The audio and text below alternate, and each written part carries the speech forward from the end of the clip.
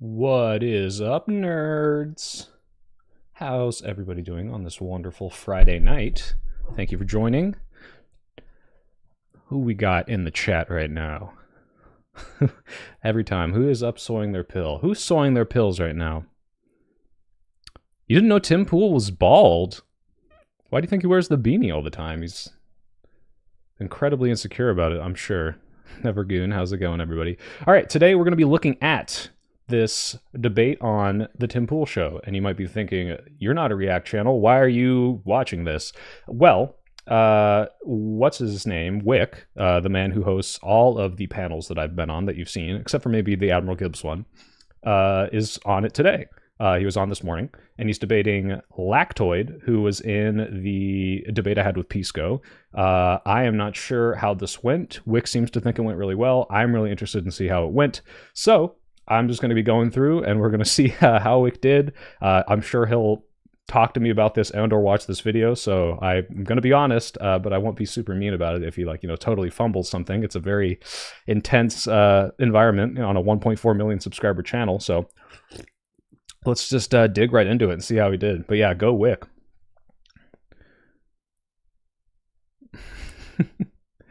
Uh-oh, wait. Who won the culture war? America won the culture war. Because everyone watches our movies. Because we're so much better. How do I... God, this is the problem with my streams, too. He's got this stupid little filler. This morning, Donald Trump put out a truth social statement saying Russia has to get moving. Hey, Max Sturter, Lady Gaga. Too many people are air dying. Typo.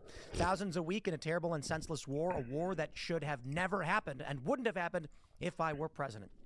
Well, we are heavily focused on other things, such as tariffs and potential... Oh, by the way, not solved on day one, like he said. Very unfortunate. I was really rooting for him. Escalation with China and their retaliation, as well as this trade war, or largely the trade war. But the issue of Ukraine is not over, and Donald Trump... and for all of your masochistic peoples in the chats, I am leaving the Tim Pool chat on, because I'm just very curious to see, so... ...is bringing it up once again because, well... he's trying to resolve it to some degree. But what does that resolution actually look like? And what should we as Americans do? We're going to debate the issue. We've got a couple of gentlemen joining us to have this discussion. Sir, would you like to introduce yourself? Sure. Name's Whick TV, and I run a... All right, first thing, he's not wearing the beanie. He shaved the beard. Iconic look is gone. That's my biggest criticism so far. Podcast on YouTube of the same name, and I'm here to support Ukraine and advocate that we continue to aid Ukraine and even ramp it up a little bit. Oh, interesting. And then, sir, who are you? Yeah, I'm Lactoid. You can find me at Lactoid TV on Twitch, X, and YouTube. I don't know how they got on Tim Pool's show. Whick kind of told me about it, but I know both of them. I mean, Whick is pretty high profile considering of who he talks to. Lactoid, I don't think is high profile at all, but I think he's been inviting smaller people on for this culture war thing. I don't know if that's because he's running out of guests or because people don't want to associate him with him anymore because of the Russia money, but we'll see. I told Whick, I said, you better call him out for that Russia money bullshit. Steven, how do you even train for these kind of debates? Just make sure you know what you're talking about. Like, imagine whatever it is you do. Imagine you're like a mechanic and like you have to debate about cars. Like, if you know what you're talking about, the hardest part is going to be if they try to rhetorically press you into some weird pigeonhole where you're like, well, you're arguing about some stupid little, hypothetical. And you're like, wait, no, I know how a rack and pinion work. I know how the steering wheel drive shaft works and all this stuff. And it's like, you just have to know your stuff and make sure they don't deviate off of that. And anytime they say anything wrong, you call them out on it. Obviously, there's a lot of prep that goes into these, but like the worst part of these debates is if they try to get you on something you don't know. So I am a libertarian. Lawyer. My position on this is that it's time for the U.S. to withdraw funding and to keep that money here at home. All right. Well, this should be fun, my friends. If you're just... By the way, Lactoid got really upset at my thing I did with Rob Noor, where I baited him into that responding to my Twitter or my tweet, and he was like, "You're a piece of shit. You're a liar. And it's like, bro, like you support Trump. Like I'm a piece of shit for like faking a tweet so that he would respond to me. Like, come on." Tuning in, smash the like button. Of course, share this show far and wide. It's Friday morning. The culture war is live, and we're going to be having this debate. So yeah, arguing and being right are two very different things. And I'm sure no matter how right, Whick is on the right side in this. If he loses this, it's because he's better. at debate, or not as good as debating, but he'll have the right, facts. Let's see. Show if you really do enjoy it. So who wants to go first? Why we should or should not be supporting this country? I'll take it away. So here, look, Ukraine has been unjustly invaded by an aggressive force, Russia. This isn't the first time Russia has invaded other countries. They did it in Chechnya. They did it in Georgia. They did it before in Ukraine in 2014, and they're doing it again now. The idea that if we suddenly withdraw our funding, if we withdraw our forces, if we decide to just, let Putin have this little bite now, that he will somehow stop, is ludicrous. It's naive. Putin will not stop. He must be stopped. We have a situation where we are and should be funding more money into Ukraine, because that money doesn't just go to Ukraine. It goes to American jobs in American factories, building American weapons to fight America's enemies and support America's allies. We made in 2024 $316 billion. Should I leave the chat on, guys? Because I see over here all it is just calling him soy, and I'm like, is this going to get better? Am I going to trigger myself and get distracted from the actual content? By the way, so far, he's saying all the right things. He has a lot of conviction, although the one thing I'll say is when Whick gets really impassioned, it almost seems fake. I know it's not, he's coming from a real place, but because he's so kind of calm and supposed to be the moderator, and then when he starts blowing up, it sounds like this kind of almost fake outrage sometimes. But it's strange. But I think I caught a clip of this morning, and it was a little bit like that. You can't read it because of how small the text is. All right, we're making him full screen then. Selling foreign weapons selling our weapons to foreign countries. This dwarfs the numbers that we've given in aid to Ukraine. And this demand spiked in 2024 by 26%, in part because we have shown ourselves, at least to some degree, to be a reliable ally. And so Poland, the Netherlands, other countries want to take and help rearm. They're up in their GDP, but there's more money out there than there is stuff. So we have an opportunity now to rebuild our industrial base and use Ukraine as a way to do that, because there's other conflicts coming. We have a trade war with China coming up, right? Trade wars can often turn into something a little bit hotter, and it behooves us to be prepared for that. And I think Ukraine is a good reason to do so. That's my argument. All right, yeah, that was a great opening. You covered all the bases. Talk about the history of Russia invading other countries. They're not going to stop here. This isn't some we just make peace and everything's good tomorrow. He's did that, and he explained for the future how it benefits America, how it's not a big deal for our funding. Funding them isn't draining us of the ability to fund other programs. It's giving them old weapons. Yeah, sometimes it's money, but this is, for each dollar we spend here, it's absolutely going very, very far. So yeah, I think you did a good job so far. Yeah, I mean, my argument's pretty straightforward. I think we've been sold a lie when it comes to the war in Ukraine. We've been sold this tale of a David versus Goliath, this fledgling democracy that's being threatened by this massive authoritarian power, when the reality is the truth is much more complicated.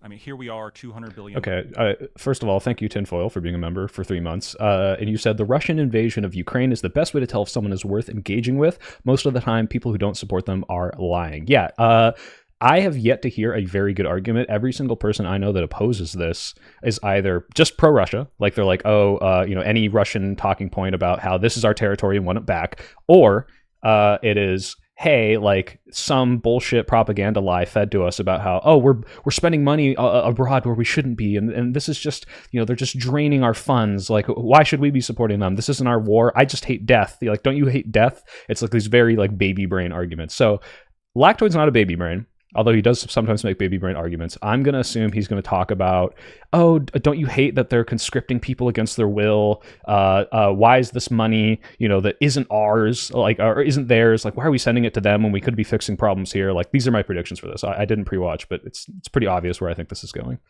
Who's the bigger enemy? Probably China. $dollars later. And all we've managed to buy for ourselves is about 500,000 dead, probably more at this point. Another 500,000 wounded. All we've been able to buy for ourselves is 500,000 dead, except for we have stopped Russia from taking Kiev in 2 weeks, as if that wasn't their ultimate, plan from the beginning and what they thought was going to happen without the funds from all these other countries. But all right. Wounded. some critically, probably more at this point. And this was all done in service of a power structure in Ukraine that's becoming increasingly authoritarian, a power structure that was founded upon a illegal and unconstitutional coup that disenfranchised millions of people in the East that we just don't seem to care about. We didn't seem to care about it in 2014, but it's the direct cause of what's going on now. And on top of all of that, Ukraine is losing, and Ukraine continues to lose every single day, despite the fact that we're dumping money into it. And last time I brought this up, you know, you and your comrades kept hammering, well, Kursk, they have. Am I too loud? How quiet is it, guys? Do you want me to turn it up? No, that's multiple people. I'm definitely the bad audio level guy. Kursk is gone, right? No, it's not. Ukrainians have lost Kursk. That's not. Better one in the chat, if not two. In Kursk today, not as much, right? Not as much of Kursk, but today they have a single-digit percentage fraction of what they had, and the Russian forces are moving into Sumy. All right, sick. I'm following the war every single day. The Russians make gains every single day. The Ukrainians lose ground every single day, and we're dumping money into this dumpster fire.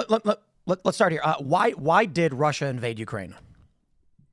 Well, Russia has always wanted to regain Ukraine. So Putin has said many times in his interview with Tucker Carlson and in speeches and in other statements that he wants to regain the imperial power of Russia, to establish greater Russia in Ukraine. In his First of all, I want to say, because I got sidetracked by the sound thing, but Lactoid arguing about how it was this coup and we didn't care about this coup. I think is he talking about Euromaidan or whatever? Like, the implication that anyone even cared, like he cared about this, and it's like, oh, like we didn't care, and why should we care now? It's like very clearly there are objectives for America right now, and they are, you know, to support a country that is fighting one of our enemies, weakening our enemies, and protecting the sovereignty of this country. Now, anyone who's pretending like this is the purely humanitarian, I think that is silly, where it's just like, oh, well, we should just defend sovereignty. Like, we should, but that's not why America's doing it. Like, we don't just go defend sovereignty of any country being invaded. It's specifically for if it's going to help us, and this is going to help us, which is why we did it.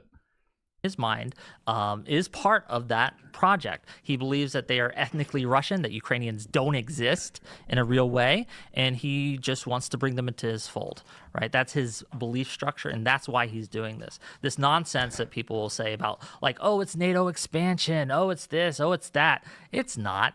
Putin has been very clear. He's doing this because he believes that Ukraine doesn't exist, and Ukraine is part of Greater Russia, and he'll have it back. Yeah, I think that's the kind of American propaganda version of whenever the enemies are going to, that's what Putin has said. Well, no, it's more complicated than that. As I think we're going to visit a lot here, a lot of the claims here that are being made are more complicated. There's more gray area than I think you're giving credit for. The reasons for the war in Ukraine are complex, and there's many of them. But some of the main issues are the disenfranchisement of millions of people in Crimea and the Donbass and really the east of Ukraine that happened in 2014 when there was a constitutional, unpopular coup that took place. It's not a distraction. That matters. If we care about constitutional order and we care about democracy, we can't just ignore it. So let's say everything he said was right. Let's say there was this unconstitutional, undemocratic coup that was unpopular. A majority of people didn't want this, and the government, you know, was overthrown by this radical minority. Do you think he's going to be able to tie this into, and that's why it's good that Russia invaded and is taking them over and killing civilians and all this stuff? Like, is he going to possibly be able to connect these ideas? I don't think he can, but let's see.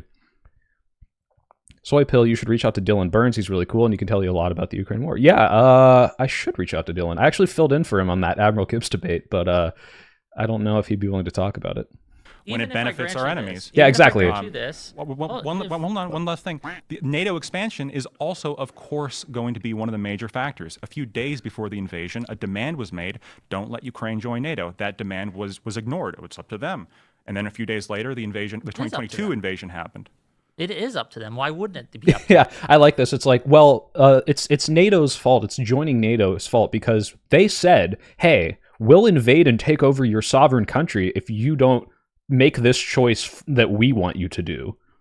Like, even if it was like, hey, if it was a legitimate threat that they understood, like, hey, having this country, a NATO country on our borders really scares us, we don't want that, right? And it's like, hey, if you don't make this decision, like, you have to make the decision we want you to, or we're going to invade you, as if like, oh yeah, no, that's legitimate. Yeah, totally. If we're going to let me ask you this. Battle of the Coles dress shirts. Very true. Oh yeah, Rosh, I guarantee you he's never going to bring up any of these failed propaganda points that have come out in the past 2 years, like, oh, they went in there to get rid of the radical right wingers, or oh, they went in there to, like, all the justifications that have been like completely coming out of the Russian propaganda and have fallen flat because they're so obviously not true. Yeah, they're not going to bring those up. He's only going to bring up the ones that are currently relevant because that's all he has. You think that a country's sovereignty matters? I think that a country's sovereignty matters to an extent. To an extent. I think that. Let me ask you a question. If the Columbia protesters, right, the ones who supported Hamas and things, were like, you know what, and they're citizens. I'm not talking about the student visas and things like that. The citizens of Columbia were like, you know what? We hate America. We want to be part of Hamas now. We want to join Gaza. So we're going to vote to join Gaza. Do you think that would justify in any way, shape, or form Hamas coming in and attacking America in order to liberate the Colombian protesters who have... No. All right, first actual criticism. He's getting too heated for this. Like, I'm sure, and I've seen Lacto debate, he's going to remain calm throughout this entire thing. He's already on the back foot because he's on Tim Pool's show. It's a right-wing audience. He is not looking like, super Chad right now. Like, he's just wearing like a dress shirt, right? Like, I think he should have worn the hoodie and had the hood up and had the beard, like very like Whicky. This is very just like, oh, it's just a guy in a dress shirt. And they're already calling him soy. And now he's like getting upset without any provocation. Rightfully so, right? Like, getting upset at this is fair. Like, if you're like, hey, why the fuck is this country being invaded? That's not fair. But this is going to come off bad to a Tim Pool audience, I think. Decided that, we want to be part of Gaza now. It's disanalogous, and I'll explain why. A better analogy would be, let's imagine if Canada had an unconstitutional coup that was undemocratic and was against the will of the vote that had just happened, let's say.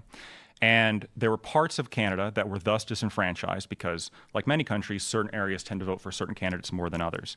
By the way, this analogy is bringing up, I was going to bring up, like, yeah, it would be like if in the 60s, Cuba tried to form an alliance with Russia and then we tried to invade them, which we sort of did with the Bay of Pigs, not really. And there was the Cuban Missile Crisis. But I think there's a very different thing from, hey, I'm joining an alliance where if you attack me, this other person says they're going to attack you too. And, hey, I'm putting missiles right on your border. Those are very, very different. And if Ukraine had said, hey, we're joining NATO and we're putting, whatever, Jupiter missiles or whatever right next to Russia, I think they might have a more legitimate claim. That's obviously not what happened. Now he's going to use this Canada example as, oh, well, what if Canada had a coup and all this happened? And, and then, like, would we be justified in invading Canada? And the answer is no, we wouldn't. Unless Canada had posed some like serious threat to us by like threatening us, which is not what was happening. All the analogy would be, oh, Canada joined a coalition, maybe from a coup, that said, hey, if you attack us, I don't know, China will also fight back, which is like, okay, so we should attack them. And then on top of that, this new illegal government reached out to Russia and attempted to join SISTO and attempted to put Russian missiles on the border with the U.S. As a great power. Notice how he threw that missile thing there at the end? Is that what Ukraine was doing? Are they going to put missiles right on the border of Russia? Like, that was not what the joining NATO means. It is myopic to think that the U.S. wouldn't do anything.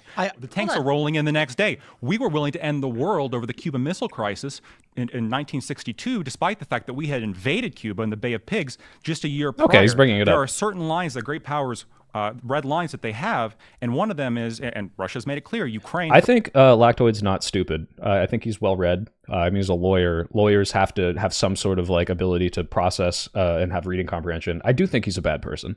For many reasons, is one of the red lines here. They made that clear before the invasion, and they've made it clear since. The question I have is, why Ukraine? What about literally any other country?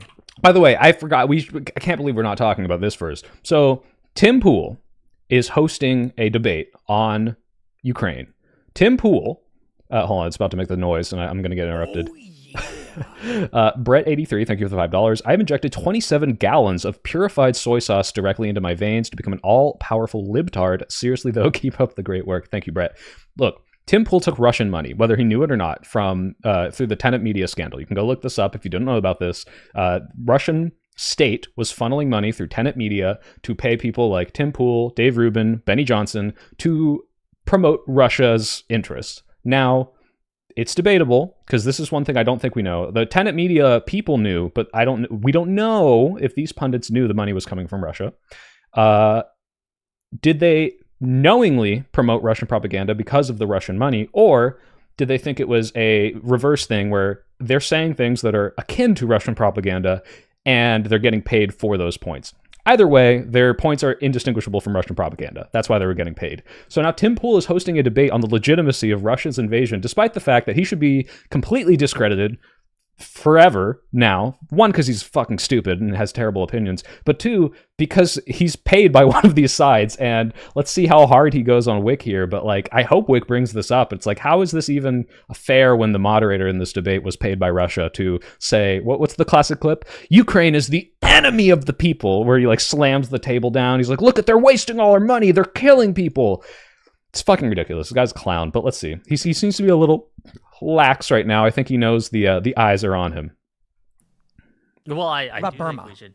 I do think we should support Taiwan, for example, as another country where I think we should draw red lines and we should not let. Oh, by the way, and this is what they're getting into right now is what I was talking about before. It's like, why don't we defend every country that is having its sovereignty, attacked right now? Like, I guess Burma is happening. I didn't know anything about that. And the answer is, one, because we can't do it for all of them, but two, because it 100% depends on how it benefits us. If two African countries where, they're having some crazy strife and one's invading the other one, and, what are we really building with that country that we're defending in that case? It's a hard line for there. And it's like, sometimes I don't know exactly about the Bosnian conflict, if the reason we went in, if we really got anything out of that other than we just wanted to do it for humanitarian reasons. But most of America's foreign policy is, hey, I'm doing this because I think it's going to help America. And Ukraine, obviously, there's a very obvious reason why it's helping us. I don't know if defending Burma is really going to get us much. Taiwan, obviously, the chips, right? We want to defend that against China. We don't want them to have that. So real powers come in and start taking chunks. And the reason why is because it's in. No, Maurice, Whick said if the students were pro-Hamas, and then those students got like arrested or something, or their free speech rights violated or something crazy, what would happen then? Would Hamas be justified in coming in and like attacking America because of those rights being violated for the people supporting them? In the same way that Lactoid is justifying the Russian invasion because the pro-Russia parts of eastern Ukraine were being silenced or whatever.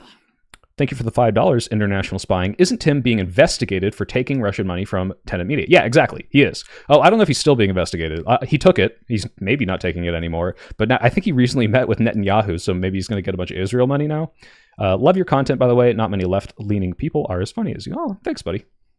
Our interest, and these are the key words. Ukraine is in our interest because Ukraine is connected to a lot of European countries. We have Ukraine isn't just the only country that borders Russia. You have Estonia bordering Russia. You have the Balkans, right? And you have, now Finland and Sweden and things, but they weren't part of NATO before the invasion.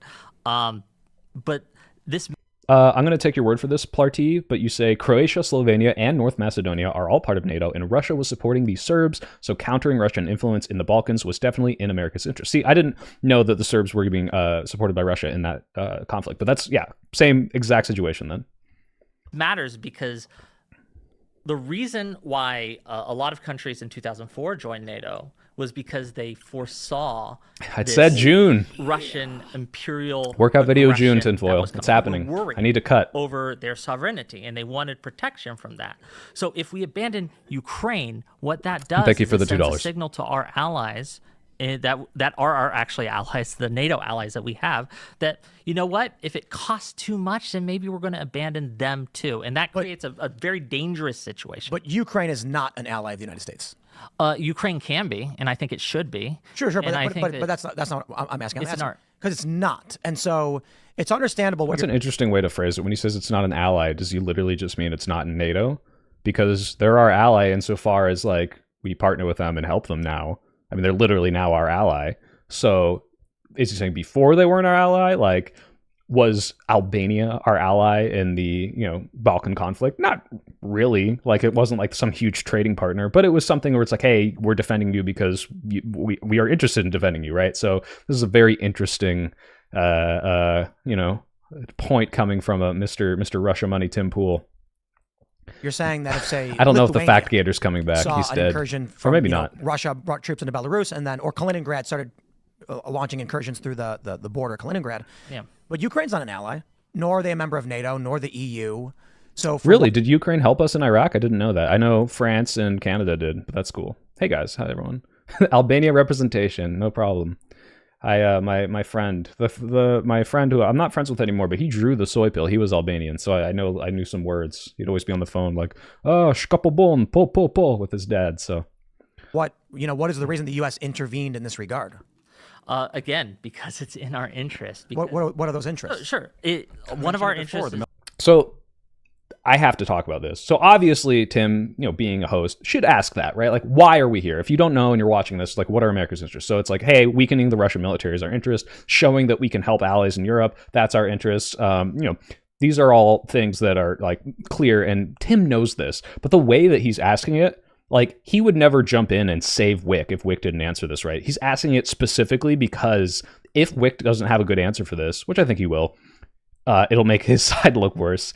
Because he's still fucking a Russian asset. So what a fucking piece of shit. Military-industrial complex. That was one of the things he mentioned. It's creating American jobs. It's a way that we can... Oh, and Sean, this is a good question. Do you think you always need to have a reason other than humanitarian interest to get involved? No, absolutely not. In fact, I would say most of our involvement in other countries is not just because it's humanitarian. For example, people would say, why don't we invade China? Right? Like, they're doing the Uyghur, roundup. They're sterilizing people. Some people call it a genocide. I think it technically fits the definition. I'm always hesitant because I don't know enough to use that word. But yeah, let's say it's a genocide, right? Should we go in and stop them? One, there's a thing where it's like, okay, yeah, obviously it's a humanitarian crisis. But one, it's a nuclear power. Two, how worth it is it to America to stop that? For how many people are being affected? Like, these are like legitimate questions that the U.S. government has to ask, and it's not out of the kindness of our hearts that we just go and stop bad things. We're not just we stop bad things world police. It's, hey, what could we get out of this? Which is why we don't go into Burundi and stop the civil war. Which is why we don't go into XYZ place and say, hey, like, your people are starving, here's all our excess wealth. Like, we say strategically what helps us and where do we help those people. I want to live in a world where we just give out humanitarian aid because we should. But that's, U.S. aid, it's bad that it's cut, but a lot of it was like, all right, how can we nation build and help these countries out so that eventually we get something out of it, right? International spying, thank you for the $2. Ukraine wants the EU. Russian often prevented that. Yeah, Russia was a big push behind Brexit. They're a big push behind the AfD, which is anti-EU. It's bad. That is on one. The military Absolutely. That is one of our interests. But another of our interests is create stability in this region. Because if Ukraine falls, like, we talk about the cost of supporting Ukraine. We got to talk about the cost of not supporting Ukraine. What happens if we abandon Ukraine and Ukraine falls? What happens to our interests? What happens to the cost to American consumers? Trade, we have about $1 trillion, a little less, a year with Europe in trade. And if that is disrupted, right, it just hurts our wealth at home. What would disrupt that? So, for example... Tim Pool's going to play stupid here. Like, what? You think Russia would invade the EU? Why would they do that? That's crazy. You're crazy. This is ridiculous. This is ridiculous speculation. Yeah, Wick Sans hoodie. He really needs the hoodie. I like it's so iconic for him. If Ukraine falls, a lot of our European allies will see us as... Yeah, Dave, you're right. Everyone should like, if you're all watching. ...as unreliable. And I'll give you an example of this happening. When Trump canceled, briefly, paused the aid that was going to Ukraine, cut off intelligence and things like that, the EU began to question its purchases that it was making from us. Did it stop them? When it comes to us. This is a good point where it's like, look, America, if we can't trust America to withhold its agreement or to uphold its agreements, which, by the way, one of them is, hey, Ukraine, we promise your security in exchange for you giving up your nuclear weapons, which you're right, Daniel G. Thank you for the $5. Ukraine was foolish. I don't know if foolish is the right word to use, but to denuclearize, the U.S. is teaching the world that they should be Rick Astley about nukes, never going to give you up. So this is the problem. So for those of you who don't know, the reason why we wanted them to give up their nukes, and the reason why we want fewer nukes in fewer hands is because nuclear proliferation is bad. Yeah, it would be cool if every country had the ability to defend itself against anyone else, no matter what the size. But the problem with that is it takes one spark from one country and one bad decision to annihilate the planet. So you want that to happen as little as possible. So you want as few people to have control over that button as possible. So ideally, it is good to denuclearize. The problem is, and this is another reason to defend Ukraine, if we say, hey, if you give up your nuclear weapons, us, the nuclear power, will defend you, and then we don't, when something like this happens, every other little country is going to be like, well, fuck this. I'm going to go get nuclear weapons. Azerbaijan, Turkmenistan, Uzbekistan, they're going to be like, what the fuck? Like, if Russia invades us, I want to be able to defend myself. So yeah, nukes are bad in concept. It's good that we don't let as many countries have them, but like, we need to show Ukraine like, hey, like, it's good that you gave these up because now you have security, and they don't, clearly. So we literally have an obligation to defend them after that agreement that Russia broke. It has granted them, so the EU has talked about they are no longer going to want to source some of the parts that they get for their munitions and their things from us because we are no longer reliable. They're setting up, I'm not sure if it's in place yet, but they're setting up a system where they buy from themselves because they realize that, oh, maybe under this regime. It doesn't sound like that's related to Ukraine, though. It sounds like it's related to Trump's trade issues. No, this was before the trade issues. So you're saying that this is before the trade imports and anything like this. This is when Trump canceled or paused, I should say, the aid we were giving to Ukraine that we had already allocated to give to Ukraine. He paused that so it wasn't coming in. He also canceled the intelligence sharing that we were doing. And again, like, Europe is on this doorstep, and a lot of Europe are our allies, and they see and they're watching how America is going to support them, because by supporting Ukraine, we are supporting them. We are making the world safer for them, and that's a direct. So he's completely right, by the way, and this is a really good point. And I don't know if he's going to add this in, the idea that, hey, out of nowhere, some new president comes in and says, all right, we're not sharing intelligence, which is going to put Ukraine at risk.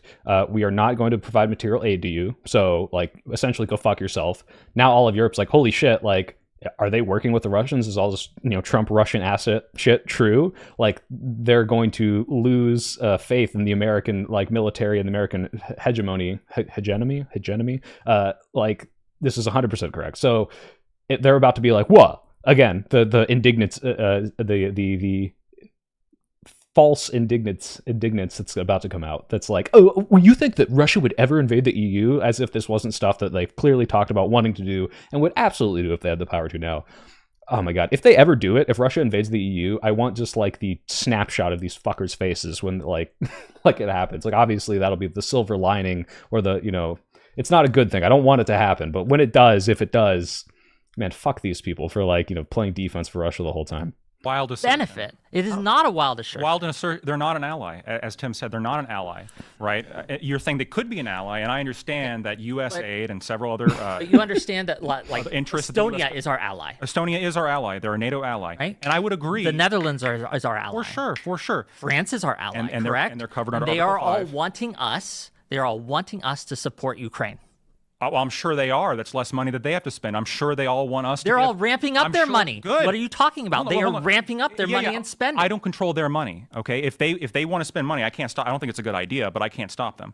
But if you're saying, oh, they want us to spend this money, I'm sure they do, right? I don't think that we should. Not only for the reasons that I outlined before, but because you're openly talking about, well... All right, now I get to criticize Lactoid. He's looking down too much. I get that he has notes, and it's good that you bring notes to these things. But this man is just, it looks like he's reading off the script that Putin handed him. It's in our interest because of the military industrial complex. And our interest makes Americans safer, and it makes the world safer. No, it's in our interest. American hegemony has made the world a safer place. Ukraine, a better place. You really think not just for America, you really but think for the Ukraine world. was more stable or less stable after? Do you think it was more stable, or sorry? Do you think it was more stable or less stable after Russia invaded? I think it was less stable. Hold on. Do you think Ukraine was more stable after 2014 than before? Of course not. Okay. What happened in 2014? In 2014, Russian sent little green men into Crimea. What happened before then? They locked down, right? They locked down the parliament so no one can get in. Men with guns. This is great, by the way. So he's trying to trap him. He's like, "Oh, what happened? Oh, there was a revolution that like pushed the an unpopular minority into power, or there was a corrupt government." And it's like Whick's like, "Look, I'm going to tell you what happened." From the bad parts, which is Russia was involved in like creating chaos here so that they had a justification for invading, right, in Crimea. So very good, like, not getting pigeonholed by him. right? What happened And before they then? forced a vote. What happened before No, then? 100. Let me read the exact resolution here. That's why I took some notes. I'm sorry. UN Resolution 68262, right? The invalid referendum on 16th of March 2014, where Crimea declared its independence and joined Russia. This was obviously Why'd you put under that in scare? coercion. Why'd you put that in scare quotes? Because it was, again, as the UN resolution says, invalid. You're saying it's And invalid. We recognize it's invalid. I'm asking you International scale. why was it invalid? It was done under duress. Was it? Because Russians sent their little green men in. They brought guns. They locked down the parliament. They forced the vote. What's little green men? Little green men. So they have. I know Tim knows what that is. Tim covers this shit all the time. Like, I understand if he's asking this just to clarify for the audience, but like, you notice, like, I know he's going to keep doing it. I don't know if he'll do this to Lactoid, but he's trying to like put Whick on the back foot and be like, oh, explain this. And like, Tim can keep doing this until eventually there will be something that Whick won't know, and it'll be like, oh, you don't know. I'm going to play this clip later. Actually, I'll play it right fucking now. Holy shit. I hate this guy. All right, hold on. Let me bring this up. That clip with Luke Besley. Luke Besley went on his show, and Luke Besley made him look like a fucking idiot. And Tim Pool got so indignant at Luke for like, what's it called? Like, not, oh, you don't know? Oh, you don't know? Like, and Luke said something to Tim, like, oh, you don't know the details? Like, this is very insane. And Luke was 100% right. Tim looks it up on Wikipedia and is immediately proves Luke right. And he acts like, oh, actually, okay, we're just moving on now. It's like, dude, go fuck yourself. Like, you just screamed at me, called me a moron. And now you're fucking like, you know, just going to brush over the fact that I just made you look like a moron. Like, and this is this whole fucking shtick. Like, this guy is such a fucking indignant little liar. It's just so slimy, these tactics. He has no idea how to like play fair. Let me find this clip. Sorry, guys. I have to find it on the David Pakman show. Oh, God. University of Maryland, I'm asking you Give me a sec, they guys. don't get it. We try to come in here and say Ah, man. Okay, if someone can find me like the raw clip, please post it in the chat or something, because I don't want to like scroll through this. Let's keep going back to this. Green uniforms. They rip Beasley, off their thank badge, you. right? So they're not actually Russian. Yeah, he says, can you admit I was absolutely citing that fairly? No, I don't think you were. It's like, buddy, you just read what I said out loud. Like, what a piece of shit. I don't know how anyone takes him seriously. And they go in and they do their thing, and they have some plausible deniability, which people like my comrade Lactoid here will say, oh, that's obviously not the Russians, it's just some paramilitary. Well, I want to educate Whick a little bit on this. So Okay, Whick is poking some fun. I appreciate that. obviously there were Russians Soy Chat can't post links on YouTube live stream. Oh, well, all right. there. I'm not denying I'll have to that fix the little that. green men were Russians, obviously. Russian soldiers, to be Yes, clear, of course, from Sevastopol, for sure. with guns Yep. that were threatening force. Yep. Okay. But when I asked you before, what happened before then? I think it's telling that you're just ignoring all the context, as is usual with this conversation. Before you cut me off again, that is usual with this conversation. There's it just You happened. guys told me to turn it louder, and I can hear every time Lactoid smacks his lips against the microphone. Right? There's this, it just came out of the sky. This invasion just came out of the sky. When in reality, what happened is Crimea had for years wanted to leave Ukraine. In fact, in 1992, they declared independence. Ukraine said, you better nullify that within a week with the threat of force. So then they were like, okay, fine, we're not gonna leave. And Just then, like and Chechnya, then, that's Russia did We to can talk about Chechnya in a second, because I also know about Chechnya. But then, Chechnya declared and then in its independence. How did 2014, Russia treat them? in 2010, Exactly, hybrid. You didn't go for my bait. You're avoiding the truth. Yeah. there was a president elected in Ukraine, Yanukovych. And in 2014, do you deny that he was unconstitutionally couped? No, but that 2014? doesn't matter. Why doesn't it matter? That doesn't matter. Why doesn't the You know votes why of it doesn't Crimeans matter? Does Does them being disenfranchised matter? Is it doesn't give Russia Does it? See, like, it's not... If Lactoid was honest, if he really truly believes, and maybe he does, he would say, do you not think that the disenfranchised votes in Crimea justifies Russia's invasion? And then Whick could say no. But he's not saying that. He's playing on the only grounds that even sounds a little bit better, which is, oh, don't you hate unfairness? Don't you think it's bad that they lost their votes? And this is like, let's say an equivalent here. We passed this law in North Carolina that surgically targets black people and disenfranchises them, and Mexico invades us or something, and it's like, what? Well, do you think it's fair that those black people didn't get to vote? And it's like, well, I don't think it's fair when people get disenfranchised. I don't think that means we should invade another country. I don't think that justifies Mexico's invasion. Russia the right to come in with guns, tanks, and Good. All material right. Thank you, Whick. and force the issue. Russia or any other nation does not have the right to come in with force So and Crimea just- violate so someone's sovereignty Crimeans just gotta sit and take it? to solve an internecine conflict. There are other ways to deal with Okay, that. what and way? Russia did this. What way should with Crimea- military What else were they supposed to do? What if they don't invade? How do they stop this? Like, there's zero room for diplomacy. It's a binary, right? There's do nothing and let people get disenfranchised, or invade and kill a bunch of people, like start a war. Like this is so fucking like, this is why I'm like, okay, I think Lactoid's smart enough to not think this. I think that he doesn't truly hold this opinion. I think he's just a piece of shit, but maybe not. I don't know.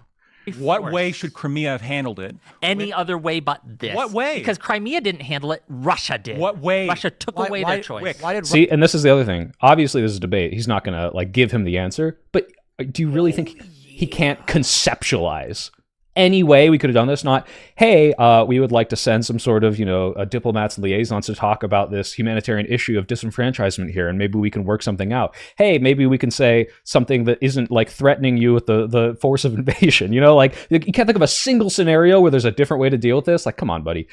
International spying. Thank you again. You're paying me a lot tonight. $5. Supporting Ukraine goes beyond just Europe. China wants Taiwan, and seeing the U.S. response emboldens. Yeah, exactly. That is a thing that's often overlooked. China is probably going to try to invade Taiwan in the near future, and they're looking at how we respond to this. Funny enough, I don't know if Trump would just let them do it, despite all of the we don't have to support foreign wars rhetoric. I do think that, especially with the way he's dealing with China now, that he might also just be like, well, no, fuck it, we're tough on China. But it's hard to say. That man is a brain full of ladders and chaos, and you get lost in there. Lactoid is definitely bad faith. Dylan tried to watch this and gave up because he saw Lactoid continuing to repeat the points he had debunked. Oh, has Lactoid debated Dylan on this? Maybe we should check that out a little bit. But yeah, I'm sure I would also give up. Russia going? Because Dylan's like, by the way, I'm not well researched on the Ukraine thing at all. Like both these people, all three of these people probably know more just in context based on me. I would just come at this from like a very moral argument, because like I'm not debating about it. This is not my main focus right now. So I'd have to come in and be like, okay, like let's learn the exact history and the context. Like I know enough to talk about it, but when I look at this stuff, I'm not getting as frustrated as someone like Dylan, who's like, I am literally there with the people like fighting this war, watching them die, and knowing how unjustified it is. And this fucker's playing defense for like the people that are hurting people I know. Yeah, I'd be really fucking pissed. I might also bow out, but Mia. Because it's always it's I'm not going to do a research arc. I don't want to make people watch me read on stream. been part of their plan. They want Ukraine. Putin's wanted Ukraine for a while. But why Crimea? Crimea had pronunciation's hard. This is what I was saying. Tim Pool is going to just try to like ask more and more drilled down questions, which you always have plausible deniability. Oh, I'm just curious, right? But the reason he's doing this is because as soon as he gets a fact that Whick doesn't know, it's going to make Whick look worse. He has not done this to Lactoid yet. I don't know. Maybe if he does, maybe I'm wrong, but I highly doubt it. There's ports in there that gives them access to the what they call warm water ports, right? Because they don't have. I will never be New Destiny. I'm not New Destiny, okay? I'm not new someone else. I'm not the Joe Rogan of the left. I'm me, all right? I don't want to be tied to someone else. What was it? LeBron James Jr. He said, I don't want to be tied to anyone. I don't want to be known for my dad. A lot of those, and it gives them access, and they can use their navies and things like that. It's the home of the Russian Black Sea Fleet and their only warm water port. And they're primarily Russians in Crimea as well. But that wasn't under threat, right? Of course it was. Why? What was the threat? Because they had a lease. I'll explain to you why it was under threat. Okay, it was under threat for a couple of reasons. But when you have the pro-Russian president get unconstitutionally couped in 2014, and now you have this country which prior had promised to not join military blocs, is now looking towards NATO, right? There is a concern that if they join NATO, that you're saying that, but that's how do you, as a geopolitical actor, how do you know that for sure? Especially when you have. So let's say this was true. Let's say, okay, Russia is doing it because it's their only warm water port in this area, right?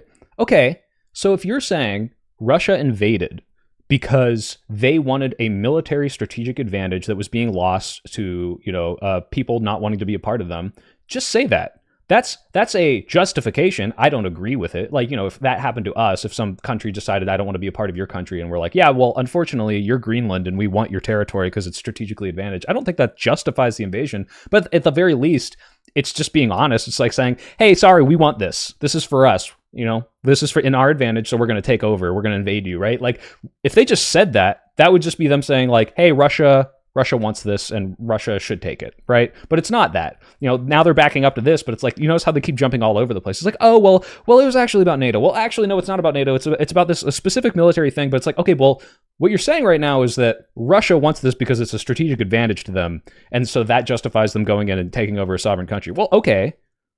Just say that then, all right? Just say, I'm okay with them invading because they want to, because it would help them. And I'm sure this guy would defend us invading Greenland or something stupid, so. More than just a possibility. Is Whick and Lactoid not the same person? No, they are not. Rip in peace to the 69K subscriber count. Oh no, I'm going to hit 70K. Guys, thank you so much. This has been amazing, by the way. So thanks for everyone here and for everyone supporting me. I really appreciate it. So I need reasonable... You had a coup. You had a coup. How can you trust this new government when they ignored their own constitution? They ignored Article 108. They ignored Article 111, and they disenfranchised millions of people, millions of Crimeans. If I was Whick, I would ask Lactoid, hey, if Donald Trump had successfully overturned the 2020 election, would all of Europe be justified in invading and taking us over and instituting their own government to make sure we had fair elections? And it's like, what do you think he would say? I don't know. I wasn't checking on 69420. Sorry. And by the way, the U.S. I gotta read Killing Hope. Buy it for me, Captain Bucket. Then it'll force me to get a whole box full of Killing Hope books and just ship it to my desk or my front porch. UN had done polling in Crimea prior to this. I'm gonna look it up on found Audible that right now, so I don't most forget. Crimeans would vote to leave Ukraine and join Russia. This was between 2009 and 2011. Know for sure if and they Pew would, Research. The vote they Hold had, on. the vote they had was conducted under coercive force. I'm almost done.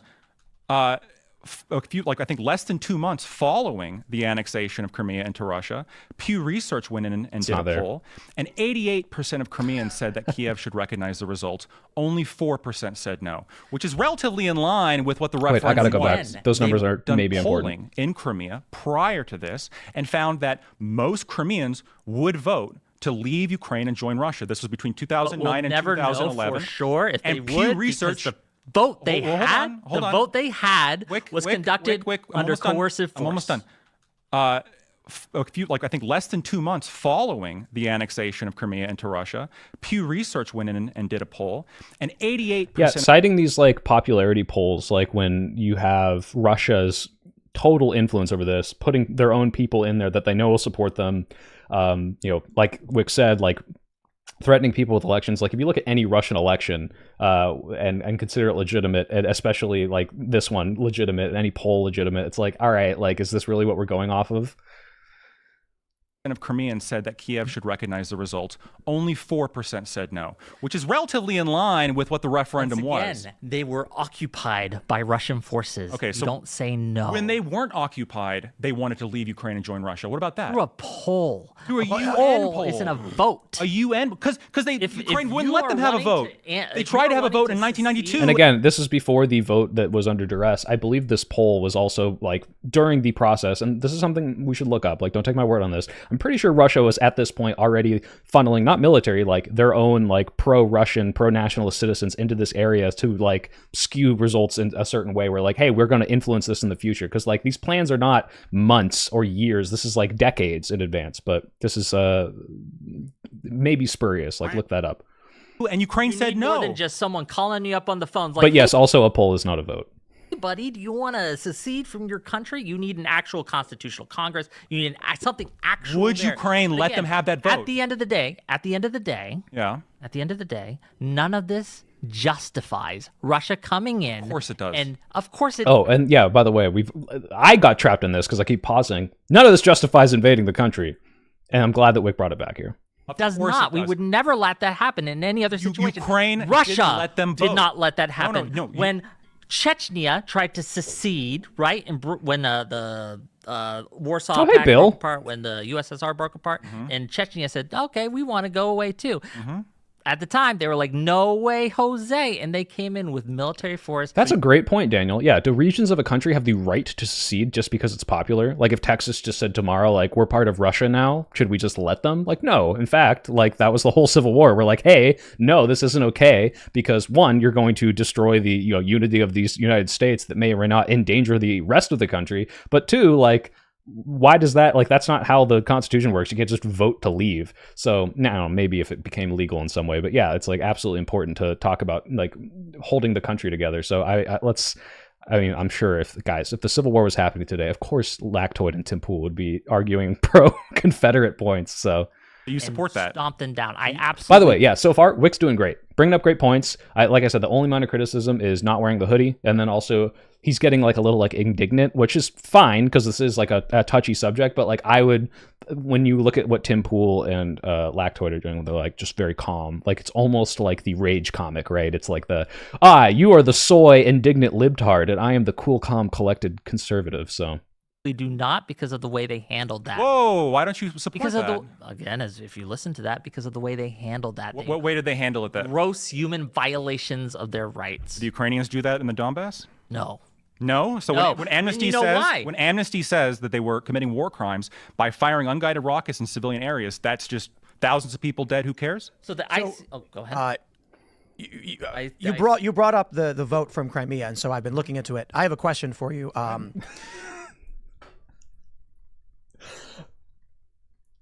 Tim should know a lot about this. This is his job. He does it every day for hours and hours and hours. And like, I don't know that just like you brought up this thing and I started reading about it. I didn't really know much about it before. Like, again, I'm going to admit, I don't know that much about the whole conflict or the context, but like, I'm not hosting a debate on this. I'm not in a debate on this. I'm just looking at this video and analyzing Whick's performance.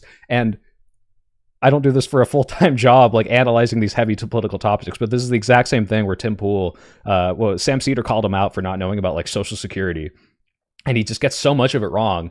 It's like one of the biggest things our government spends money on, and he just doesn't know anything. Like there's just like a very heavy anti-intellectual incuriosity about learning this stuff. It's very frustrating.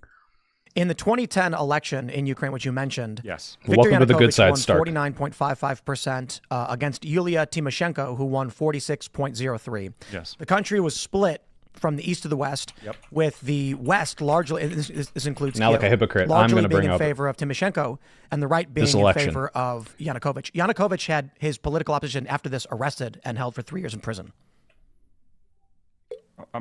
Following 2010? Yes. In 2011, Yulia Tymoshenko was arrested for what is largely seen as political persecution and held for 3 years until Yanukovych was ousted. Sure. And so And not to mention, Oh, and by the way, Tim is now drilling down onto Lactoid, which is good. All right. I take back what I said of being only pro the one side of this. He's at least trying to, like, I think now that he's done this, not an amazing moderator, but he is trying to, like, get both sides to elaborate and then push back a little bit. I appreciate that. I can't believe I just complimented Tim Pool. and hold on. during let me respond to that. Euromaidan, right? Okay, why the not? brutalities that Yanukovych was perpetrated on his people. 108 protesters killed brutally. And 13 cops were killed. So Why did he throw that in there? And 13 cops, by the way. in terms of the political, oppression that came following Yanukovych's election, I'm sure there's criticisms you can levy. I know Yanukovych had issues with corruption. I know that, in fact, Ukraine now has issues with corruption. But just because there are those issues doesn't mean that you can trample upon your own constitution to remove a president and not expect separatism in the places, as you brought up, in the places that overwhelmingly voted for Yanukovych. Guys, if I go on Tim Pool, I will wear a beanie. Like, not a beanie propeller hat. Like, I will wear the Tim Pool beanie. Crimea and the Donbass, it was overwhelmingly pro-Yanukovych. Do their votes not matter? Do you just get to replace this president Let me in ask you this, 2014 Lactoid. with somebody that was not democratically elected? Ignore your own constitution? This is what led to the separatism, and the separatism and this new power structure in Ukraine, and this new power structure and separatism is what led to the 2022 Oh, I gotta wear both. I'll wear both. I'll wear the beanie and I'll switch mid-debate. invasion. Well, let me ask you this. Had the U.S. backed and really wanted, right, Yanukovych, political enemy that he jailed for 3 years unconstitutionally, right? If he had wanted, if we Well, had you don't know the really, details really about that, wanted, and you don't either. If he had really wanted, and I'll go with the hypothetical that what Tim just said was accurate, and that was seen and pretty much seen as shady, as illegal, etc. So go with it. Run with me on this. Would that give us, the U.S., the right to go in with gun, tanks, men, and occupy and seek to annex parts of Ukraine? Would that have given us the right to do that? I don't believe you. I don't believe you if you say that you think that we would have. He should not have asked that last part. Should have just edited there, made him answer it, because he's like, he knows Lactoid's being a little, bad faith little person, but like just that little thing, I think just making him answer that flatly makes it look way worse if he does have to bite that bullet. I think we've talked about matters of scale. Matters of scale. Yeah, no, for sure. Let me explain. In the event that the Constitution was violated, which we don't know if it was, we had an arrest warrant for Yanukovych issued in 2014, immediately after he left the country. You do have a history. Fled the country, yes. He left, yeah, you can say he fled. It's because his car was shot at. If there's a constitutional issue with that, you can say there's major issues. You can, in fact, even potentially, if it's bad enough, if there's enough repression, that could potentially justify an invasion based on humanitarian reasons. There is, unless you want to say, look, well, hold on. Unless you want to say, I'll say this. Hold on a second. Unless you want to say, well, we can't invade a country even if there's gross humanitarian violations, and then that means you can't, invading Nazi Germany is out of the question, the Confederate South. What I'm saying. So you can, if there's enough violations of the Constitution and human rights that could justify. We didn't even know about like the Holocaust when we invaded Germany. That was because it was an existential war against Europe that we knew would come to us eventually, did come to us in Japan. The Confederate South, again, same thing. It wasn't like, yeah, it was about slavery, but it wasn't like, oh, well, you're treating your slaves so poorly, and slavery as a concept. Like most of it, like the main impetus is like, hey, we're keeping the states together, and yeah, also to end slavery. But it's not like, well, we didn't start a war with the South because slavery was there. It wasn't like, hey, if you guys don't stop that slavery, we're going to send in troops and stop it ourselves. We like, there's too many humanitarian crises on a large scale, so we're just going to have to go invade them. It's like, no. This was a splitting off, separatist movement from the country because of slavery that we needed to fight back, right? Like, World War II, like, we didn't even know about the Holocaust. It wasn't like, hey, let's go in here and stop this horrible, awful thing happening. It was, hey, they're going to take over Europe, our allies. They're going to take over us next. This is so stupid. By potentially humanitarian intervention. Human rights. But what I'm saying is this, Euromaidan was particularly egregious. We have a movement that, according to the last poll prior to the ousting of Yanukovych, had about 45% popularity and 48% unpopularity, primarily in the East. And you had the president remove... Sean, I think Tim Pool invites people he thinks are going to be interesting on, just like Joe Rogan. I don't think Joe Rogan's so ideologically captured that he won't listen to the other side. And Tim Pool's not such a propagandist that he would never have a liberal on. He's just also stupid. I don't think he knows how propagandist he is. Moved, violating Article 108 and Article 111, and you Once had again, that does separatism. not justify. Well, to some extent, it does. The United States had help. Notice how weak he's being now. That he's like, all right, here is your best argument laid out about the corruption here, Yanukovych support from these regions. Does this justify invading this country? Well, I guess, to some extent, a little bit. I'm sorry, are you not here to defend this? You should be as indignant and loud and impassioned as Whick is, if you truly believe this, which I don't think he does. Look at what has happened. Come in to help us leave the UK. Let me ask you this. Does the U.S., because, we argued no taxation without representation, and I think nullifying your vote is essentially removing representation. Did the U.S. have a right to leave the UK, the England? Do we have a right to declare independence? Got to go all the way back 400 years. Did we have a right to do this? Sure, they were doing more than just that. They were disappearing people. They were giving people no. If we argue that there should be no taxation without representation, doesn't that mean that Russia should be able to invade Ukraine? What the fuck? Trial. They were just taking them off the street, right? But here's the deal: we don't live in 1700s anymore, and we're dealing in a world that is fundamentally different than back then. And to pretend that we're going to live by the same rules that we did back in 1700, I think is folly. Look, none of this justifies. None of this justifies. And this is a principle. That was a right? very good answer from that Whick. A country's sovereignty matters, and a foreign entity cannot use military force in order to violate Pisco did really another well, agree to country's you. sovereignty in order to solve a crisis that they themselves have helped serve up. Because let me, if I may finish, Russia has a habit of doing this. Russia has done this before. So I talked to Whick before this, and this is very good, because I was like, look, if this was some unprecedented thing, some of these arguments would have a little more water, where it's like, look, oh, Russia was scared about this, or they're expand about this, expansion, and blah, blah, blah. It's like, okay, are we going to ignore Georgia? Are we going to ignore all these other places that have done this? Like, I'm very glad that he's going to do this and bring up, like, hey, like, we've seen what they do. Like, they call me Rex. Your comment got filtered, but I can see it in chat. The Donbass is Russophone since the 1930s due to the coal mining that Stalin sent workers, according to Louis Siegelbaum, PhD. So they've been sending people there for 100 years, is kind of what you're saying? Yeah, Chechnya, Georgia. Oh, Transnistria. When I first learned about that place, I was like, there's no fucking way that's real. Transnistria? That's what that blue and pink flag everyone has is, right? In Georgia, they took an internecine conflict that was in South Ossetia and I can't pronounce. Abkhazia. Thank you. And they pumped money into them. They sent their little green men in there again, their little Russian soldiers, and they stirred up this conflict. Again, remarkably similar to how they behaved in Ukraine with the Donbass and with Crimea and these things. And they use this as an excuse, right, to go in with military force and take a slice, right? And even today, they occupy illegally 20% of Georgians' sovereign territory. Russia, and Putin specifically, continues to do this, and they play this game. So this idea that if we just stop funding Ukraine, it's not our problem, he's just going to stop, has not been borne out by the facts of the matter. If someone continues to exhibit a habit of behavior... I'm really curious how they're going to counter this, because it's just so obviously true. Like, even if you think it's justified, like, oh, they want their military, ports back. Oh, they, don't like this corruption or this disenfranchisement.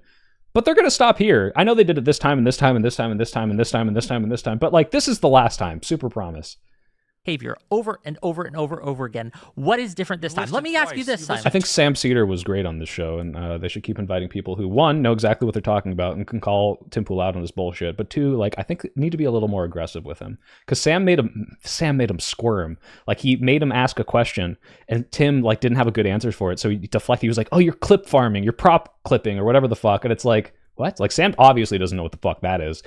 He's just saying it to try to deflect and be like, "Oh, you're just trying to make you're trying to make clips for TikTok, Sam." And he's like, "No, I'm making a point that makes you look like a fucking idiot."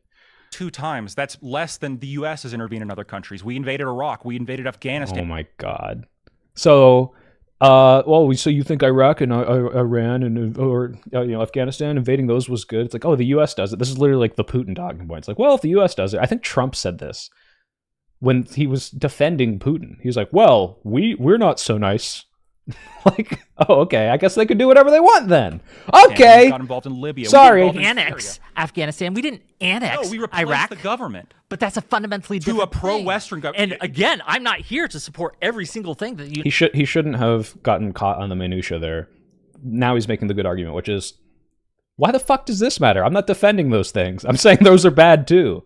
United States has done, And I'm not here to support. I'm not here to support every single thing the Russian Chamberlain government has defense. done. Yes, I'm not. You can point out. And by the way, I'm actually critical of the Russian government when it comes to Chechnya. I think it's surprising that Destiny has been on this show. You can go look it up. you're not, because. Or that you are, sorry. I did like Emma on this, about to yes. say, Emma did of the good. Russian government in Chechnya, because the same arguments. genocide, Yeah. man. Well, it's a little. It's not. I mean, no, it wasn't a genocide, but it was an annexation of a area that wanted self-determination, wanted to be separate because the Soviet Union had just collapsed. But under your logic of the countries are sovereign, we can't get involved. You should be against Wait, do you Chechnya, think that because the Chechnya US was should part have- of the Russian government, wasn't it? It was part of the Russian The territory. U.S. should have gone in Chechnya. Probably not just. Probably not. Hold on. Indeed. Just because of the expense and the kind of geopolitical reality on the but- ground. Because it would cost too much money, not because like it's not. Well, actually, I just don't think we should get involved there. Thank you, Nathi Shiro, for the Canadian $10. Thanks for the Monopoly money. Pro-war against peaceful separatists feels weird. I'm French-Canadian. If unity is everything, shouldn't the whole world unite under the U.S. flag? Aren't other countries a threat to global unity too? I'm not quite sure what you're saying here. First of all, are they peaceful separatists, Nathi? Like, are they like, yeah, we're just being peaceful? Like, yeah, sure. If every state wanted to peacefully say, look, I don't want to fight you, but I just don't like being a part of the United States. We're all voting to be independent. Yeah, sure, that would be peaceful. But you look at what the downstream effects of splitting up the country are going to be when you have the complete disruption of like world economics, the complete disruption of like what our military sustains around the planet. Like to say that this is like, it's not just, oh, okay, like California, the 5th largest GDP, is now no longer part of the United States. Whatever, no big deal. Like this would be transformative to geopolitics, to the state of everything right now, and it would probably cause some conflict somewhere. Now, I'm not saying that means we would need to go in with guns and fight the California government to take it back, but it would absolutely cause some sort of strife, some sort of something happening somewhere. And to say that, oh, it's so simple as, well, they just vote and then they leave, it's not just that. It like splitting up America would be a huge fucking deal. From a moral perspective, we would have been I justified. think Yeah, we would have been justified. we would have strong justification. Again, until the like the Balkans, right? When we went in, when NATO went in the 90s, right, and stopped the Serbian genocide that was happening there, that the Serbians were conducting, right? NATO offensive. Yes, that was good. That was something we should have done, right? And when Don't tell me is Lactoid about to defend the Serbian genocide. Let's go. Let's see what he says. Holy shit. Hey, Connor, how's it going? comes to the war crimes, like we talk about when war crimes justify intervention. Look at Bucha. What happened in Bucha? 498 civilians massacred. Does that justify the U.S. getting involved? I think it does. Look at what they've done by stealing 20,000, at least, children, Ukrainian children, and disappearing them into Russia. I'm sure this is going to be, well, are they stealing the children? I don't think that's what they're doing. What they're really doing is saying, well, these are children in a war zone, and we're just taking them out of harm's way. Like, who knows what we're going to do with them? To serve with Russian families, to live with Russian families. This is the section that lost Dylan. Why? Oh, is he going to defend it like that? Holy shit! And to be raised as Russian against the will of their parents. Can you even does state, that justify? Can you even does that justify U.S. Hold on. When you say against wait, the will of their sorry guys. Nathi Shiro is clarifying, not talking about Ukraine, just commenting on the argument for unity. I didn't want to pay too much. Hey, you gave me 10 Canadian dollars. I don't know how much that's worth. Probably nothing, but thank you. It may have made my message a bit confusing. I see. I mean, you can elaborate here. Like right now, I don't have enough viewers to not justify reading almost every comment. So you can type a little more there. But super chats really help me, so I do appreciate them. And also, like, don't stop just because I read your message. Like, super chat because you want to support me, not because that's the only way to get my attention, right? parents? What do you mean?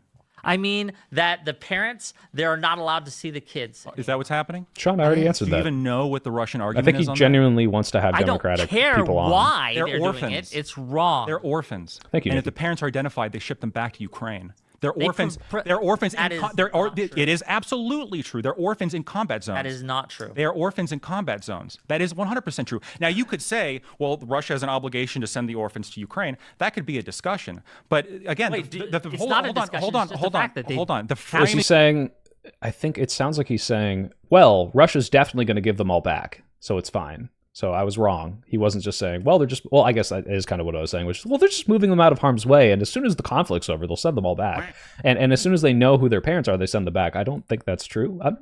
Maybe it is. It's hard to know. This is like a fog of war type of thing, where it's like, I'm sure Russia's saying that. I'm sure Ukraine is saying the opposite, but... here, the Do you not framing think here. children should be Whick, reunited with their families if we're please. able? Whick. Oh, but yes, yeah, the back-to-back argument of, we don't know what they're doing, and also they totally send them back is, okay, so what do you mean we don't know? They're orphans. They don't have Hold on. families. They don't have families. But It's they in a do combat in zone. many cases. And if they their parents are saying, "Give us back our kids," every month when they identify parents, they do send them back. They are making is it happening every very, month. very hard See, to identify you're all over the parents. place. First, I'm not all over the place. You are all over the place. No, first Again, let me ask you Right, one. Whick is rightfully bringing it up, and I think I've read about this. Like, yeah, they stonewall. They don't really send them back at this monthly basis. Like, Lactoid's presenting this idea of like, oh yeah, well, we're just taking them out of harm's way, and then every month we send them back. It's no big deal. What's everyone complaining about? As if like the reason people are bringing it, like, in Lactoid's mind, what would have to be happening is the propaganda machine from Ukraine and all of these families, like they're just telling all of these people to just lie about the process and how difficult it is for them to get their kids back, or if they're getting their kids back at all. And then Russia's just like, what? This is just a completely ridiculous made up thing. Like, we're sending them back on a monthly basis, and we do this constantly, and there's no issues, and we don't hold or put any of them, places, and just forget about them. Like, this is kind of silly.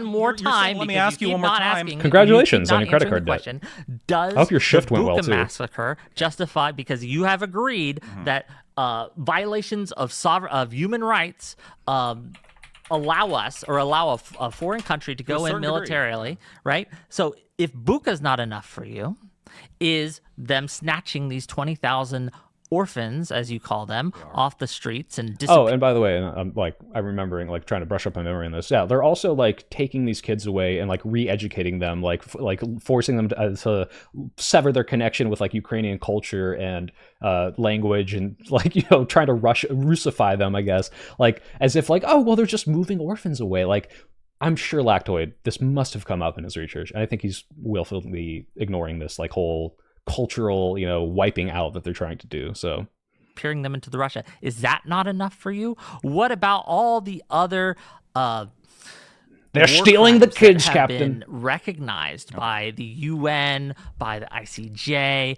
by the OSCE, right? By these other human rights watchdog groups that they know. Yeah, I don't like. We're going to watch the rest of this, but we could just end it here, HC. And you're totally right. Yeah, the whole argument is, well, everything Russia's said is true.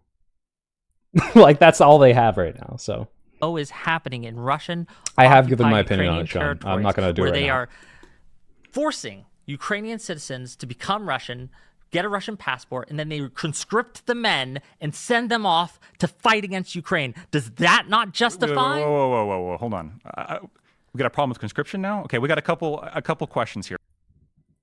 Wait, okay, I have to realize, is that really what he took away from that? Maybe I misheard, but it sounded like Whick was like, yeah, they're capturing Ukrainian people, forcing them to fight against their own country, and he's like, oh, you have a problem with conscription? But let me just make sure I didn't mishear. Passport, and then they conscript the men and in Russian occupied Ukrainian territories, where they are forcing Ukrainian citizens to become Russian, get a Russian passport, and then they conscript the men and send them off to fight against Ukraine. Does that not justify? Okay, yeah, I was right. I heard that correctly. So it's, hey, they are capturing citizens of a sovereign nation, forcing them to fight against their own country in a military zone, and the best thing Lactoid could come up with this, because that's completely unjustifiable. There's literally nothing he could say here, and he knows it, is, oh, so you have a problem with conscription? Well, you know who else is conscripting? It's Ukraine. Whoa. Hold on. We got a problem with conscription now? Okay, we got a couple slimy questions piece of here. shit. Right? Yes, A if couple you are explanations. making someone. Wick, please. A couple points here. No, First of he all, should not have let him interrupt it. It's like, whoa, it's like, well, is that what you think I just said? What the fuck? you didn't know what was going on with the orphans. You were saying, oh, the children are This being... is Hold on, absolutely Wick. happening. Wick, for God's sake. And has to be like, oh, come on, man, let me finish, as if he's not lying about the orphan thing, and now like completely obfuscating the point that Wick tried to make about conscripting people against their will to fight against their own country. Hold on, you didn't know what you were talking about. You made the claim, oh, all these children and their parents are begging for them back. And In a lot of cases, yes. And that's true. And this is happening in the majority or the vast majority of cases. That's what was implied. The reality is they're orphans in a combat zone, and they're being moved out of the combat zone. There's a genuine discussion to be had as to whether or not the orphans should be sent to Ukraine or whether or not they should be sent. Pure Russian propaganda. It's just not true. It's just not true. I let you finish, didn't I? See, like, Lactoid's never going to get indignant because all he has to do is be bad faith and defend, spit out Russian propaganda. And Wick's like watching this, like, I'd get pretty mad too. Now, I think this does make him look a little worse because it's like, oh, you're the screaming soy jack, I'm the calm guy. But it's like, it's hard when you're talking to these slimy pieces of shit to their face. You're watching them lie and like obfuscate right to you. It's fucking annoying. Like, I'm getting mad. I'm not even there. Whether they should be sent and to yeah, he didn't let him finish. I let you finish. No, you interrupted me. safer places, I did. Whether they should be sent to safer places deeper within Russia, away from the combat zone. I understand that Russia has annexed those areas, and there are people there now who the Russian government considers to be Russian citizens. And I also understand there's conscription occurring. The Ukrainian government is also conscripting people who don't want to fight. There's plenty of videos you can find right now of vans pulling up. Well, Ukrainians are conscripting their own citizens under their constitution, but that's just as bad as Russia conscripting the people that they have taken over in their invasion to fight against their own country. People off the street, forcing them into the front line. First of all, the big reason why this is happening is, a big reason this is happening is because... And also, yeah, if you're going to make 3 really stupid points in a row and then say, you can't interrupt me, like, yeah, in debates, guys, like, say, hold on, let's do one of these at a time. Because what the fuck? You're just going to gish gallop all that bullshit at me? Ukraine is suffering from a critical manpower shortage, which is one of the reasons why one of the reasons why they are losing. Okay, now hold on. Talk about. And hold on, let's completely move off the point that made me look like a fucking idiot, which is, you have a problem with conscription, where conscription means stealing the citizens of other people and fucking forcing them to fight against their own country. Doesn't want to talk about that. But you laid out like 8 points. You want to talk about the Bucha massacre? You keep talking about things, and we keep needing to address them because you bring up points that are just demonstrably wrong. I wait for you to finish. No, you do not, sir. So the Army General Christopher G. Cavoli met April 3rd, right? He's the commander of EUCOM. He's the... Doom Metal, the reason you're not going to see a really good faith debate from both sides, because I have debates with my Republican friends, and it's mostly good faith. Like, we're friends, we understand each other. The reason you don't see a lot of that is because it's not good faith. It's because most people don't give a shit. They just want to have a stupid fucking argument. Because they want what they want, right? They want Russia to win. Or I don't even know what Lactoid fucking wants here. I think he just likes being contrarian. Supreme Allied Commander of NATO forces, right? He sat down in front of a session of Congress, right? An open session of Congress. And he talked about the Ukraine situation. This is very recent. Whick should not have let him move off of this. I think Wick's about to say, this guy's saying that Ukraine could possibly win the war because he just said Ukraine's losing or whatever. They should be talking. He can't let him move off of these 2 points that he's like showing him how bad faith he is on this. So he testified, right? And I think he would be in a better position to know than you or I, considering the access to the intel he has. He'd right? Also be biased, right? Biased. He's involved in. He's a very biased guy. Anyway, here's like 16 Russian propaganda points that I have only heard because Russia put them out into the ether, and I would not otherwise know about. NATO, isn't he? Okay, yes, but he has the duty to tell the truth. Like, here we go. Like, saying he's biased because he's a NATO general, right? He's testified that Ukraine has solved its manpower issues, and it is currently in a better position today than it was last year. I suppose. So I guess Whick wasn't exactly moving off of the points. He was trying to show that it is a false equivalency to say, oh, the conscription of Ukraine is the same as Russia invading a country and forcing those citizens to fight for Russia. I think he needed to summarize that a little better because, like, yeah, they are jumping all over the place, but that is it's very frustrating that we are going to move on from this, it sounds like. My issue with this conversation so far is I still don't understand why I should care about Ukraine. Okay, here we go. This is what I was talking about. I'm just asking questions. But I think someone on the right came up with a point or a term for this. Was it Jordan Peterson or Ben Shapiro called it jacking off, just asking questions? I just don't understand why we should care. I just don't get it. Oh, really, Tim? You don't get it at all? Because in all your research and screaming that Ukraine is the enemy of the people and receiving hundreds of thousands of, or was it millions of dollars from Russia, like, you didn't think to look into this at all, like why this conflict is happening, what the history is. Like, come on, buddy. They're arguing humanitarian issues. You want to talk about China and humanitarian issues? We can do that. I'm unmoved by the plight of a country that has nothing to do with us. I think you're just incorrect when you say it has nothing to do with us. Again, our allies, Taiwan. My friend does not regret his vote yet. Why? Taiwan. Oh, here we go. So now we're talking about, should we invade China for the Uyghurs? Should we? And no, obviously we shouldn't. Like, regardless of me thinking what they're doing is wrong, like, you can't just invade a country because they do something bad, right? Like, we can't just invade America because they do something disenfranchising people. If America commits a war crime, we can't just invade them. Like, these are nuclear powers with vast armies, and like the cost of conflict is fucking insane. You have to find out ways to like do other things about it. Like, America has not invaded Russia despite its invasion. I hope we don't. We're putting pressure on them monetarily by giving money to Ukraine. We are putting sanctions on them. These are, we're trying to work out a peace deal. I'm not really sure that's ever going to happen, but there are so many ways, again, the Lactoid would never have picked any of these between doing nothing and putting pressure on a country to stop them from doing something absolutely terrible. And now it's like, oh, well, actually, like, no, there's nothing you can do. It's either nothing or invade. Like, I hope Whick brings up that there's many things we could do here. Online man, God bless Russia, you all are trash. I hope you're just trolling, buddy. Or maybe you're Russian. Japan, South Korea, Vietnam. The Budapest Memorandum that we fucking signed. These countries rely on us as well. I think if China's been invading the South China Sea and sinking Vietnamese fishing vessels, they're building military bases. Should we invade mainland China? If they invade Taiwan, yes. Well, we have a bright red line. They took over Hong Kong.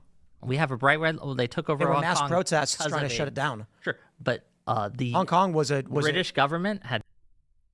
Okay, so I said, okay, at least Tim kind of questioned Lactoid, although it was a little bit of a soft question. Now, yeah, look how hard he's going on Whick right now, because he is ideologically captured by this. He wants to be, I mean, he was already paid by Russia to be pro-Russia, like, whether he knew it or not, and he probably knew. Now he's like, oh, well, I just don't get it. Like, he just has to be, it can't be like, no, this is stupid, like, Russia is correct, but he can be like, well, it just doesn't seem like we should care that much. Who really cares? Like, if we don't do it for Hong Kong, why should we do it in Ukraine? Like, this slimy little, like, oh, I'm just curious about it, when this is the least curious, like, anti-intellectual person ever. Like, he just doesn't fucking research anything. Made a contract to give it back in so many years. That was a legal thing. Is that the authority of a foreign government to tell Hong Kong that they give up their rights? Oh, by the way, notice Lactoid was on the back foot there, having to defend the conscription thing, having to defend the orphan thing, and this is Tim is jumping in and rescuing him, right? Lactoid was like, like, I could kind of see a little bit of distress in his eyes there. Maybe I'm like body language, armchair body languageist here, but you could see, like, he's like, oh, thank God Tim is fucking backing me up now. They give up their rights? The Hong Kong citizens, if you want? The Hong Kong citizens aren't beholden to the will of the Crown of England. So when the protesters in Hong Kong started saying, we do not want the rule of mainland China, and China sent in tanks to crush them. Yeah, that was wrong. That was horrible. So like with Crimea, should the U.S. now get involved in support? If this was our analogy, wouldn't you say, oh, shouldn't the U.S. then invade Hong Kong and take it over because the Hong Kong elections were, like, affected by the Chinese, like, going against the democratic process? Like, this is I feel like this is the opposite of what Tim thinks he's saying. The people of Hong Kong and Southeast Asia in incursions against mainland China. If we could send Connor, I've seen the video. It's great. Into Hong Kong, do you think we should? If we could send monetary aid to help smuggle people out, do you think we should do that? Should the U.S. send... well, can you answer my question? I'll ask you a question first. That is a good question, the flagship of the Chinese fleet in the South China Sea? Should we start war with China over Hong Kong? Well, my question is, don't you think, like, we should give them some aid? Well, I don't want to answer that. You answer my really stupid, ridiculous question first. If they invade Taiwan, yes. If they invaded Hong Kong. Again, the people of Hong Kong did not vote for that. Characterizing as invasion is a little bit different. It's a different context. They sent in tanks.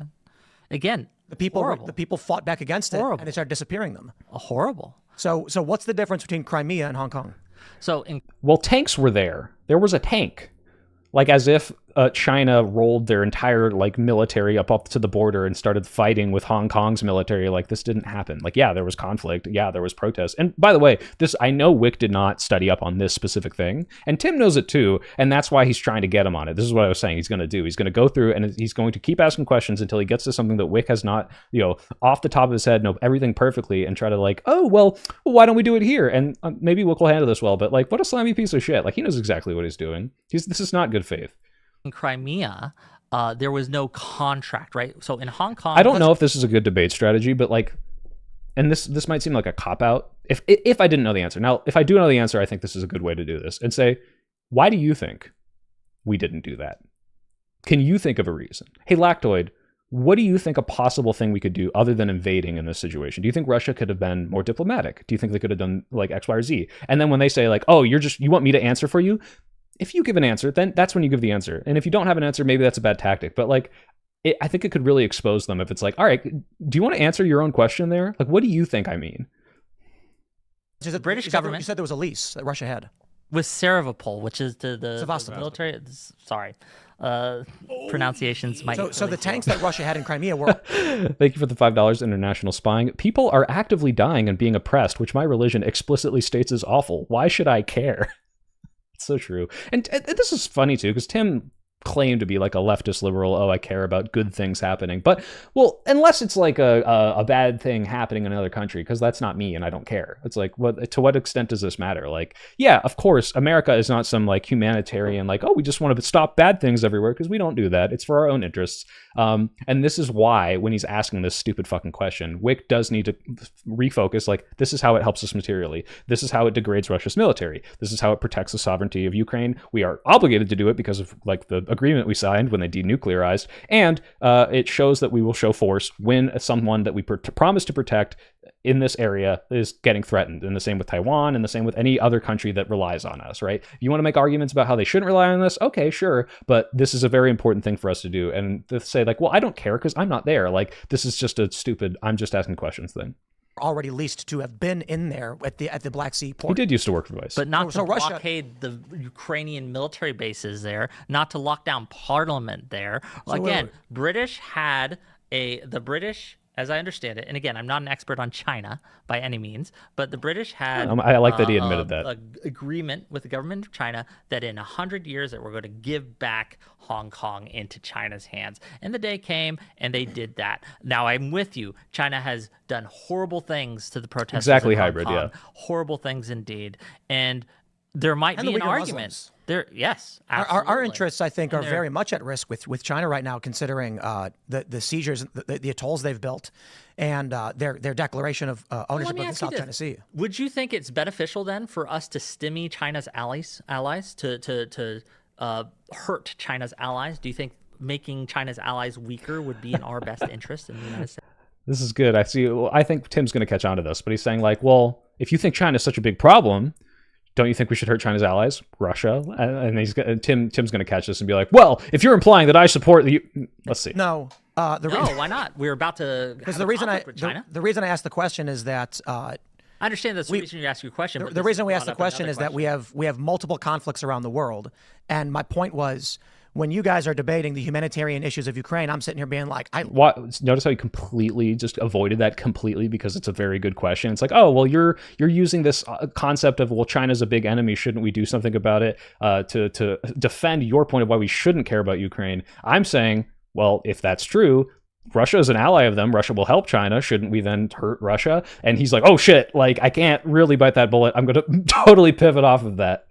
literally don't care. No, like you're arguing with him. He's saying, you're saying we should be involved, and you're saying, but there's humanitarian issues. I know you're arguing other things too, but in that context, I'm just like, I literally don't care. Let me explain my position a little bit more. So That's his best I argument think right now, perhaps, because if there's he some went full agreement Russia among the academic propaganda, extremes, everyone which is would that if you bring have up a the fucking sufficient Russia propaganda humanitarian money. crisis or a sufficient erosion of democratic principles or constitutional He's not going to let me wear a Tenet Media t-shirt into the studio. That would be... Oh, you know what I could do, though?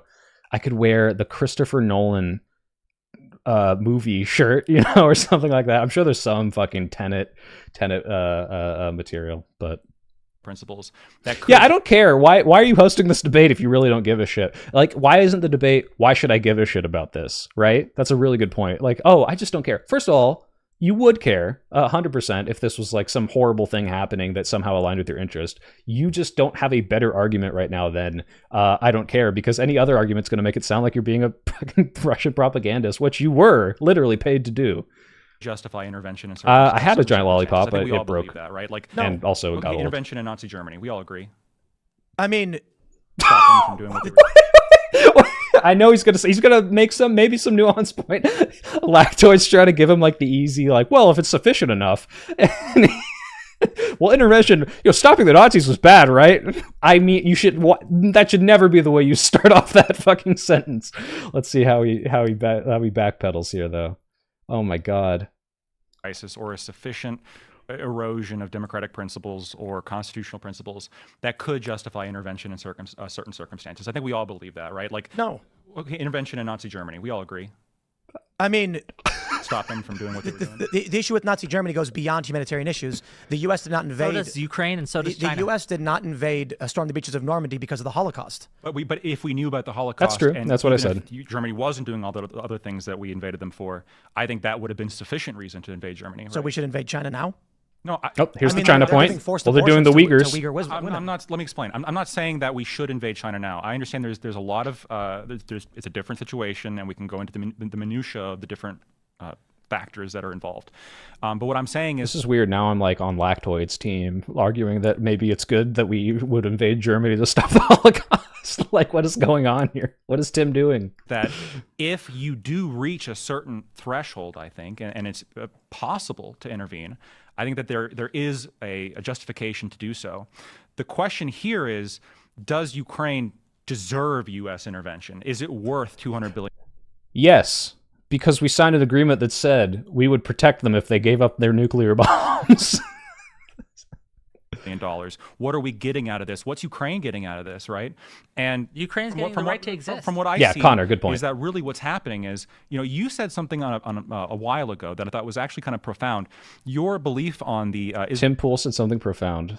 This is how I know Lactoid's lying. Israel-Palestine conflict is that Palestine needs to be allowed to lose. I sort of believe that about this as well. I think that by giving Ukraine weapons at this point, all we're doing is we might be slowing the progress of the Russian military to some extent, but it's This is an argument you can steal, man, I think. Potentially, okay? If you knew, but this is not true, by the way, but if you knew defeat was guaranteed, you knew there was nothing that Ukraine could do, absolutely nothing. They were going to lose, like 100% guaranteed. And you said, look, you either lose today and whatever Russia wants happens, or you lose 3 years from now after thousands more deaths, tons of money spent in, and Russia still gets everything they want, but there's more bad things happening. Just from utilitarian point of view, yeah, okay, one of those is clearly better. But that's not what the case is. The case is not, oh, we're guaranteed that Ukraine's going to lose. Russia is guaranteed to get everything they want. Like, this is a very silly argument. I think Whick talked about this with me before, but he's going to bring up, like, well, here are the analyses of how this could play out. There's tons of different ways this could play out. So the only way this argument even works, which even if it was guaranteed they would lose, there would still be like, well, did they still want to fight back and try to do something? Is there some way they can resist? Like, there's no binary where it's just guaranteed loss, guaranteed win, right? There's so many ways this could play out. But even if it was true, Wick is going to bring up how, yeah, there's a bajillion other reasons this could happen, or this could play out. And to say, well, this justifies it is, all right. Dramatically increasing the casualties and the end result. Oh, yes, and HC, yeah. From our point of view, not the Ukrainian point. From our point of view, and this would be kind of, I don't know, you'd say this is evil, but it's like, look, we still want to, fight to the last man, Ukraine to fight to the last man to slow down Russia and hurt them. I think that would be a bad argument morally, but that's not what we're doing. Going to be the same. You may believe that, but that is demonstrably untrue by the facts of the matter. But I want to talk and it's not even a country. Again, it's an authoritarian. Just not true. No, it is. You keep saying things. You that can are look just this not up. true, You can look this up. The people who have Should we invade access. Gaza? Do I think we should invade Gaza? Should we invade Gaza? No, absolutely not. Well, why not? There's a humanitarian crisis. Again, there are levels of intervention, and this is why I asked you the question earlier about Hong Kong. Okay, I say Tim's asking in bad faith, but he might be so stupid. Yeah, Trump Gaza, exactly. We are kind of maybe going to do that. Maybe he's just so stupid that like these things are the exact same to him. I don't think so, but it's like, oh, what should we do? Like, it's just this binary, should invade or not, as if these aren't like hugely different situations. Like, do you think giving Ukraine money is analogous to invading mainland China to stop the Uyghur like genocide? Like, no. Like, obviously these things aren't the same. But he is framing them as the same. He's not even like having any amount of introspection here. Like, obviously the analogy was, should we fund Taiwan to help them fight back on China? There's an argument to be had there. And if he was good faith, maybe they would talk about that, but that's not going to happen. About, well, yeah, the trans dancers. Would you be okay, we need the trans not with dancers. military intervention, but with us intervening with aid money? Do you think that this is great? Yeah, Wick is doing a great Hong Kong? job, like Yes. making I don't this think we should be involved in disambiguous at all. at all. Right. Well, this is where I disagree. I think that let me ask, are you an isolationist? I don't actually know. What does that mean? An isolationist is someone who doesn't want to... Okay, never mind. I take it all back. He's obviously just fucking jacking off here, dude. Like, what does isolationist mean? You fucking know. You know exactly what that means, you piece of shit. Oh my God. See, this is why there's two people that I would like, I don't know if I'd actually be able to debate because they trigger me. And it's Tim Pool and Andrew Wilson, because they do this shit where it's like this, I don't even know what you call it, where it's like, I know that you know what that is. I know that you're just trying to drill down on this. I know that you you and I, if we had a good faith debate, could move past this instantly. And you are making me explain isolationism to you for what? To put me on the back foot, to make sure that my argument is like succinct or whatever. Like, fuck you, dude. Like, you know exactly what the fuck we're talking about. God. And no, Tim Pool does not have any credibility anymore. He is a paid shill by Russia. There are a litany of videos of him getting called out on his bullshit, not knowing what the fuck he's talking about. Sam Cedar on Social Security, Luke Beasley when he showed them they didn't know what the fuck he's talking about on January 6th. There's just like so many things. Timba on Toast made a great video of Tim Pool being a stupid fucking fence-sitting idiot. Also, 50 state landslide guys for Trump in 2020. Foreign involvements at all. So, for example, Hey, Fireside. How's it so going? let me ask your line then. Yes, At exactly. what We gave point money would to it be Fireside made a good sufficient- point here. Look, what we did in World War II, we didn't just invade Germany the instant they did anything wrong, like when they invaded Poland or annexed Czechoslovakia or whatever the fuck. We gave money to our allies, and we're not actually directly in the conflict. Now, yeah, if Russia blew up Pearl Harbor, we'd probably go fight them, and that would be probably pretty justified. But right now, we're just saying, look, we're going to keep funding the side of this that we think is justified and that helps us out. So, what do you care about? What would you care about in a foreign land that says, okay, the U.S. needs to get involved in this? What does it mean by involved? Whatever you think it means. So he was like not always a trade Russian negotiation? tool, but he's always been a slimy little piece of Perhaps shit. we're We're buying rare earths from China, so we negotiate a trade agreement. Involvement in that is fine. So when I'm talking about conflict. So if there's a Notice how we've completely moved away from this like Ukrainian thing because Tim Pool is jacking off about, what? You think I'm an isolationist? What's that mean? By the way, he fucking tried to rip into Sam Cedar because Sam didn't know what the difference between like utilitarian and deontological is, because he was trying to make a moral argument about politics, and Sam was like, I don't give a shit. Like, oh, you're saying I'm like Thanos. Okay, I don't fucking care. Meanwhile, pretending like he doesn't know what isolationism is, like, what a fucking conflict asshole. in China, for example, with the Uyghur Muslims, would that be something you should care about? That, I don't think that's we true, need Plardy. to stop this from happening? Yeah, that's a coin toss. I don't know that. Okay, wait. The US I need to ask what Wick's hypothetical, or go back. Okay. So let me ask your line then. At what point would it be sufficient? What do you care about? What would you care about in a foreign land that says, okay, the U.S. needs to get involved in this? What does it mean by involved? Whatever you think it means. So like a trade negotiation? Perhaps We're buying rare earths from China, so we negotiate a trade agreement. Involvement in that is fine. So This is another bad faith thing. Like, oh, I'm not even going to pretend like I could understand a hypothetical that would exemplify what you're asking me. It's like, hey, if there was a 10 trillion person genocide in Swaziland, do you think it would justify us interfering militarily or with money or something? And he's like, oh, do you mean like if we traded with China? Shut the fuck up. You know what he means. I'm talking about conflict. So if there's a conflict in China, for example, with the Uyghur Muslims, would that be something you should care about? That, hey, we need to stop this from happening? Yeah, that's a coin toss. I don't know that the U.S. involved in a conflict which could escalate to kinetic conflict, for which it's not a priority of the United States. There's an argument of, wow, it is really bad what they're doing. So maybe we just don't do business there. Maybe it's that simple. Maybe That's a form of intervention.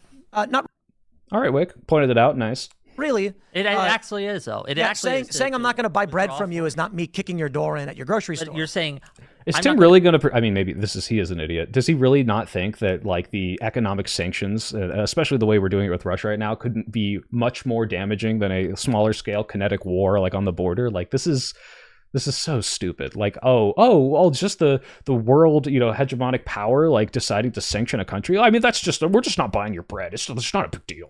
I'm going to buy bread for you unless you change this. It's called a boycott. I understand, but There's it is nothing a form wrong of with that. intervention. And I'm not saying there's anything wrong with it. I'm saying it's a That's form an of intervention. that's an extremely absurd definition of intervention. Which I don't agree.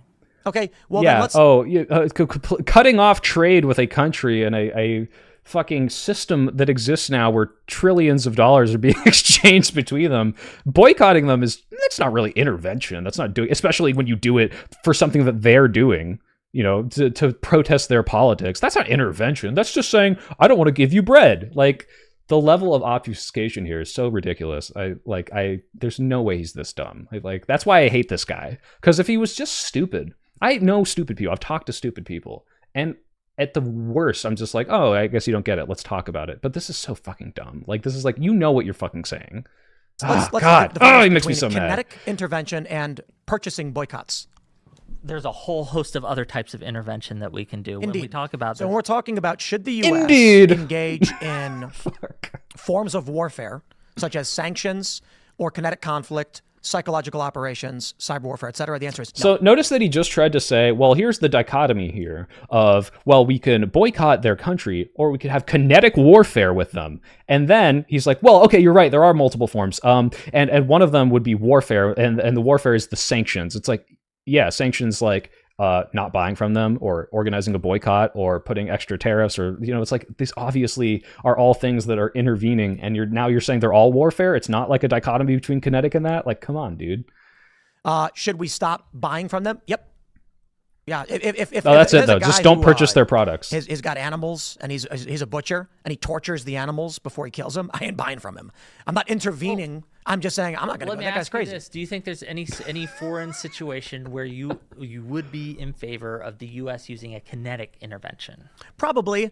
Can you give me Wick should not have moved on to that. Wick should have drilled down on the, okay, so are you saying that you're not in favor of any sort of boycott, sanction, whatever, divesting thing for any country that's doing something terrible? And now he's bringing it to the kinetic thing, which is a much easier thing to defend, to say, I'm not sure the U.S. should go in and use kinetic force on a sovereign country, no matter what, or in certain scenarios, like it doesn't justify escalating to something worse, right? You can make an argument there, but he should keep him on the, well, we have all this fucking economic power. Should we not levy that against people doing terrible things? No, I don't care, actually. I don't care. Well, I mean, he's torturing animals, but whatever. That sucks. That sucks. I don't care, though.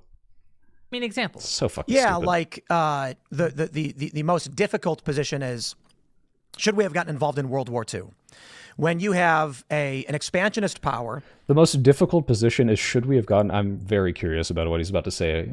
Actually, should we have gotten involved in World War II? Like, this is like one of the most, like, of all the wars that the U.S. has ever fought, it's like the most morally defensible one. It's like, hey, let's stop this like genocidal white nationalist regime from taking over the world. And it's like, well, should we have, I gotta hear what he has to say. That is ethnically nationalistic, authoritarian. We did not Like know Russia, but go ahead. I mean, it's a bit extreme considering the Holocaust, but we didn't know the Holocaust was happening before we invaded. There was speculation, there were concerns, but that's not the reason for the U.S.'s intervention, and it wasn't until afterwards. But you basically had the collapse of Europe, the expansion, and don't forget, Nazi Germany was in North Africa. Not to mention the Italy, not to mention Japan. So this was a global war for which the U.S. largely stayed out of until the final few years. So even in the minds of the Americans, we should not be involved. It actually wasn't until we were attacked that we decided to actually get involved, which is Do you interesting. think we should have gotten So wait, yeah, okay, I hope Wick jumps on this. So it's like, what you're saying is, we waited a long time, that's good, and maybe we shouldn't even jumped in at all? involved earlier? Probably, well, Do you think it would? Let me ask it this way: It's a coin Do you think it would toss. be better? It's a for coin the toss. US What the fuck? It's a coin toss whether or not we should have stopped. First of all, also, Tim is never going to bring this up, what Fireside already did. We were involved, all right? We were giving tons of money to countries on the Allies side. We were absolutely supporting these places. Yeah, the public was like, well, I don't know about war, because of the same talking points. Like, I don't want people to go die across the world, but they're not hurting us. I'm just American. Like, yeah, you could talk about there was public sentiment against it, but holy shit, dude, it's a coin toss whether or not we should have gotten involved earlier and stopped the Nazis earlier. Holy shit, dude. and the world had we gotten involved in World War II earlier than we did? no, No, why not?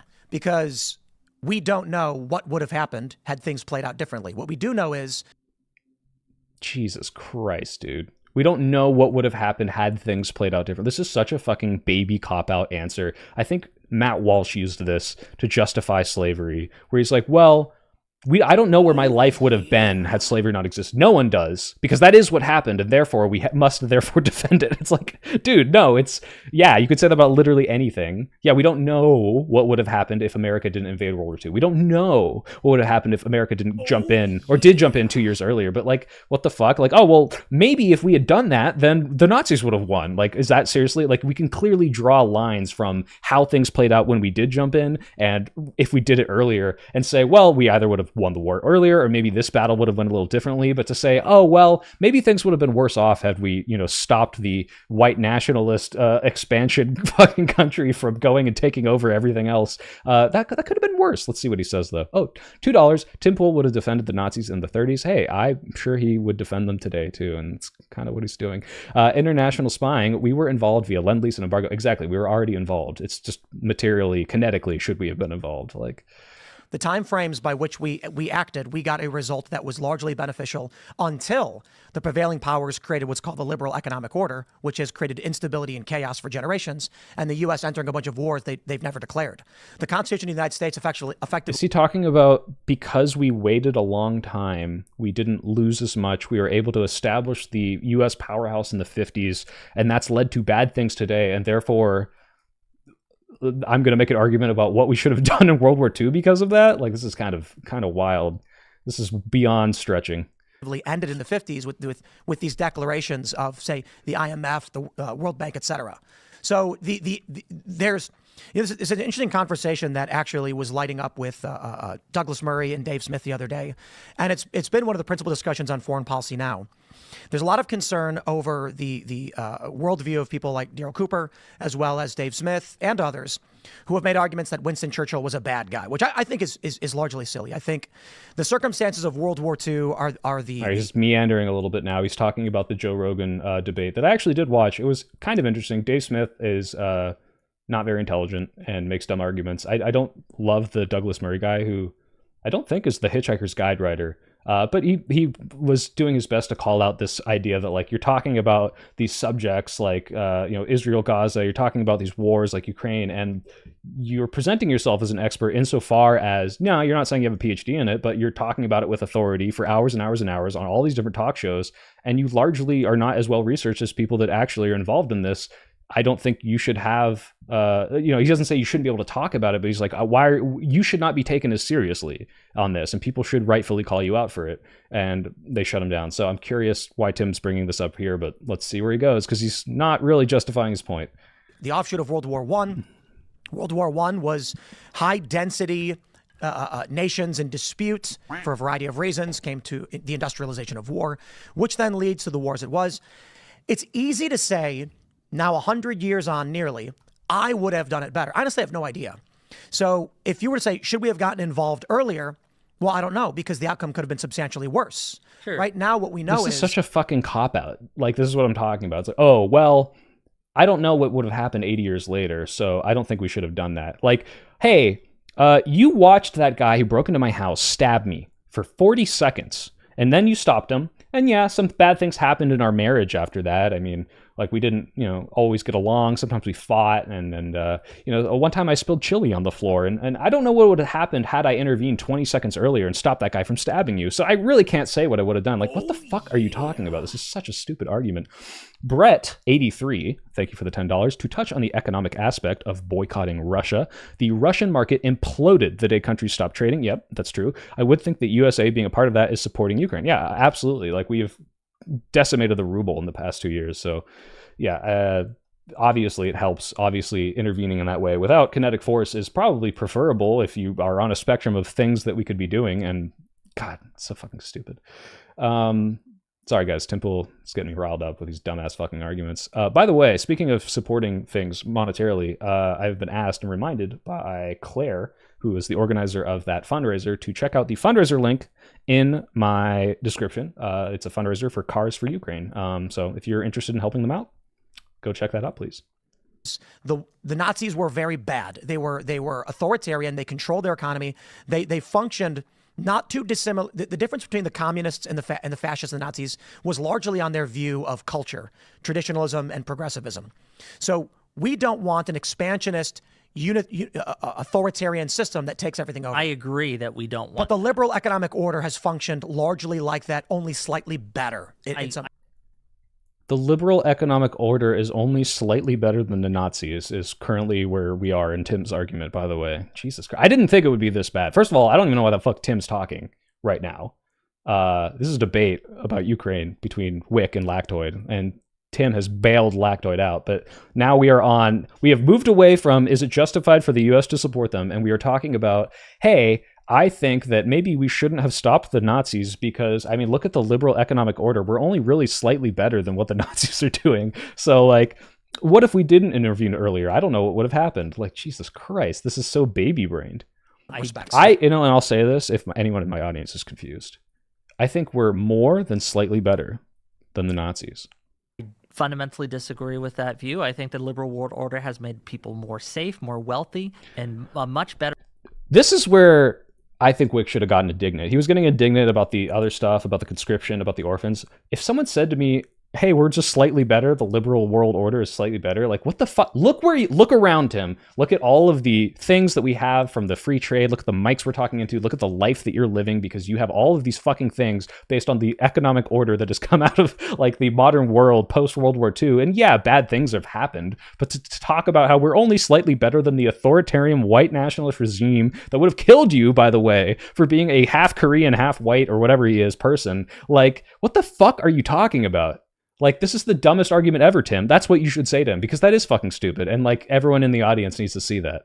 Better off than it was before, but that's another argument. We're talking about Ukraine, Russia today, and I want to, because you said something there that I do think is interesting, like that we don't want authoritarian expansionist powers, and I would argue that we should have authoritarian expansionist powers like NATO, where countries willingly vote themselves and apply, to be a part of and say, hey, let's all defend each other. Authoritarian expansionist. That's Tim's little Russian propaganda fucking sneaking out there. There's a difference between expanding. By the way, I can see why Dylan crashed out. I'm starting to feel it. And we're only 40 minutes in. At the point of a gun, like Russia does. And there's a difference between expanding, say, hey, you want to join NATO? And there's like, you know what? I would like to join If that's NATO. what had happened. But if you look at the history of Ukraine, that's literally not what happened. Ukraine isn't joining NATO. It hasn't joined NATO. It wasn't even discussions to join NATO. It got nixed, right? It is now because of Russia's actions, but it's probably not going to happen. And the conflict is largely predicated upon NATO but again, policies. Once again, you have said that, like, oh, it happened. I don't think Lactoid brought up the NATO expansionist thing all that much, but Tim had to bring it up because that's the other Russian talking point. Happens in the case of NATO that is just the same as Russia doing the guns. But no, NATO has largely expanded through voluntary joining. This has happened. Can you give me a country that you think that has joined NATO under coercion? Right now in Romania, they've removed the populist right-wing candidate from being able to run for no reason. In France, Marine Le Pen has been accused for no reason.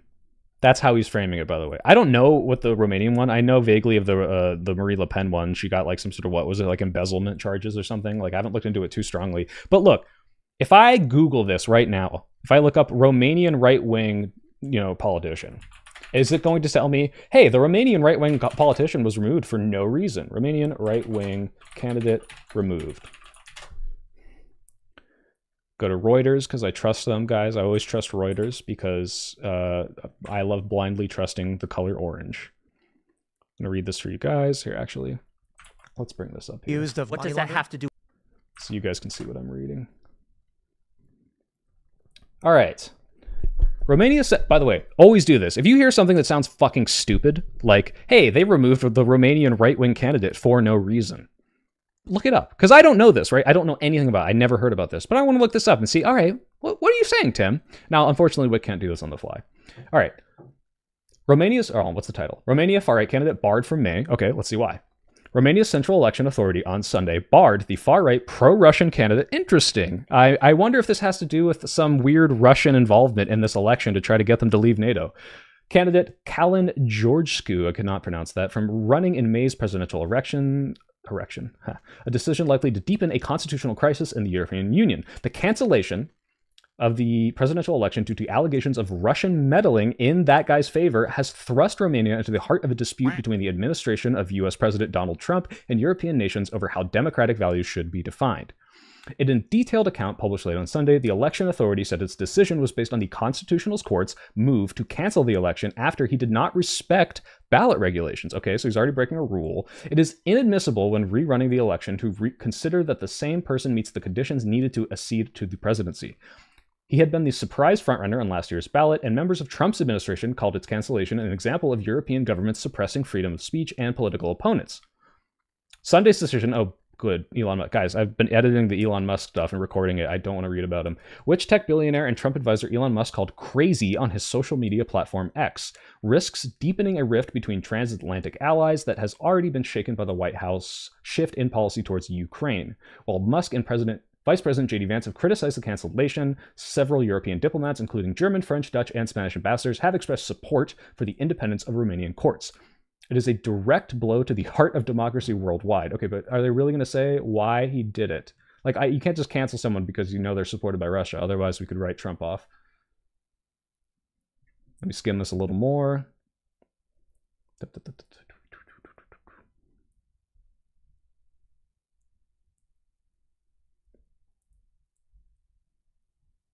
Romania's highest court annulled the ballot 2 days before the second round of voting, citing allegations of Russian interference, which Moscow denied.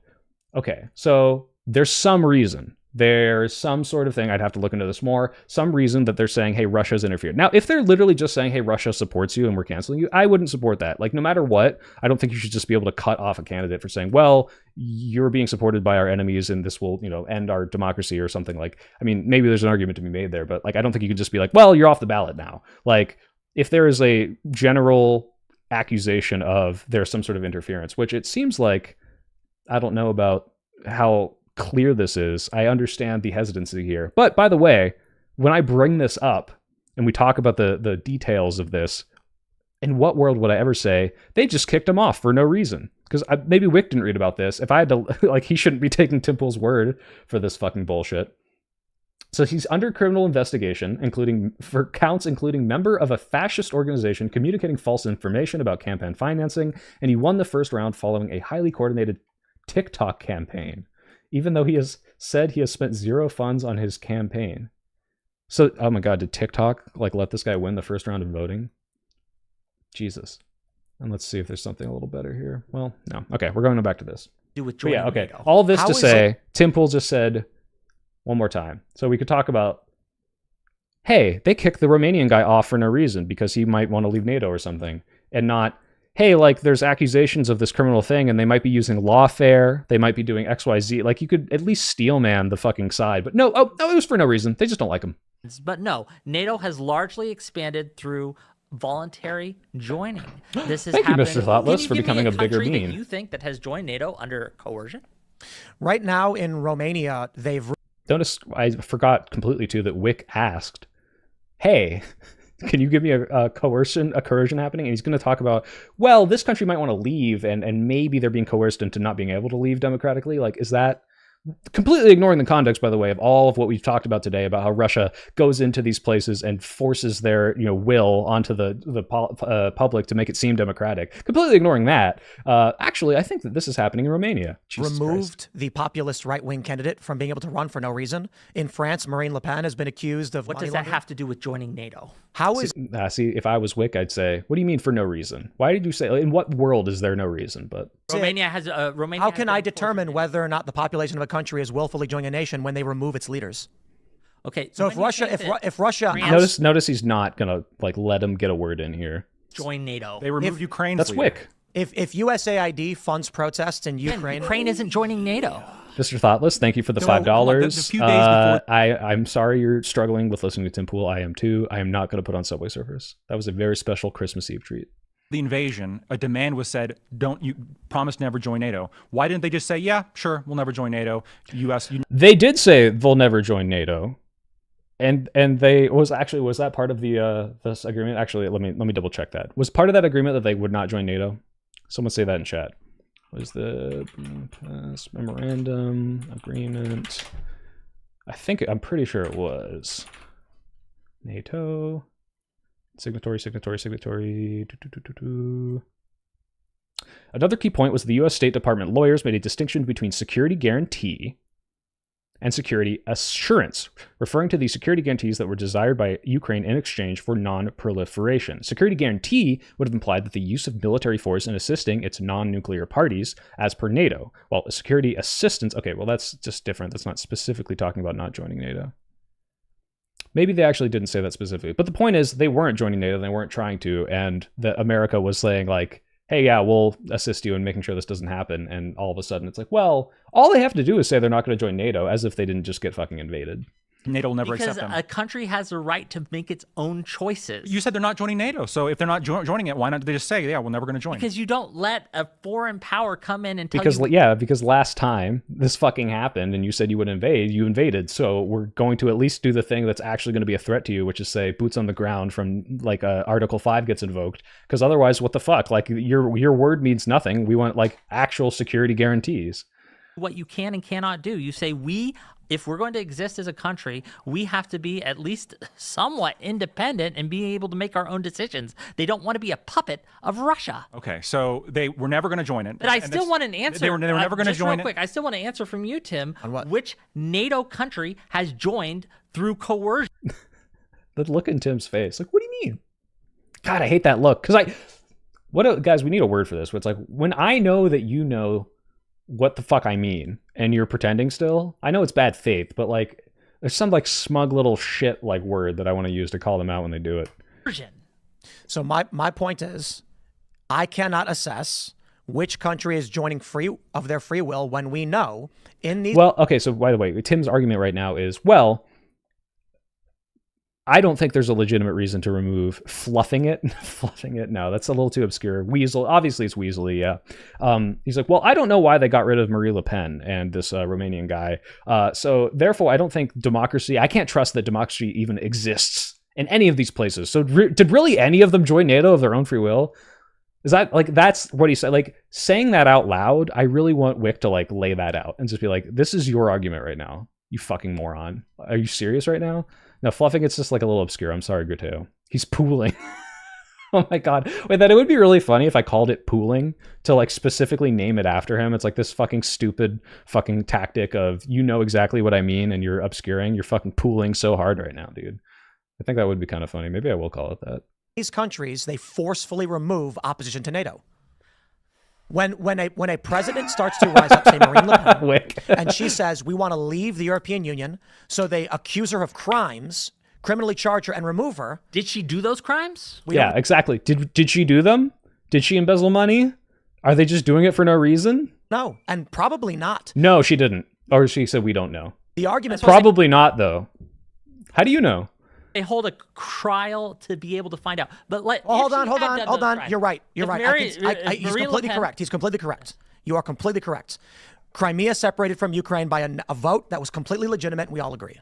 Of course, except What a for fucker, again, dude. Oh, except in that UN one. Resolution 68, they disagreed. Oh, because there was evidence that it was under coercion. So the if you people have who are- Which, by the evidence- way, Whick is right here. And if the UN would absolutely come in, and if there was some like legitimate like destruction of democracy, we're removing people off the ballot just for disagreeing with us, the UN would come in and say it like, hey, this is a not a legitimate election, this is not free and fair. Like there are bodies that did the same thing in Crimea that would come and do that for France or Romania. I don't think that is what's happening. But actually they removed the Romanian guy for no reason. I'm sorry, I forgot. So the people who are largely on the side of opposing Russia, set up. so the people who oppose Russia have argued that the election that happened in Crimea is invalid.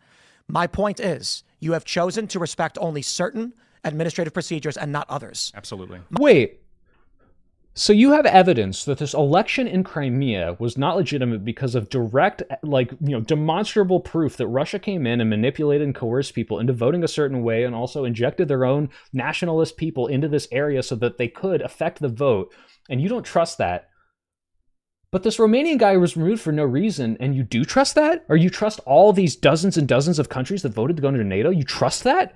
These are the same thing. These are the same thing to me. My position is neutral. We know that they've criminally charged Marine Le Pen. We don't know if it's true or not. If it is true, should they charge her? If Marine Le Pen committed a crime, should she be charged? Yes. It's a question. Yes. Should she be removed? No.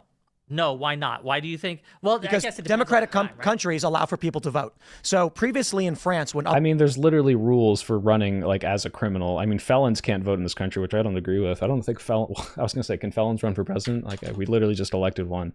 What's the Marie Le Pen removed? What is she being accused of? How did that happen?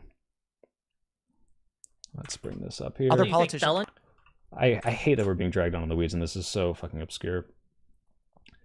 Far-right French leader has been sentenced to a 5-year ban on running for public office for embezzling EU funds. Okay. Sounds like she did it. What does the ruling say? The 56-year-old daughter of was sentenced under house arrest while wearing an electronic ankle bracelet. Wow, okay. An additional 2-year suspended sentence. She said she would appeal the verdict, but she remains... Okay, so the verdict's already been... I'm sorry, is this like in court, or is it simply a governing body said you can't run because this is happening to you? Which is, again, like, Tim won't clear this up because he doesn't care and is using it to obfuscate. But, like, this is so, like, okay, you could represent this a little more fairly, buddy.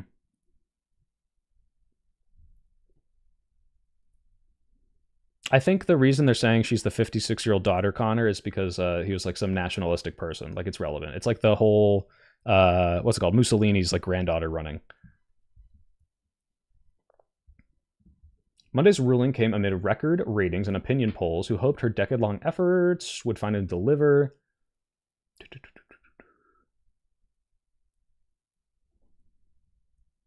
This is not going to get into the court details.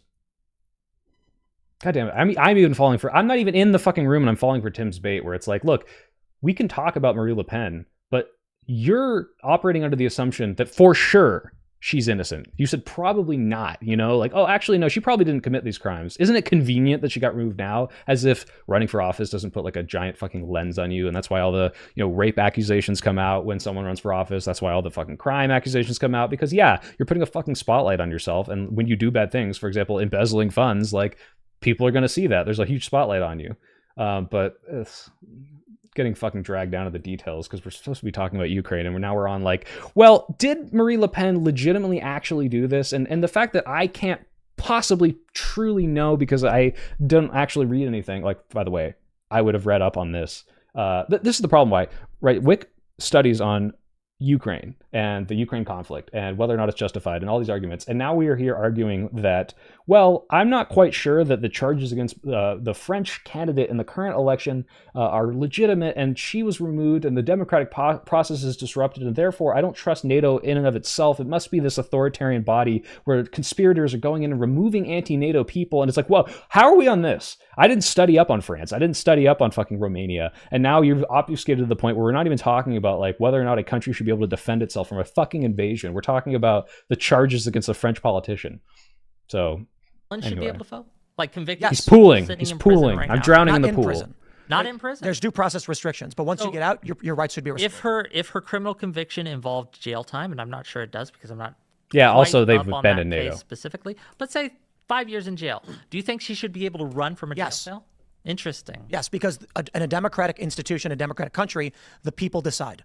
You can't simply have a judge bang a gavel and say That's not the people no longer have a right to I vote. can't decide to take away your guns. I can't vote on that. I can't decide to stop you from speaking, to deplatform you. I can't vote on that. And Yes, we you can. understand that. We understand that because we have a constitution you can that do that. protects this. We understand Now that. we're going to talk about like natural rights and whether or not they're enforced by the society. Like, Whick is falling for this, and like it's true. He's making a good argument, but like if I was in this room, I'd be like, why the fuck this is completely irrelevant to the point of whether or not this is a moral thing to happen. Like, we're so fucking in the weeds right now.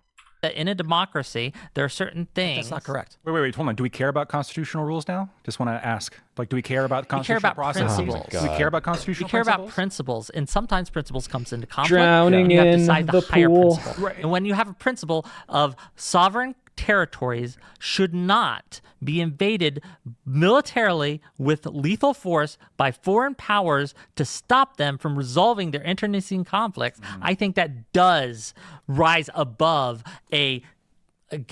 some legalese in a constitution. I think that's fundamentally a different thing. I have a question. I think By the way, guys, I know we've been on like 16 tangents. Wick's doing a great job right now. I think he's done a great job right now. I have my minor criticisms here or there, but so far, pretty damn good, especially considering it's a 2v1. It's very convenient, right? Because It's very convenient because it's very correct. No, it's very convenient because if the people there, Hell if yeah. they're powerless to stop their oppression, and now your position is, well, other countries, they can't go in and help the oppressed. Well, that's very convenient, right? Now they have to stay oppressed because, hey, other countries can't go in. You'd be against the French sending Lafayette to help us in our revolution against the British. You'd be against the U.S. getting involved in Afghanistan for moral reasons, and Iraq and Libya and Syria. You're just like you're an anti-interventionalist across the board, surely. Of course not. And I've already recognized that there are severe, extreme circumstances where, yes, intervention, you probably should do that. Should we have? I gave you an example in the 90s when we Thank you, Captain invaded the Bucket. Balkans, right? And NATO did all that and stopped the Serbians from genociding all these people. That was good. Should we have invaded Iraq? Ooh, that's a good question. Which time? Gulf War? Either. Gulf War, yes. Wick's a veteran, right? Did he fight in Iraq? I don't know if he was directly saw military combat or if he did like a tour there, but I know he's a veteran. Other time, probably in hindsight, no. But Why did we invade Iraq in the Gulf War?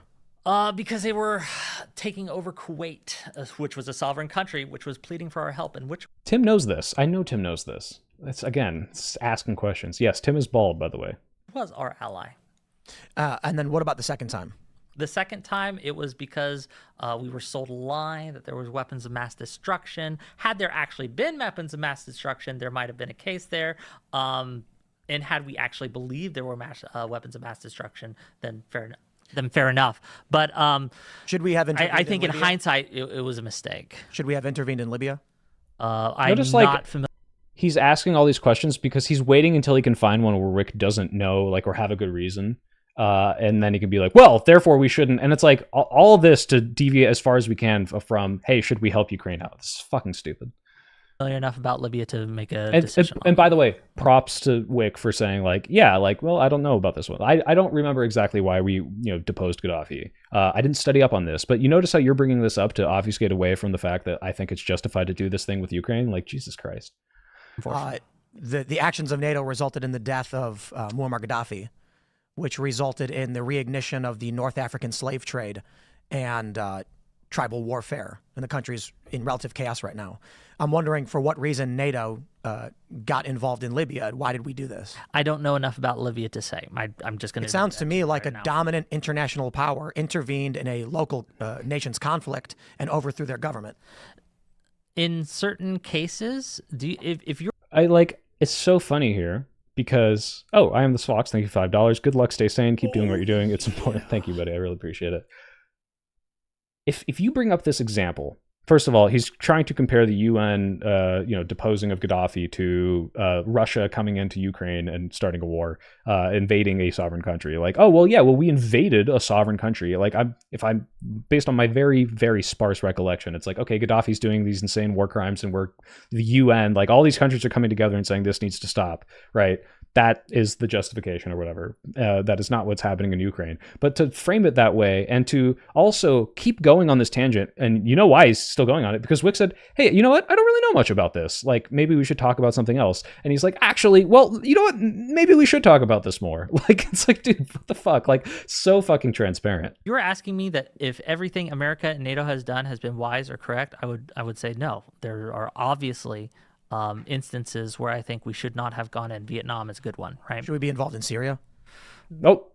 Whick had a pretty defensible, good answer there. Let's just keep asking every possible thing of why or why not we should be involved. By the way, Tim's argument here, if he was consistent and not bad faith, would be, well, I don't care. I don't know about Syria. I'm not in Syria. Oh, Iraq. I'm not in Iraq. Oh, Libya. I'm not in Libya. Oh, Ukraine. I'm not in Ukraine. Like, that was his defense earlier. Well, why should I care? Why should I care? Why should I care about Ukraine? I'm not there.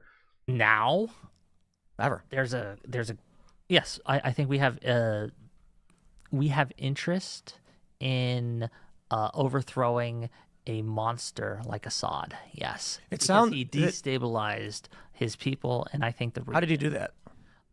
Again, by severe. Look at this shit. This is so fucking annoying. He just keeps fucking. Oh, well, what about this? What about and how did that happen? And what's going on? It's like, well, I'm going to wait until I found some fucking global politics thing you don't know about and then try to drill down and to make you look stupid on it. Not because I genuinely care about your position about why and how we should intervene, but because I'm paid by Russia to make it look like we shouldn't be in Ukraine. What a fucker. He's pooling. The people who would rise against him. What does that mean? Chemical weapon attacks, mass graves. This is so Again, hard to look at watch. what happened after Syria, right? After, And that's the problem. Is like Whick. I feel bad for Whick right now because he's being pooled. He's getting pooled on so hard, and he's being good faith about it. He's like, well, I know about this, and I know about that, and like I'm trying my best to explain it, and he's doing a great job. Poor guy is getting just absolutely pooled on by this fucking asshole who does not give a shit about any of these answers that he's trying to actually have like a well thought response to. Took back Syria, right? And what they found, again, I'm not for that. That's bad, right? But they found that doesn't make Assad good. That doesn't make Assad better even, because again, the prisons found in Syria where they had people who hadn't seen daylight in years, just It's mass pooling prisons, time, was yeah. horrific. Again, I am not the saying US that do that to every anybody? intervention is good. Does the U.S. do that with prisons? To the extent that People are in solitary Syria did, confinement no. People are in solitary confinement for Well, the U.S. does that, so it's fine. Notice, like, every position, this is how Tim gets him on the back foot on all of these positions. It's not, I have a strong conviction about this. It's, tell me why I should care about this specific conflict. And now I'm going to move on to 17 other conflicts, and if I can find one thing that I can then obscure and say, well, it's kind of the same as what we do, right? So why should I care? Well, all you have to do in that situation is say, oh, do we do that? Oh, maybe we do. Let's say it was as bad. Let's say the U.S. prisons were just as bad as they were in Syria. Yeah, we should stop that. We should stop both of those things. Those are both bad. Oh, well, the U.S. does it too, so why is it so bad when Russia does it? This is the Russian propaganda defense of just like, well, we do bad stuff, so if they do bad stuff, who cares? extended Why period even could have be morals? years, for instance, without Again, without this trial. is incomparable to what Syria does. What does Syria do? Look at this. Syria has mass. Oh, God, he's prisons that they pooling. Throw people in for simply opposing the government, for simply. Oh my God, wait, guys. This is a shot in the dark. If Tim Pool brings up the January 6th protesters being locked up, I'm going to fucking lose it. When he says, oh, well, they throw people in prison for opposing the government. What does that mean, opposing the Does government? Ukraine arrest people and imprison them for opposing the government? Yes, but do you think these are the this idea? Okay, and these comparisons you guys are trying to draw here Directly to between Ukraine? Syria and USA, right? Syria and Ukraine are I'm just waiting for it. insane to me. I think That's not an argument. He's about to That's not an explain. I understand. Fuck you, but I'm dude. not Oh, making my argument. shut I'm not up. Say it's insane. I feel it's insane because There we which go. I make Thank my you. argument. Yes, right? thank you, Whick. I feel it's insane because of scale. The matter of scale. These things matter. It's like water, right? It's good to drink. Oh my God. It's okay to drink. I'm going to let him if I finish this, but or he's going to finish this, but this is actually a really good tactic. This is like, hold on. You guys are fucking retarded. This is just baby brain arguments. So let me explain this to you. If I have a small tiny microdose of cyanide to build up my tolerance, you would say that's bad, right? Like, it's still poison, right? But if I took a huge chunk out of fucking a brick of cyanide and killed myself with it, like I died because I ate too much cyanide, that would be much worse, right? Like, but in both cases, oh, you eat cyanide? You eat cyanide? Okay, that's bad. Both of those things are bad. Like, just, oh my God. splashed you with water, it'd probably be bad, but it wouldn't be as bad as if a tsunami or a flood or any like a biblical type of flood came in and drowned you. So just because a thing, right, can be bad doesn't mean that scale doesn't matter. When it comes to Syria, the scale matters. And when it comes to Russia and Ukraine, look, I'm not here to say that Ukraine has been perfect, that Ukraine is this perfect country. I am saying that when you look at the Microdosing scale, on we're radioisotopes to talking about a prepare glass for of the end water times is a versus good idea. Yeah, flood. definitely. Don't do that, A guys. flood that is Russia's war crimes in Bucha, right? Russia's war crimes in the occupied territories that it And does. you know what? Props to Whick, first of all, for that analogy. Props to him. And also for refocusing this on, hey, why the fuck are we talking about all this obscure shit when I have a very strong moral argument for this specific case, which is the reason you invited me on. Like, again, this is like, I like Whick. Sometimes I don't like the arguments he makes at panels. So far, I think he's been knocking it out of the park, so... war crimes in Chechnya, Russia's war crimes in almost every conflict it's been involved in, massively outscale anything you could say Ukraine has done. And So what happens if right now we just stopped Ukraine and said no more funding, we're done, we're out? What would happen? so first of all, that sends a signal to nuclear proliferation expands. Japan starts to want to get nukes. You have all these other smaller countries that say, you know what, we need nukes now because we can This no is great, longer- by the way. He's about to give all the best reasons for why we shouldn't pull out. And Tim Pool was just jacking. He was pooling very hard right there. I'm really curious how Tim Pool is going to ignore every single good point Wick's about to make. rely on the global world order to protect us, which has been protecting us before. So now we need nukes for ourselves so we can be a sovereign nation and not worry about a greater power coming in and taking us out. So that's the first thing that happens. The second thing that happens is China takes Taiwan. It shuts down trade in the Bering Strait, I'm sorry, not the Bering Strait, my bad, the Taiwan Strait, right? Where about $2 trillion a year of commerce goes through, and it just shuts that down because it can. And you have land grabs by smaller countries, each trying to take pieces of each other, because Ukraine is really a domino, and once it falls, it's going to lead to this real quick, cascade. For clarification, you're saying that the structure of the liberal economic order right now relies on us staying in Ukraine. Is that what Yes. Okay. Yes. That is what Wick says. So first of all, yes, Wick says yes, but like, imagine hearing, hey, if we pull out of Ukraine, we're signaling to other countries that they cannot rely on the U.S.'s promises to defend them. And in fact, they should probably want to get their own nukes. And, this is going to create nuclear proliferation, and that is bad. And and Tim's response to that first point is, wait, are you saying that, like, and maybe he's responding to the Taiwan Strait thing, but still, it's like, are you just going to ignore that point, I guess? But also, like, did you hear what I just fucking said? Like, is that not a problem to you? Do you care about that? Oh, I don't care. I don't care if more countries get nukes. I don't care. Like, fucking answer the question. In a very real way. And again, Taiwan is looking at us. We have our NATO allies looking at us. We have other countries looking at us. We have our enemies looking at us. How are we going to respond? Are we actually going to stand up for the values that we say that we hold? Or when we say we will support Ukraine no matter what, do we actually follow through on that? And they're looking to see if they can trust us to keep our word. The new government, and if we do our new government has not said that we're going to support Ukraine no matter what, and that would be a wild standard to have. I'm curious why our new government didn't say that. I know the country signed an agreement, but we just elected the guy who said I don't care anymore. So it actually doesn't matter.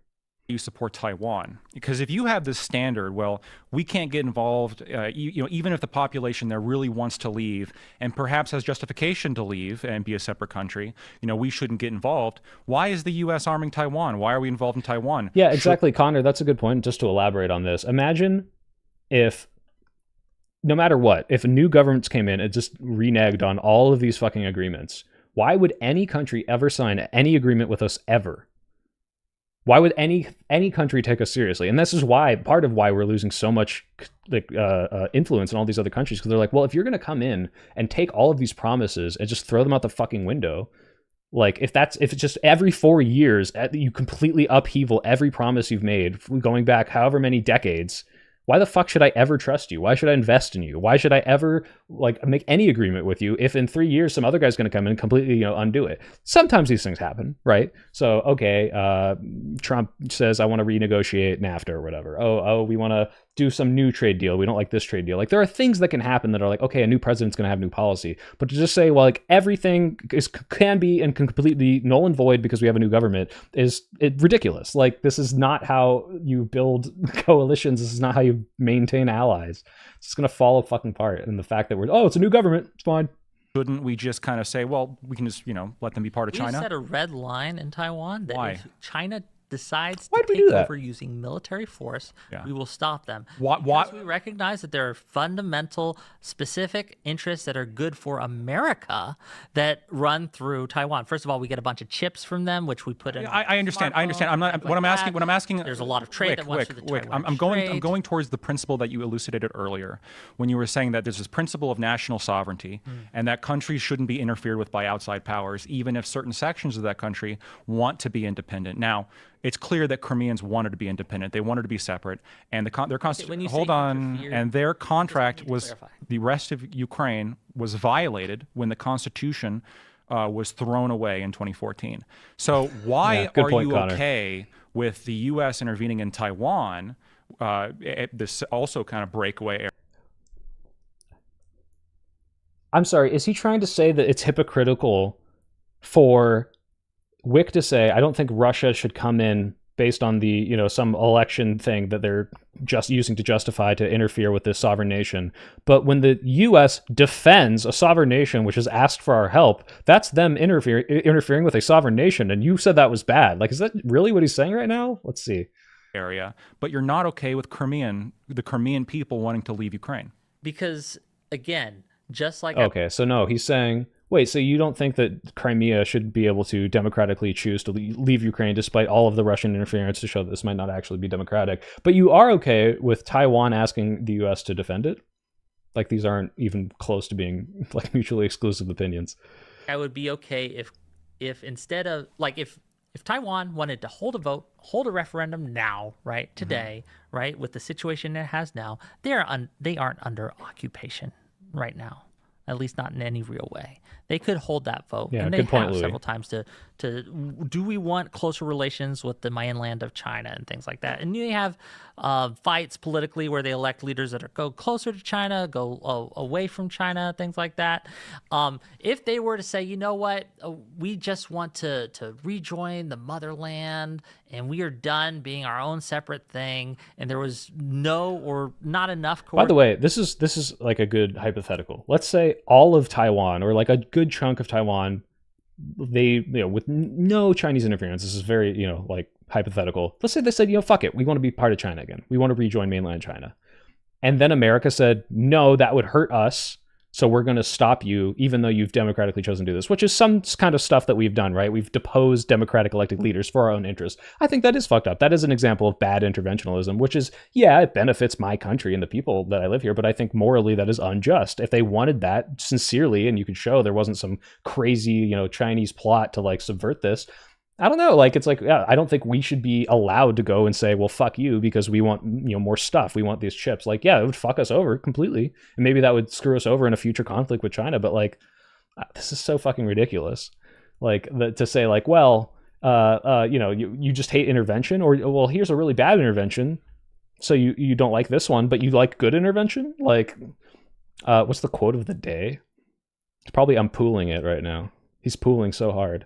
The obvious difference is that outside pressure and influence would push a Crimean vote to Russian influence. Taiwan's vote for independence is more obviously authentic because it's against Chinese interest. That's only because so far they are against it. But like, if there was somehow some like outside of Chinese influence and meddling election and they wanted to rejoin, potentially that could happen. Obviously they won't. Albert Hunley, thank you for the $10. How's it going, buddy? It is frustrating being a bystander. Why doesn't he call him out on his BS? I think it's hard, right? You're on this guy's show. This is a guy with far more influence than you, inviting you on. Like, he's doing Whick a favor right now. He's boosting Whick, right? So it's hard to call someone out. It's almost like, there's the power dynamic between your boss and you. Like, yeah, you want to call your boss out, but it's like, I don't know, like, I'm on this show. If I was ever on the show, I would be a lot more aggro than this. But, I would not say everything I wanted to say, because what I'd want to do is just call Tim Pool out the entire time. I'd be like, why are we like, I would deviate away from the debate itself to constantly be talking about how this guy is a bad faith actor, have a laundry list of all the bullshit he's ever said. Let's say like, oh, you took all this Russian money. Like, how is this even possibly a level playing field of a debate stage? How can this even be called legitimate when you clearly are an illegitimate actor in this? Like, but I probably wouldn't do all of that right off the bat, because I'd either get kicked off or you just like, yell back, and optically that might not work. But yeah, Whick could be a little more aggro here, but it's hard when you're in these scenarios. You've got two people talking to you, you're in their studio, they have full control over all the audio and the mics. It's hard.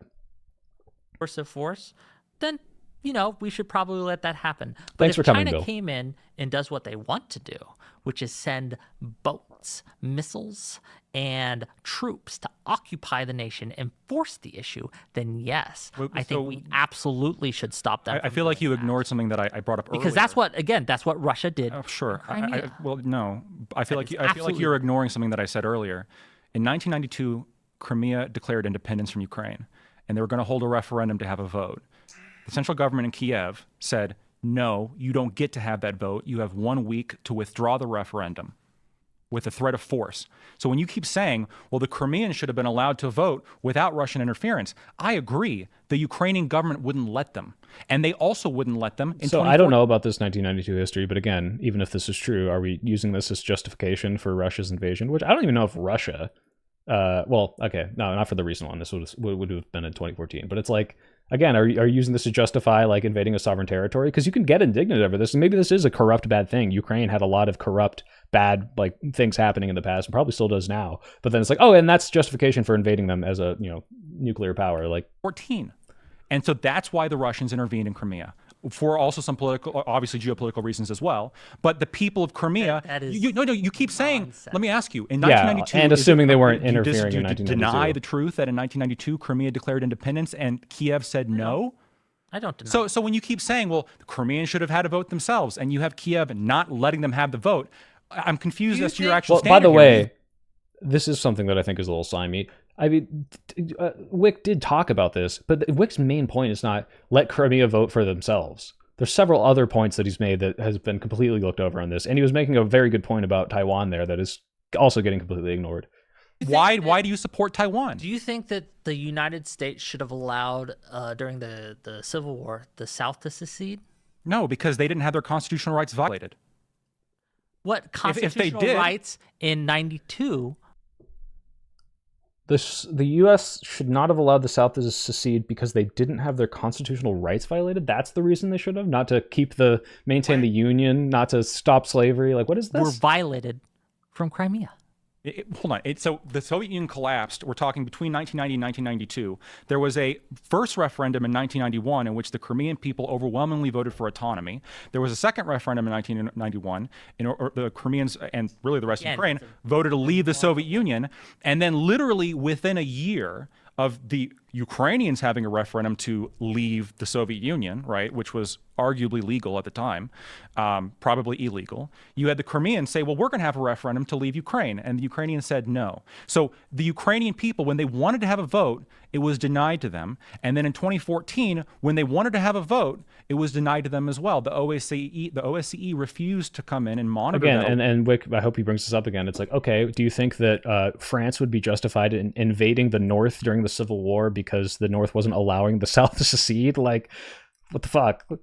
Election in Crimea, despite the fact indeed it that was a the legitimate election, by the way, which I don't know, or a legitimate vote, because I know the recent one wasn't. I don't know about this 1992 one. Crimeans invited the OSCE to come in and monitor the election. Angels. Well, hold on. The fact that you keep saying, "Oh, they're not angels, they're not angels," I understand. Sure. I'm saying they're. None of this I'm justifies- saying let's they're. get back to the I am. point. No, None of this we're on the justifies point. Russia We're on the aggression. No. You keep saying. Nice, let's get nice. back to the point. But this is the thing. It is not. It's You keep getting, let's get to the point, but I want to talk about this potentially defensible thing about Crimean annexation.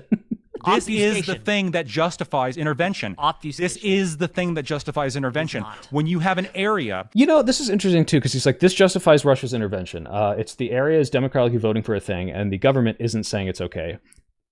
Is Tim going to come in? Is he going to push back on Lactoid? And is he going to say, well, why should I care about Crimea? Why should I care about their citizens and what they get to say or not? Why should I say that Russia should be allowed to do this? No, he's not going to say that. He's not going to give a shit because it doesn't actually help his argument. That is denied a declaration This of is not Tim independence, Pool denied that the you're right looking to at have a right now. referendum, and then when they vote for a president, fine, we're under your constitutional rule. That constitution is broken, and the president that they elected gets thrown out unconstitutionally, and now they're like, well, we want to leave, and then Ukraine says no, and the OSCE says we're not going to monitor it because Kiev didn't authorize this referendum, and then you say, oh, but then the Russians come in, nothing justifies this. Let me ask you, like, at what point would Russian, like, it seems like your standard is they'll never be justified. Wow. So In March of 95, Ukrainian parliament abolished the Crimean constitution. Yep. All laws and decrees contradicting those of Kiev, disarmed the bodyguards of the government.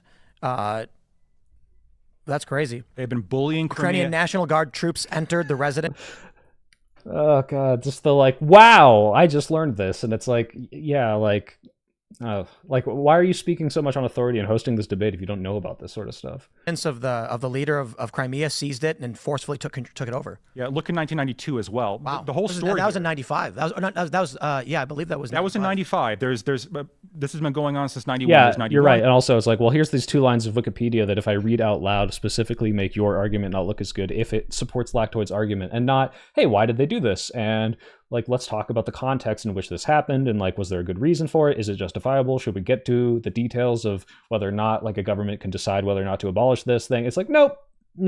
92, I don't know, 95. Albert, if Since they're allowed to when fact the Soviet check. Union fell, Crimea said, But he we're can. our own place. The moderator, who clearly has, a certain skew on this, he's allowed to fact check. Kiev said, we won't let you do that. Yep. And so then over the next few years, Crimea had established its own Sure. I'm not forces Crocodilo and definitely constitution, declared independence, and then Kiev invaded and took it over. I'm not here to argue Ukraine did. whether or not Ukraine did correctly there. I'm here to argue that Russia did wrong when it And props to Whick for this, right? Let's say you didn't know about this, because like I would have done a ton of research. Maybe I would have known about this. I don't know about this 1992 referendum on Crimea, right? Okay, hey, I'm not here to argue whether or not Ukraine was justified in doing that. I'm arguing that Russia should not be allowed to invade. And if your justifications for saying they should is this specific thing that Ukraine did, say that. But I don't know if they're going to say that again. Lactwood was kind of touching on it before, but I don't know. Like, are they going to finally, that's the position they're finally taking? Because that's not what they brought up earlier, so. Forcefully invaded. Like, again, even in 95, if Russia had said, you know what, we're going to come in and we're going to take Crimea ourselves. Okay, that cool. would have And been he's wrong. That would have specifically been not countering that. okay. That is something that we should oppose. We should not let large foreign powers intercede in conflicts that they themselves are stirring up. Remember? No. They No, Yanukovych, I don't Not remember. the case. Hold on. Yanukovych, No. again, there's been You're about to, a lot of You're evidence. about to totally misquote the actual history on this once again. Yeah. When it comes no.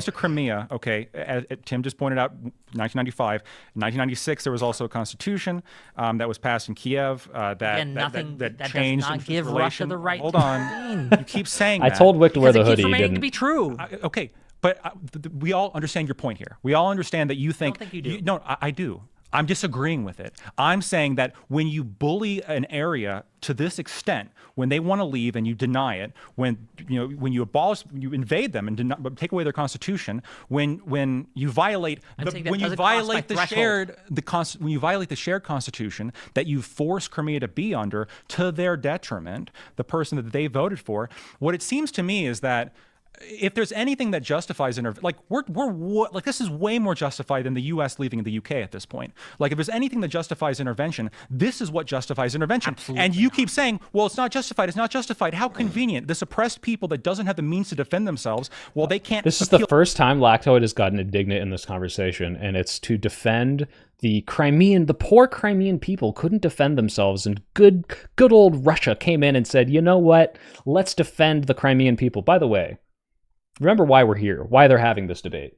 While Russia is, sending bombs into civilian areas and wants to take over Kyiv, is he going to talk about that, how that justifies that as well? Does it also justify that? Well, why didn't Russia just say, all right, you know what? We're going to come in. We're going to make sure that the Constitution gets, reestablished the way that it was abolished. It shouldn't have been that. And we're going to make sure this election gets held.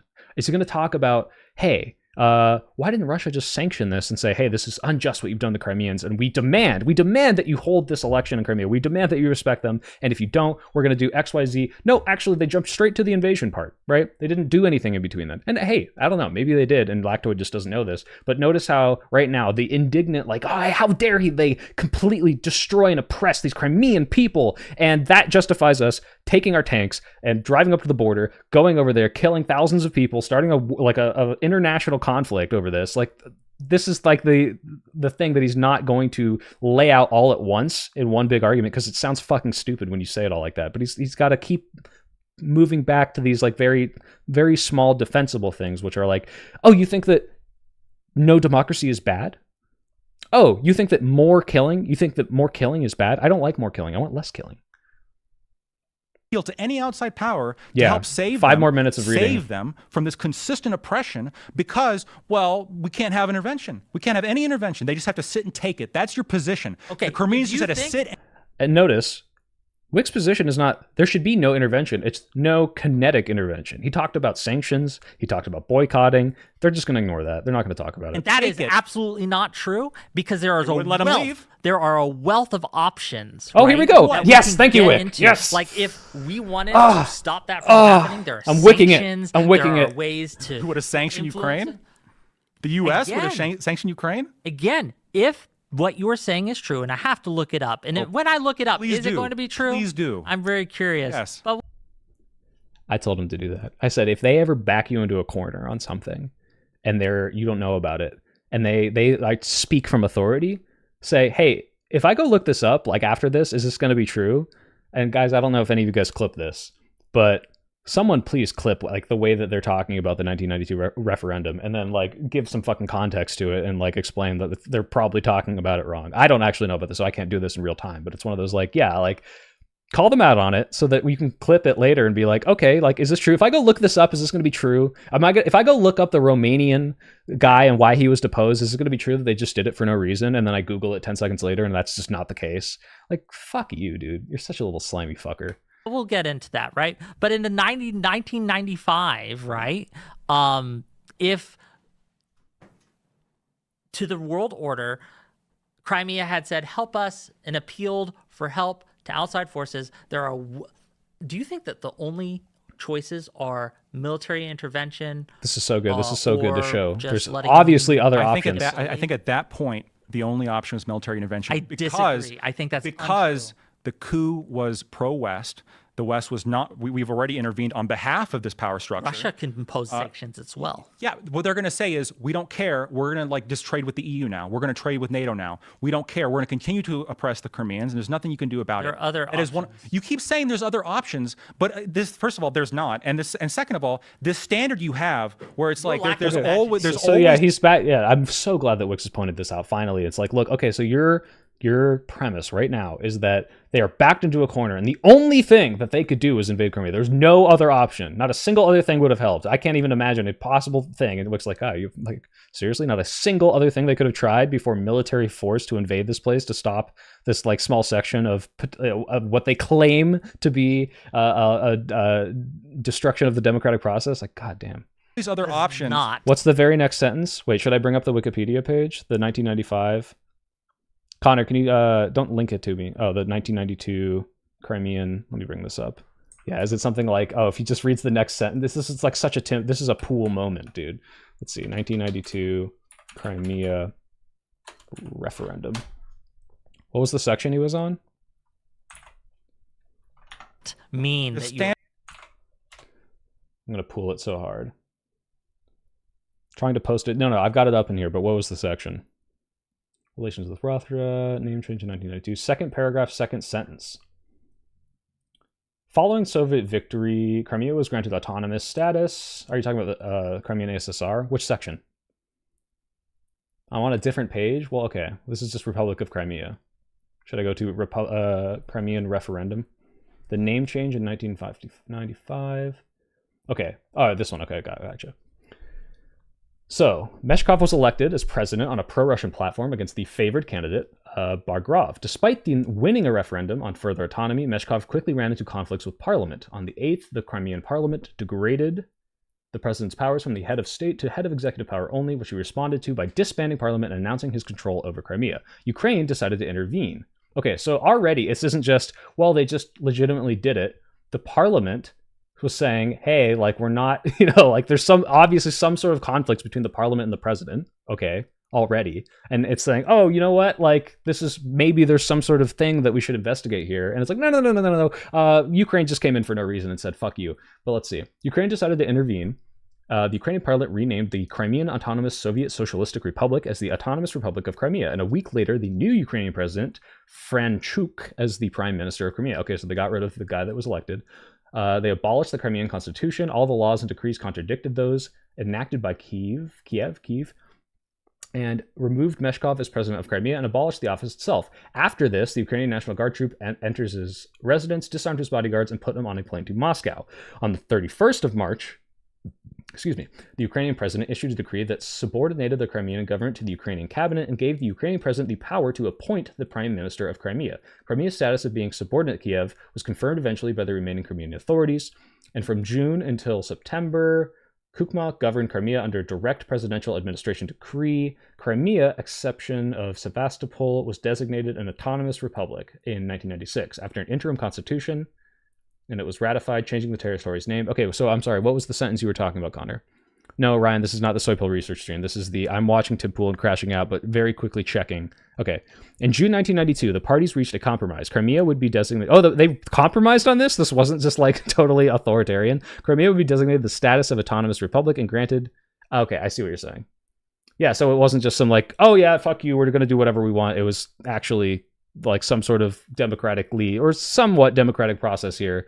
But of course, yeah, like that was me falling for the pool trick of his standard framing. you have where it's always other options whenever it's any kind of Nice one, intervention that's not us doing it. Oh, also, But when hi, we Ryan. do How's it going? It's complicated. You think I'm okay I with mean, all of U.S. interventions? I've named Assad two. was bad. I've named two we have to interventions by the intervene with U.S. that I have Assad. been totally against. One is the Iraq War, as well as the Chair. Vietnam Okay, thank you. War. Those are two Fucha. U.S. interventions that I think we should not have done. Yeah, and then we asked you about Libya and And Syria. Rosh, yeah, that is a good point. Have they brought up the denazification argument once now? Which was, by the way, their justification. And by the way, if they had this debate 3 months in, you know these motherfuckers would be talking about, oh, Ukraine's full of Nazis. They're denazifying. Syria and Actually, maybe not.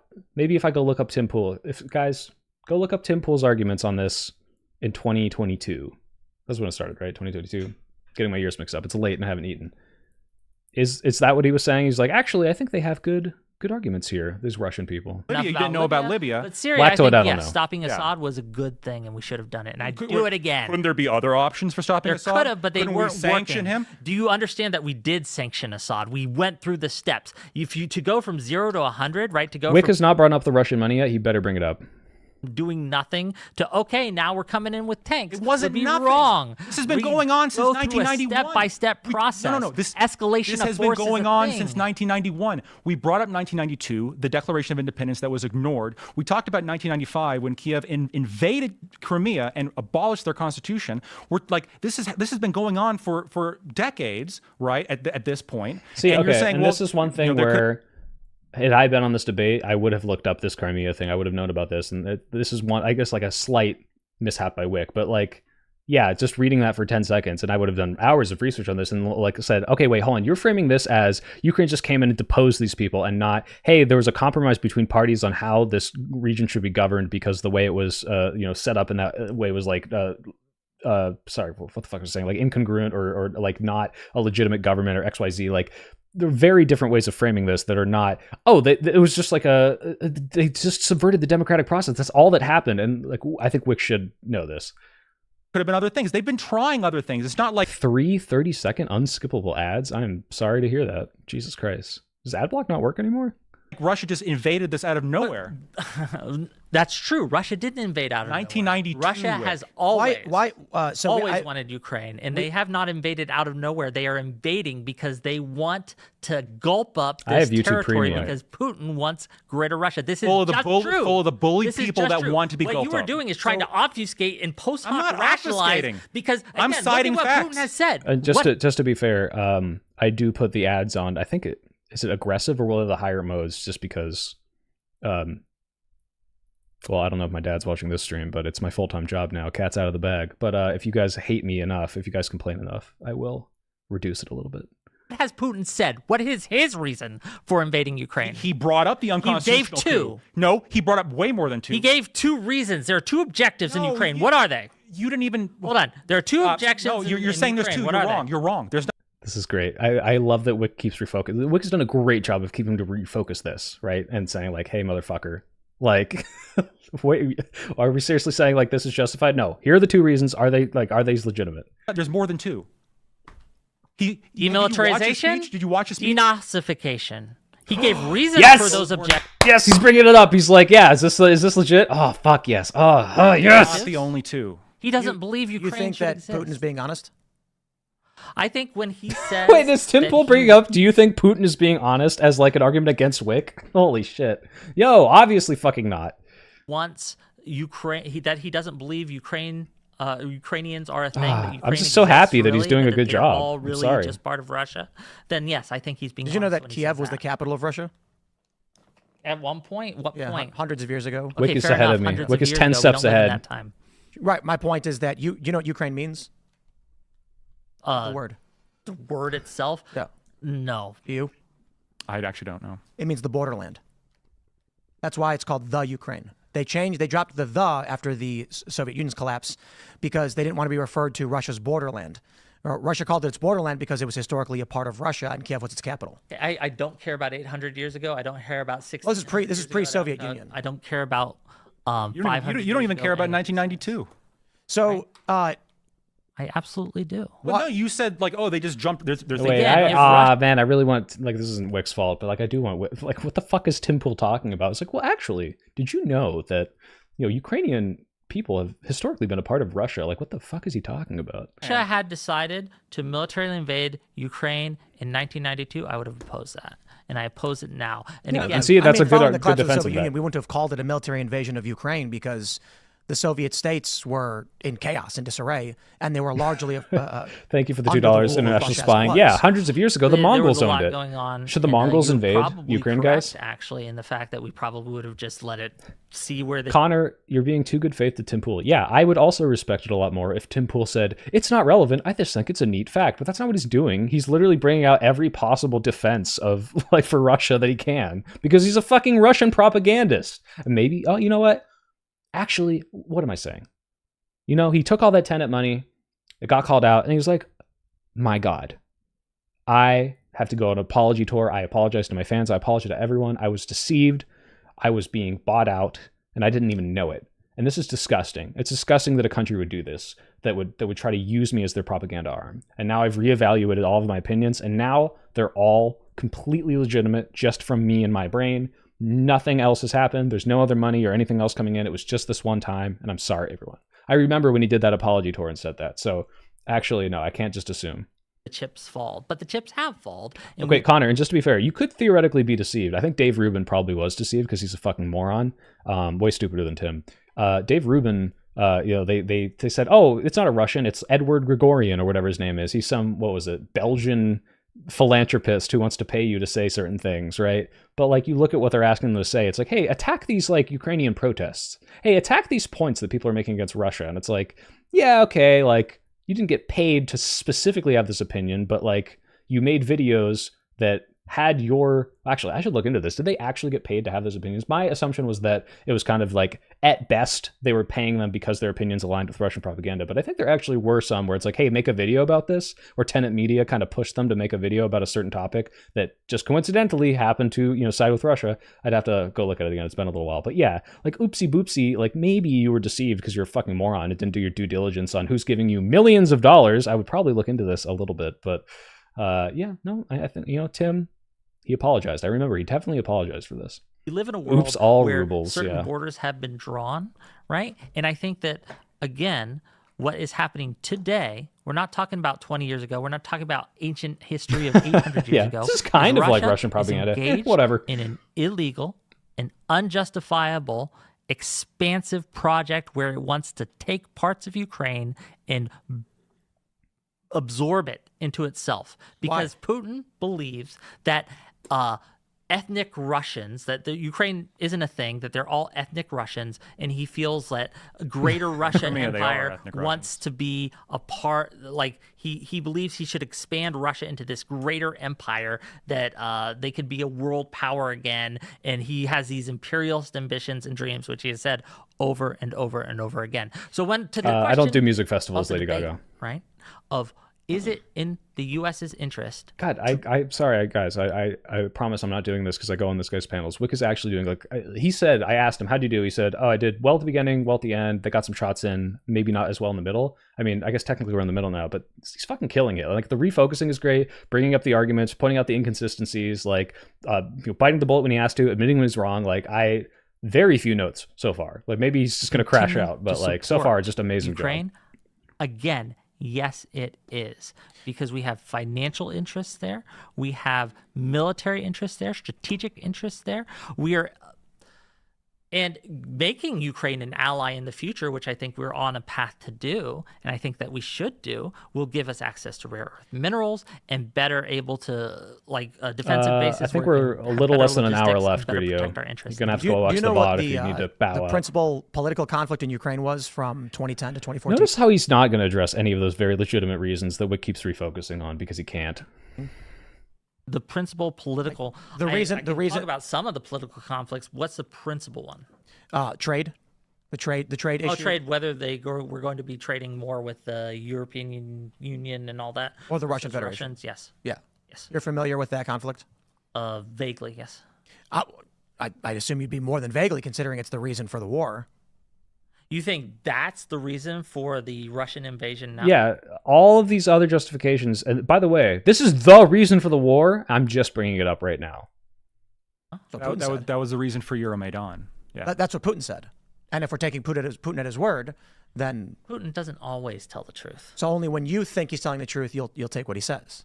When I think what he's saying is backed up by his words and deeds, when it makes sense in the when we see him acting. That's such a good answer. What did he say about the trade conflict with Ukraine? Oh, and he's going to interrupt the trade answer. But conflict- yeah, it's like, look, oh, well, Putin said he supported Kamala Harris. So do you think he really supported Kamala Harris? It's like, look, obviously Putin is going to say things that benefit him, and he's going to lie in certain cases. He's going to lie in not certain cases. But I principally believe Putin at his word when his actions are backed up by what he's doing. When Putin says, I want to reunite and make, the Russian, reignite the USSR and make it powerful. And then he goes and takes all the former USSR satellite states and bring it back into this big Russian empire. Yeah, I think he's probably telling the truth there. Oh, but when Putin said it was, all about the denazification, do you think why didn't you believe him there? It's like, well, because it's not backed up by reality. That's why. This is so obvious. And Tim knows this. He's pooling. He's fucking pooling. With Ukraine, he obviously wanted people to be able to trade with Russia, and he wanted them to be closer to Russia because, again, he says he wants to absorb Ukraine. You're wrong. I'm wrong. What did he say then? Putin said that he would cut off trade with Ukraine if they entered into an agreement with the EU because he didn't want cheap European products flooding into Russia.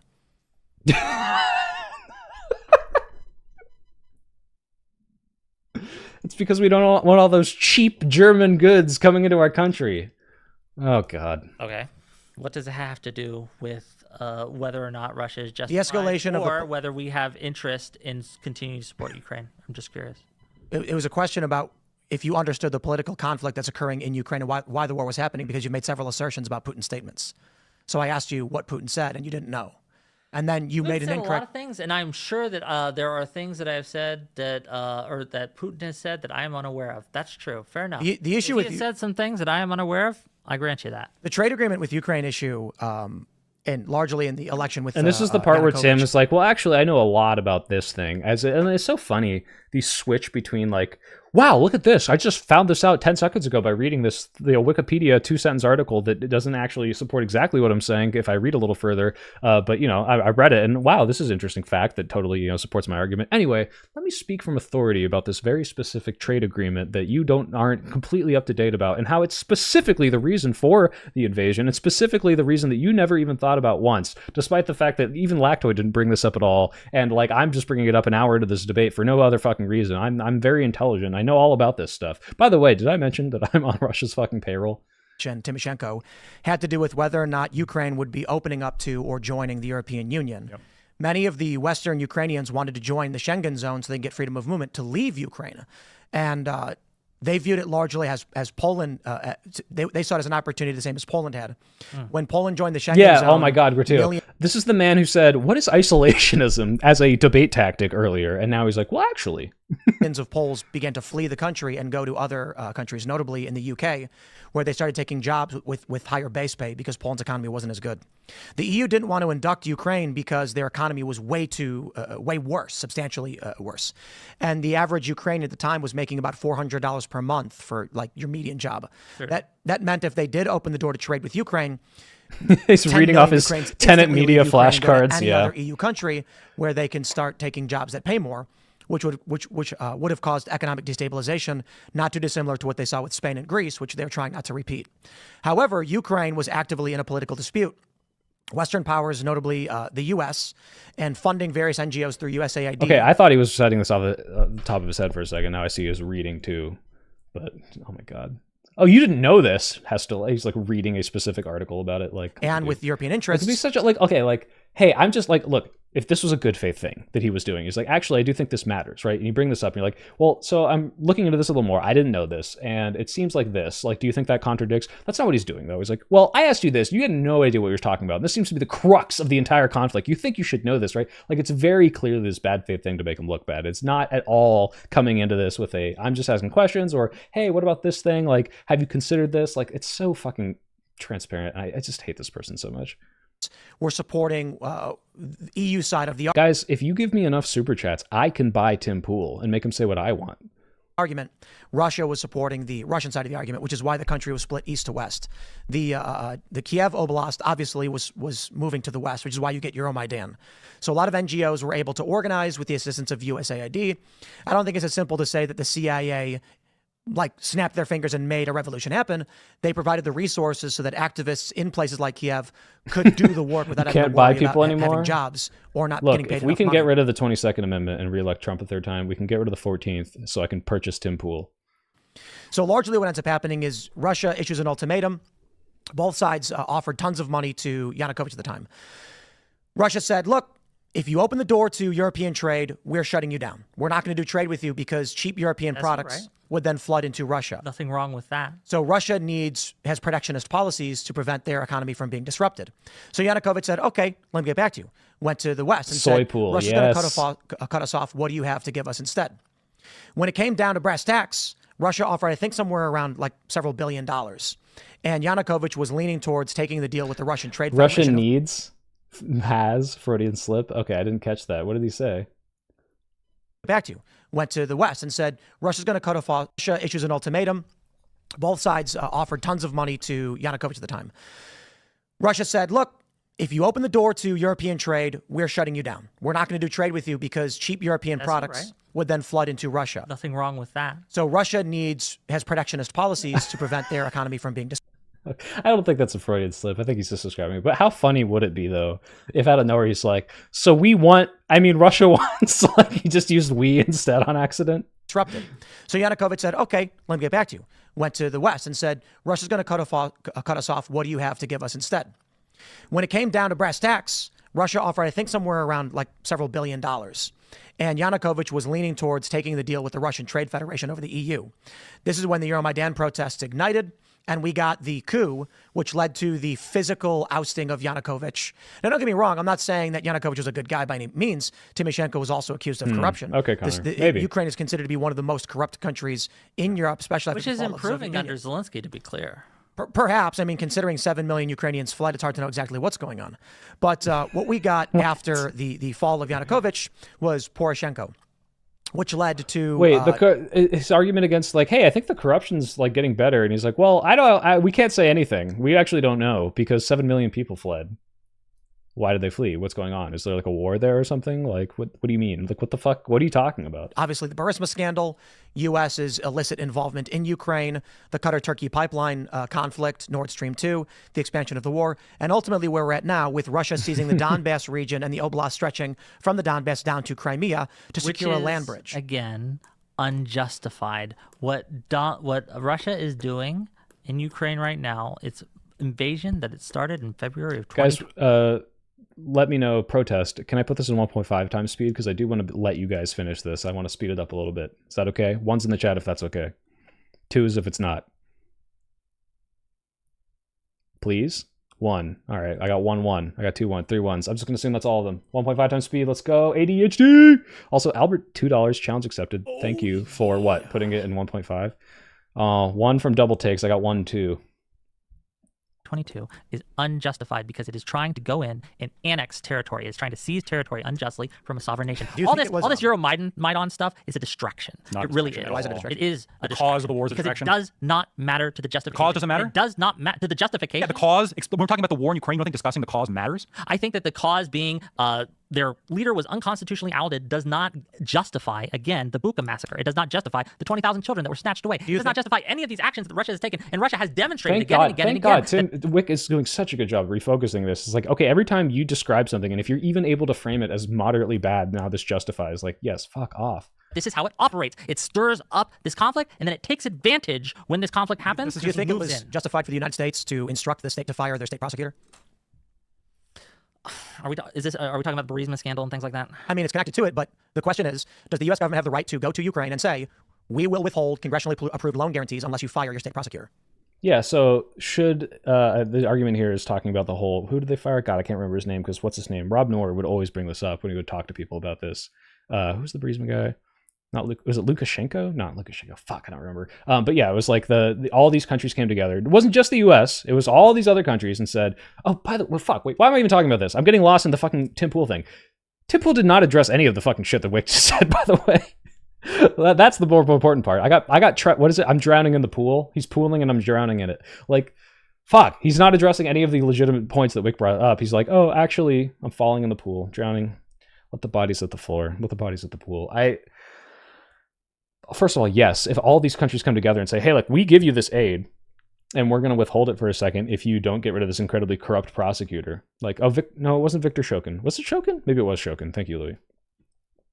I don't know enough so about ridiculous. that to say, to be clear. And it doesn't matter in the end of the day. And it doesn't matter. Thank you, Whick. Oh, he's doing so good. In asking Ukraine to fire a prosecutor, we're asking, is the U.S. justified, and should the U.S. continue to aid this current conflict, regardless of how it started? Is it justified? We have a situation where Ukraine's people are fighting for its life. Tim's trying to deflect off of all these good points over and over and over again. Independence. They're fighting for the right to exist as a nation, and I think that we have both financial interest in this. God, right? he's such a and little making them pool. allies, I hate him. trade deals like Trump is trying to do. We have an interest in setting them up and protecting our wider interest in the regions by, again, if we can stop Russia now, because Russia's not going to stop. They have other imperialist ambitions. And again, I encourage you to go watch the April 3rd discussion between the EU commander, Army General Christopher G. Cavoli, and Congress. And he explains this and he sets this out in detail. It shows how, again, Russia, in his professional experience, is 38 years serving in the U.S. Army. I just, I'm going to, He's a NATO official. I just have a Of course thought. he's going to have that opinion. I have a thought, and it's probably super arrogant, but I was just thinking, like, I don't understand why every single conversation I've had with people who are in favor of the war in Ukraine literally know nothing about it. You say I know nothing about it? Motherfucker. Oh my God. Oh, look at that deflection. You know what's so crazy to me? After all those really good points you made, I just think it's crazy whenever I talk about this, that people don't know anything. You don't know anything. Fuck, I hate him. He's pooling. We're able to say, well, Yeah, pot calling the kettle black. Fucking exactly. here's these minute details, these trivial details. Oh my God, and Wick's gonna point it out. Yes! Oh, You can't explain this period of thank history you, in Whick. complete detail. This is so cathartic. You don't know how much I like it when Sam Cedar, when Whick, when Emma Vigland, when Matt Lech, or not Matt Lech, it was Matt Binder go on, and they call his fucking bullshit out to his stupid fucking face, his beanie bullshit. God, I fucking love that. Because I want to say it to him, and I can't right now. I'm not on the show. And these people do it. I'm like, yes, oh God, I'm vicariously experiencing you calling out their stupid fucking arguments. Thank you, Nogahide Travasky for the $4.99. When you buy Tim's ass, please replace the godforsaken beanie with a propeller hat. Yeah, guys, if I buy Tim Pool, especially this is the $5, the first $5. Well, actually, everything, every donation from this stream is going to the purchase Tim Pool fund. And we have to look, what is the Tenet Media money? It was I forgot, it was 400,000 for him, or if it was some millions. But when we save up enough and we purchase Tim Pool, we will replace the beanie with a propeller beanie. So nothing about Cause of it. Right. We don't know the Again, cause of the war. The cause of Can I the explain what's war happening right is, here? again, Putin. And See, again, this is what's Putin happening. has These are decided. the dogmatic talking points. This is what happens, right? But it's just when true. we this try is to- what happens. Tim, makes a stupid ad hom, and then Lactoid jumps in and to completely obfuscates and deflects from the point you're trying to make. God, Conversation. And talking about the cause of the war is not obfuscation. What's happening here is that you have a list of like pre-programmed dogmatic talking points that you've been giving out this whole time, right? I'm sorry. That is a funny thing for him to say, considering who is hosting this debate, who has the fucking pre-programmed dogmatic propaganda talking points that he was paid to say. Oh God, He's invading. Look what's reacts to the JonTron debate. Is JonTron debating again? Do you mean the Destiny debate? That's like 8 years old, dude. happening. He's not justified. Whenever I bring up anything in history that Ukraine's doing, it's always, well, that's a distraction. That's not justifying this. That's not justifying this. That's All not you've been justifying saying this. is you What I'm bitch, saying, congressional. hold You say on. over and What over I'm and over saying again. is that when There's a- they you were- look at the history of the conflict, when you look at the causes of the conflict, that's relevant when we're deciding who to support with our money. I'm not saying support Russia with US dollars. I'm not saying do that. I'm saying that we should be a little bit choosy with which wars we're funding. We should be a little bit choosy with where we're sending billions of dollars. And I if we're choose to sending, send money and to so Ukraine, when and so does most of Americans. I know you choose that. I'm 46% arguing that of we Americans, shouldn't. 46 That's not most, it's a plurality. plurality of Americans. Regardless, 46% of Americans think that, and again, in a recent That can be poll true. in March, let me finish, right, have decided, right, they want to send more aid to Ukraine. They think And that we notice aren't sending again, enough. he keeps doing. I don't know if this is like a Mott and Bailey necessarily, but the idea that it's like, well, here is something that I consider to be, somewhat morally questionable, or there's some sort of argument I can hear about the history of Ukraine and blah blah blah blah, and it's like, whoa, hold on, 1 second. Are you specifically saying that it justifies Russia's invasion? No. Actually, all I'm saying is I just don't know if we should be giving them money, because what if this is a little, a little questionable what happened or how it got started into? It's like, what the fuck, dude? You're not putting this level of fucking scrutiny over. Hi, Non-Fawn. I was going to raid into you, but I guess you ended early. Hi, Non-Fawn and all the Non-Fawners. Love you guys. Aid. And talking about dogmatic talking points, right? You continue to bring up these things that do not matter when it comes down to it. They do not. You keep saying that. You repeat it as if you're on. Why doesn't the cause matter? This is like Japan in 1945 saying, "Oh, the Americans are invading us," and then we say, "Well, what about Pearl Harbor?" Oh, that doesn't matter. That's history. Who cares? Right. Okay. Guys, So, did you know that the Crimean the Crimean referendums were the same as Pearl Harbor? That's the argument that was just made. So that's cool. Yeah. why is Vladimir Welcome to Putin the being pool resistant zone, to non-fun. I'm drowning. We have the battle map pulled up.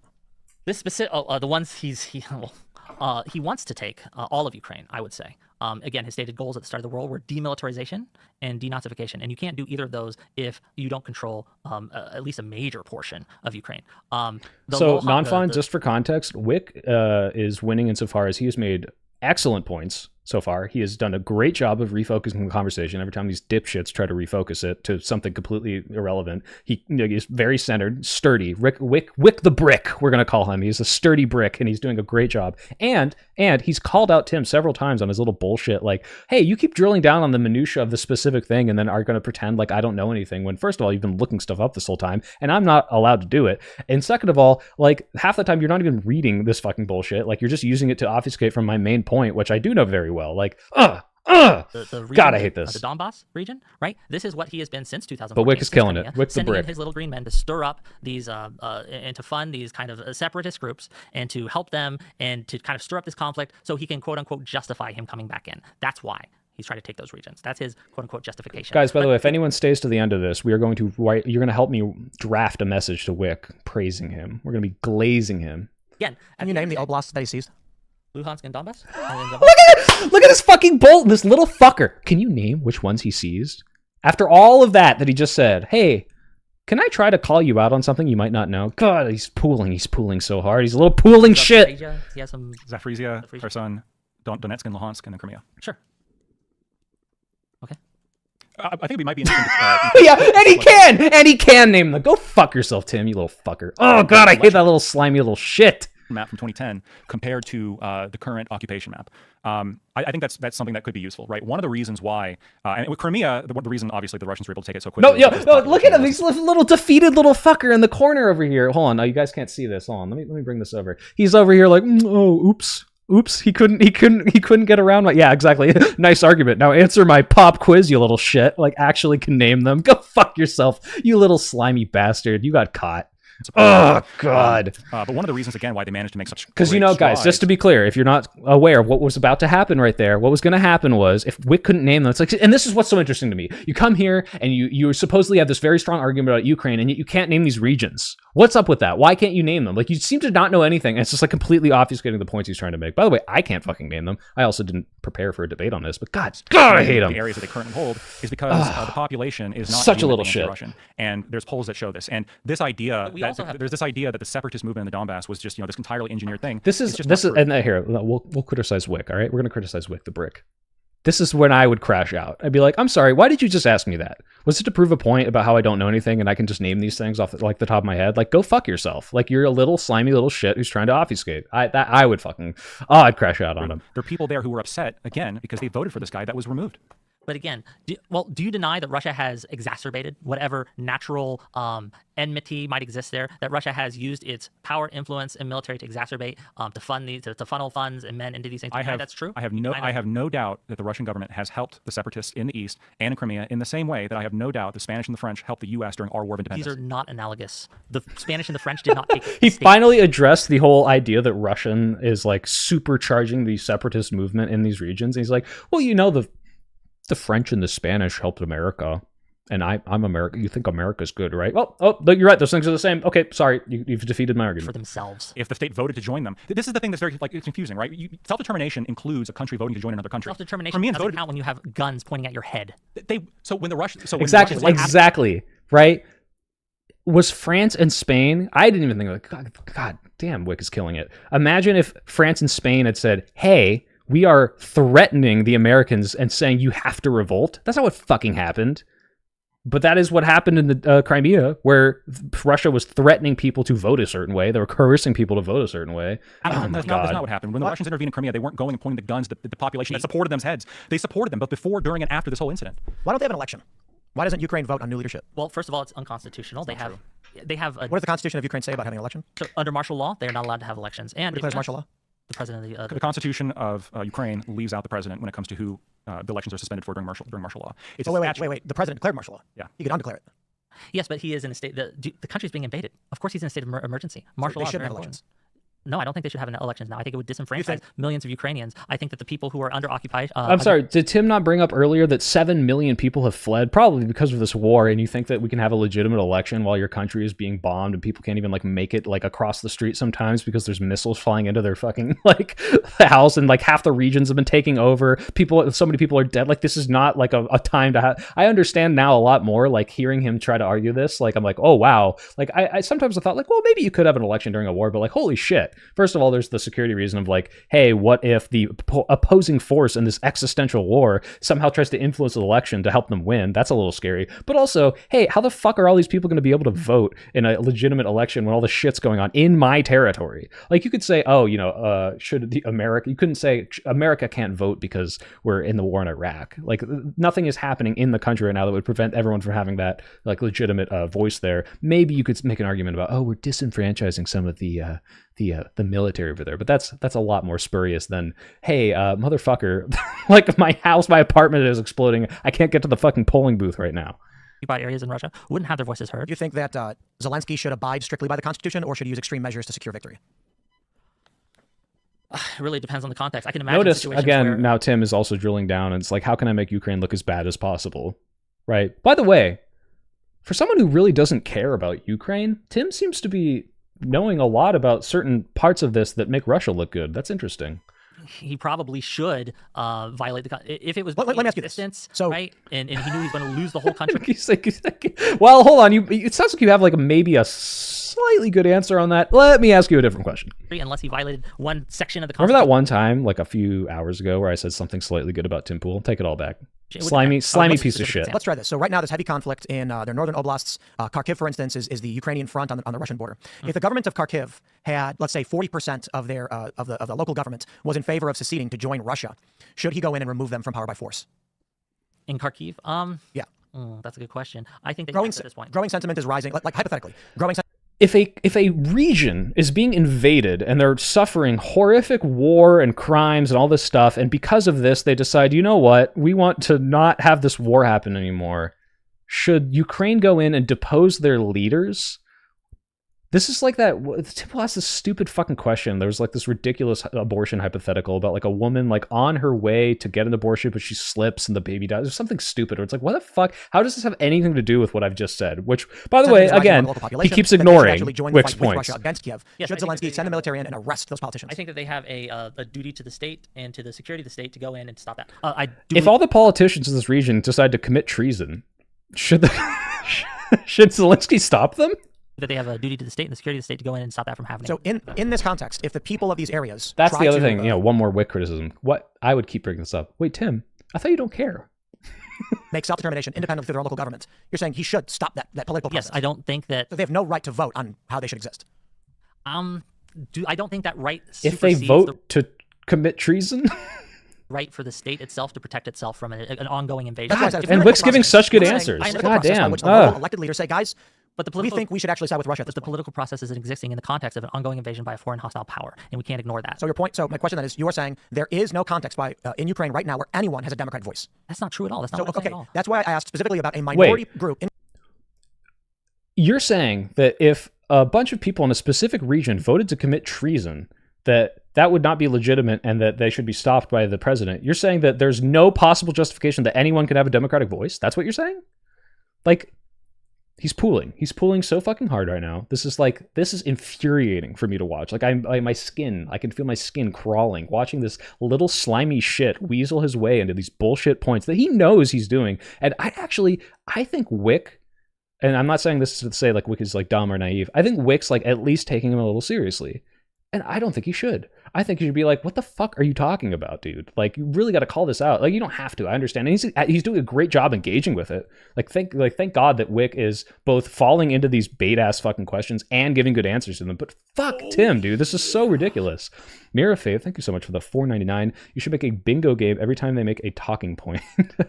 I should have done that before. It's a little late for that now, but good. Voting through the natural idea. political process against the interests of Kiev, and you said Zelensky should use military force to arrest those people. Not just against the interests of Kiev, but also joining the enemy that is currently invading them.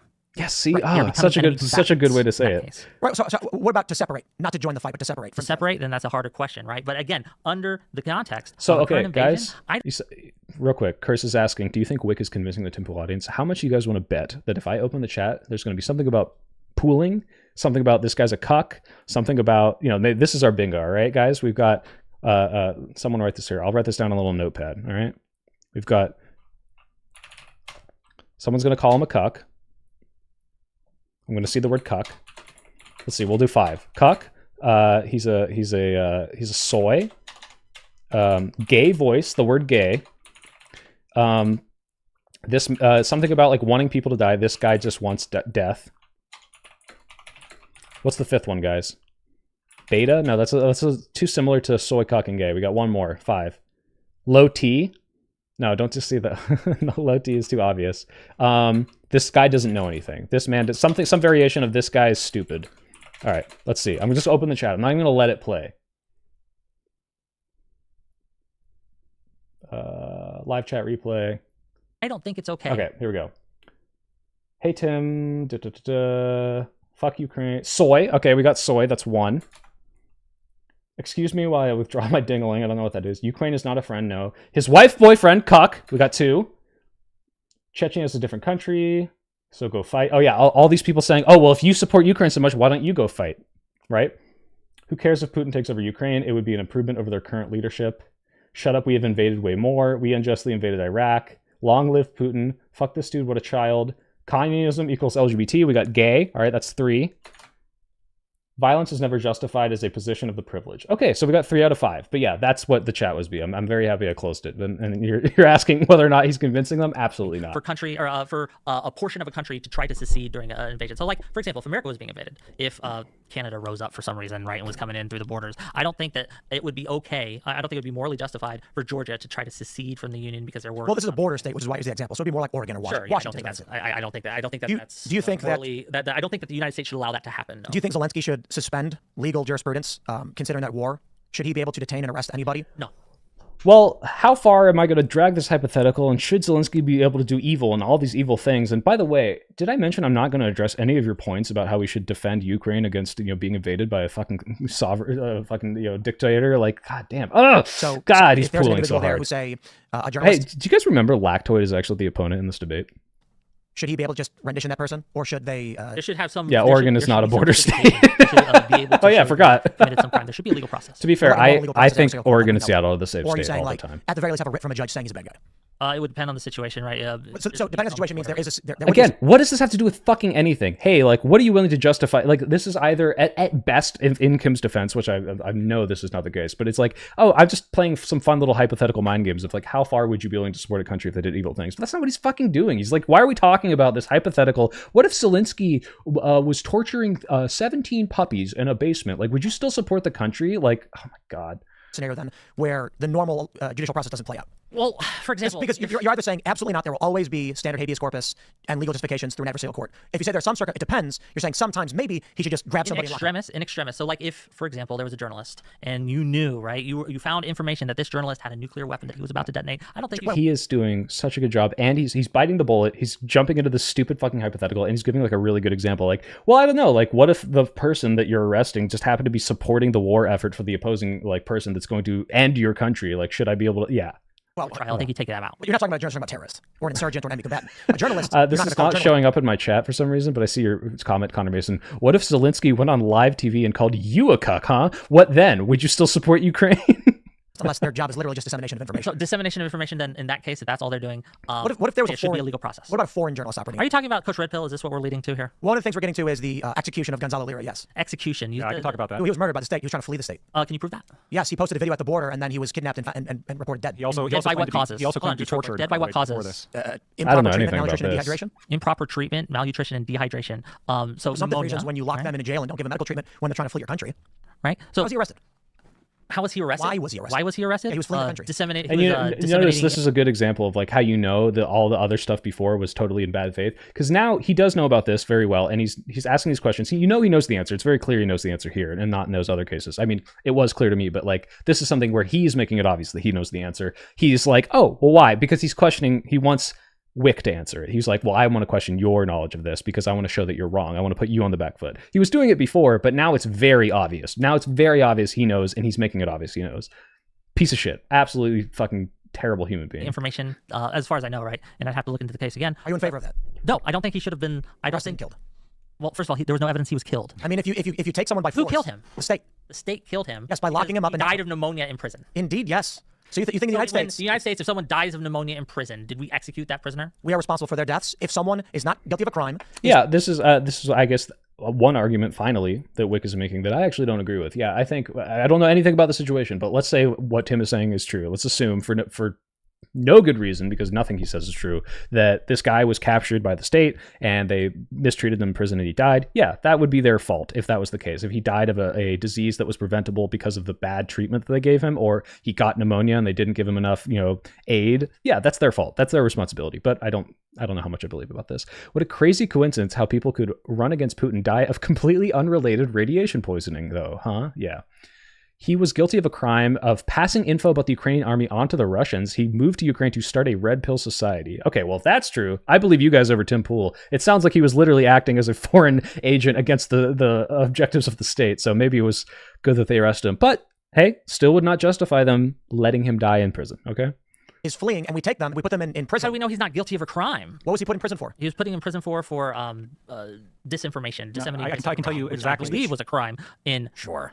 But again, I'm against that. I think people should have the ability to have free speech, but to act as if the Ukrainian people don't get a say on their own laws, I think is silly. Well, that's why I asked you about Kharkiv, and you said they should stop. They should arrest politicians who are against their will. No, again, in the context of them joining an enemy state that is actively invading their country, you keep leaving out these contexts and doing this funny little trick where you'll set up a hypothetical. Yes, set up a hypothetical. Yes, under Whick, certain call him out. And then you'll all the circumstances, and you'll say, "Oh, look, you said yes to this, so it must be yes to that." Well, the comparison. That's again. Or it's literally called me context. asking you to comparison find is the always degree by different- which different you're things. accepting of certain degrees of power. Sure. So if you say Zelensky should abide by the Constitution, I will then ask you, okay, should we have elections? Then you say, right. So the issue then when I say, should there be standard habeas corpus, you say it depends. That would literally imply sometimes there should not be. Yes. Yes, I'm asking you these questions to find the line by which you would say the line has been crossed, not to set up, as you described it, funny little hypotheticals. Well, so I'm asking you, then why- when we again, talked you about keep Crimea, saying that- Crimea had an I'm election sorry. and you didn't respect it. So I ask you, what if Kharkiv was going to side with Russia? The Crimea had an election under gunpoint, and the UN doesn't respect Which is that. why I asked International you law about a doesn't respect hypothetical. that. Which is why I asked a hypothetical. So if that's clearly a red line for you, let's try another scenario. Would this be a red line for you? And you said in this circumstance, yes. In that circumstance, no. Okay, real Simple quick. answer. Month.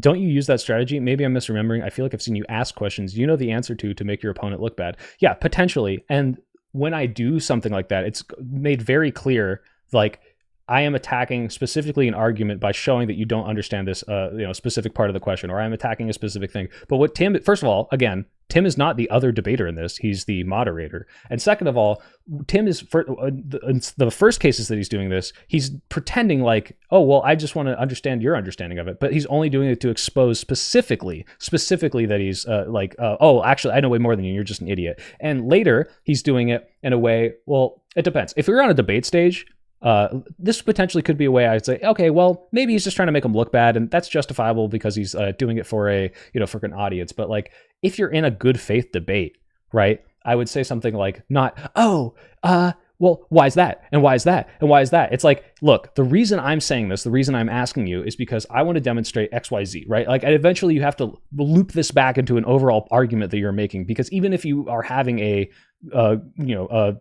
blood sports debate, you can still have a little tactic where, hey, fuck you, or this is going to make you look stupid. But ultimately, the reason I'm saying this is because XYZ, and I think you're not addressing that. And that's never what Tim is going to do. He's never going to bring it back to a point where it's like, hey, actually, the whole reason I'm talking about this in general is because, I mean, actually, he kind of tried to do that. He was like, well, I'm just making a comparison. I just want to see what the extent of which it's doing, which is, again, another bad faith tactic, because that's not what he's doing. He's trying to make Whick look stupid specifically so that he doesn't have to address the specific point. So no, it's not, oh, you can never ask questions in a debate to as a rhetorical strategy, even if you know the answer. The point is, Tim is doing it specifically to obfuscate, specifically to make Whick on the back foot, and he keeps asking more and more specific questions to get Whick into a corner where it's like, oh, well, you didn't know about this? Oh, well, you look dumb here. Like, it's not a good faith strategy. So questions in and of themselves are not bad. Sorry if that wasn't clear, but thank you for asking, Month. Yeah. Oh, wait, he's the moderator? Yeah, he's the moderator. Sure, there's no conflict. That's why I asked. What is the line by which you think the political process is a threat to Kiev? If the people choose, if the people in a oblast decide amongst themselves Russia is correct, you think that Zelensky should send in military to remove those politicians. And that's a fine position to have. I disagree. I think, and you said because it's an invasive force on your country, but where does self-determination come in? There are plenty of instances where we wouldn't let people self-determine. I'll give you an example. The reason why I asked. I'll give you an example, right? Just explain. So if I saw someone on a roof Yes, who was the about to jump, condescension. I wouldn't let them self-determination themselves to jump. I would physically stop them. I would grab them and stop them from I get doing it. that. Now, the reason why I ask is because in the instance of Crimea, the people of Crimea overwhelmingly voted to join Russia. But your argument is it's fake. Russia was occupying the region, Yes. so it doesn't count. Yes. I then asked you, what about a legitimate election? And you still said the state should use military force from stopping those people from having that vote. Because in Crimea, they weren't under invasion from No, Russia, but in this You're missing other the point. situation, they were. And my answer was, in the missing the- context, you're missing the point. I think you're missing my answer. No, you're not answering. You're not answering what I'm Okay, asking. Okay, so this is The actually, well, hold on. I actually do think Tim is not obfuscating in this very specific case. Because if Tim's like, okay, well, you're not okay with this Crimea vote because it was under duress. Okay, what about, and really the example you should use is the Civil War. What about when the South voted to secede? Which actually now I'm not even remembering off the top of my head, and it's getting late. Was that even a democratic vote? Let me look this up real quick. I gotta know. How did was it declared by the leaders? Someone should know this. Is Ryan still in here? How did the South vote to secede? I should know this. I went to fucking... Every state issued an article of secession. Yeah, but was it the state heads? Americans were significantly divided, 40%. No, okay, hold on. Every state in the Confederacy issued an article of secession. Okay. Texas issued specific documents. Guys, help me out in the chat. Did the people vote for their states to issue these articles? Did that even happen? You said the word secede in the entire history of the Soviet Union arranged to the melody of Tetris. It started playing in my head. Yeah, I don't think it was that direct of a democracy. Like, I don't think there was like a vote from people to decide to do this.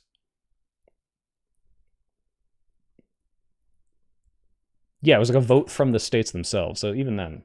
The point that was brought up is this. Crimea's election does not count because they're under duress. Yes. We agree. Yes. I asked you about what if another... Right, they voted for the representatives that did which that. means, even in the instance where Crimea was choosing to join Russia, but right. you So would not... to the point, Tim should bring up, hey, like, do you think that the U.S. should have stopped the Civil War, the South? Oh my God, if Whick brings this up, so good. But yeah, Except it's like, because these is that as you legitimate? said, you sneak it in, right? But again, they are also under duress because there's a foreign military power actively Agreed. engaging. And understood. Now let me try to explain what I'm saying. Your argument then is, it doesn't matter if Crimea is under duress, an oppressive force is seeking to take over Ukraine, we will not let Crimea secede. If Russia was currently invading the Donbass and Crimea tried to secede, let's say the Crimea referendum never happened and Crimea was part of Ukraine in 2022 when they came in and Russia invaded the Donbass, and Crimea at that point tried to secede, yes, I would also say that that's not okay. But in other Which is my situations, point. where again, The reason you're for missing asking the these, point, you you're are. missing mine. The reason why I asked you this, because your point doesn't matter to why I'm asking you a question. You can assert some point after the fact. My point is, we are trying to understand your position on Crimea versus any other political process. Notice he keeps saying You have we asserted because it's him and Lactoid against him, by the way. that the Crimean election is not legitimate because they were under occupation. Agreed. What if there was an oblast? Why, Connor, you're being censored in chat. I see it in one spot, but I don't see it in the YouTube chat where it says, "Stop telling me what my position is, you squat little man," is apparently a shadow bannable comment, just FYI. Not under occupation. You still think they should not be allowed to secede. In fact, when Crimea did get absorbed by Russia, the Donbass was already in conflict with Russian troops in the eastern region of Luhansk and Donetsk. Russia was already actively in this conflict, though it wasn't a hardcore invasion. The country was still considered a civil war when this broke out. After Trump's election, this simmered down and they stopped referring to it as a civil war, but a separatist movement, despite the fact Crimea had already been absorbed. Your argument is inconsistent.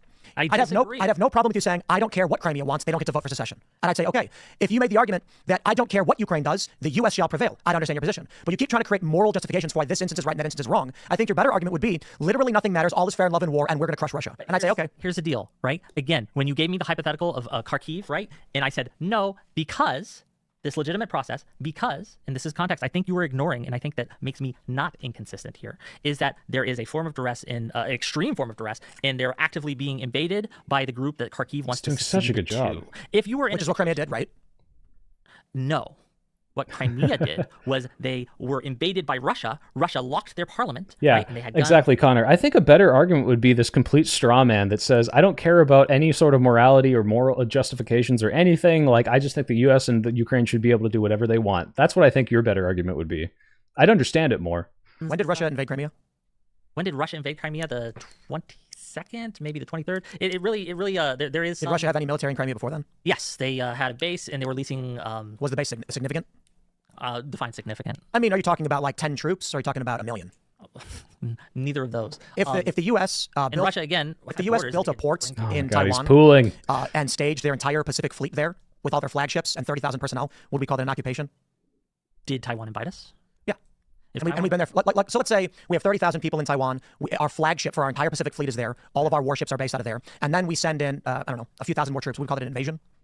Of course not. So what you're saying is that Sevastopol was occupied by Russia the whole time and wasn't invaded because they already had their Black Sea Fleet flagship there. So it was their most significant port. In fact, their only warm water port. During the Crimean referendum, Russian troops blockaded Ukrainian bases that were located in Crimea, so they couldn't stop them. My point was this. My point was, wait, hold on one sec. You have some actual historical knowledge and context of this. I didn't know this, by the way. Thank God Whick did. Like, oh, by the way, you actually have a reason to pick apart this, and I need to interrupt you. Wait. Already housed thousands or tens of thousands of Russian personnel, naval personnel. It didn't just have some ships. It wasn't just a base. It was the base. It is the home of their Black Sea Fleet. It is where their flagship makes port. It is their only warm water access. This was not insignificant for Russia.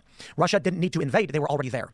So the question about elections becomes, if you believe that Crimea was under duress, and then I ask you about another region not under duress, but your position is, if they are going to be joining an adversarial force that is actively in conflict with them, we would not allow it. It would not have mattered what the results of either election is. It doesn't matter if Crimea is under duress or not. I don't know why you can't just say that. It's a simple answer. Crimea can't secede because we won't let them, just like in 1991. We didn't let them then. We're not going to let them now. End of story. Determination doesn't matter.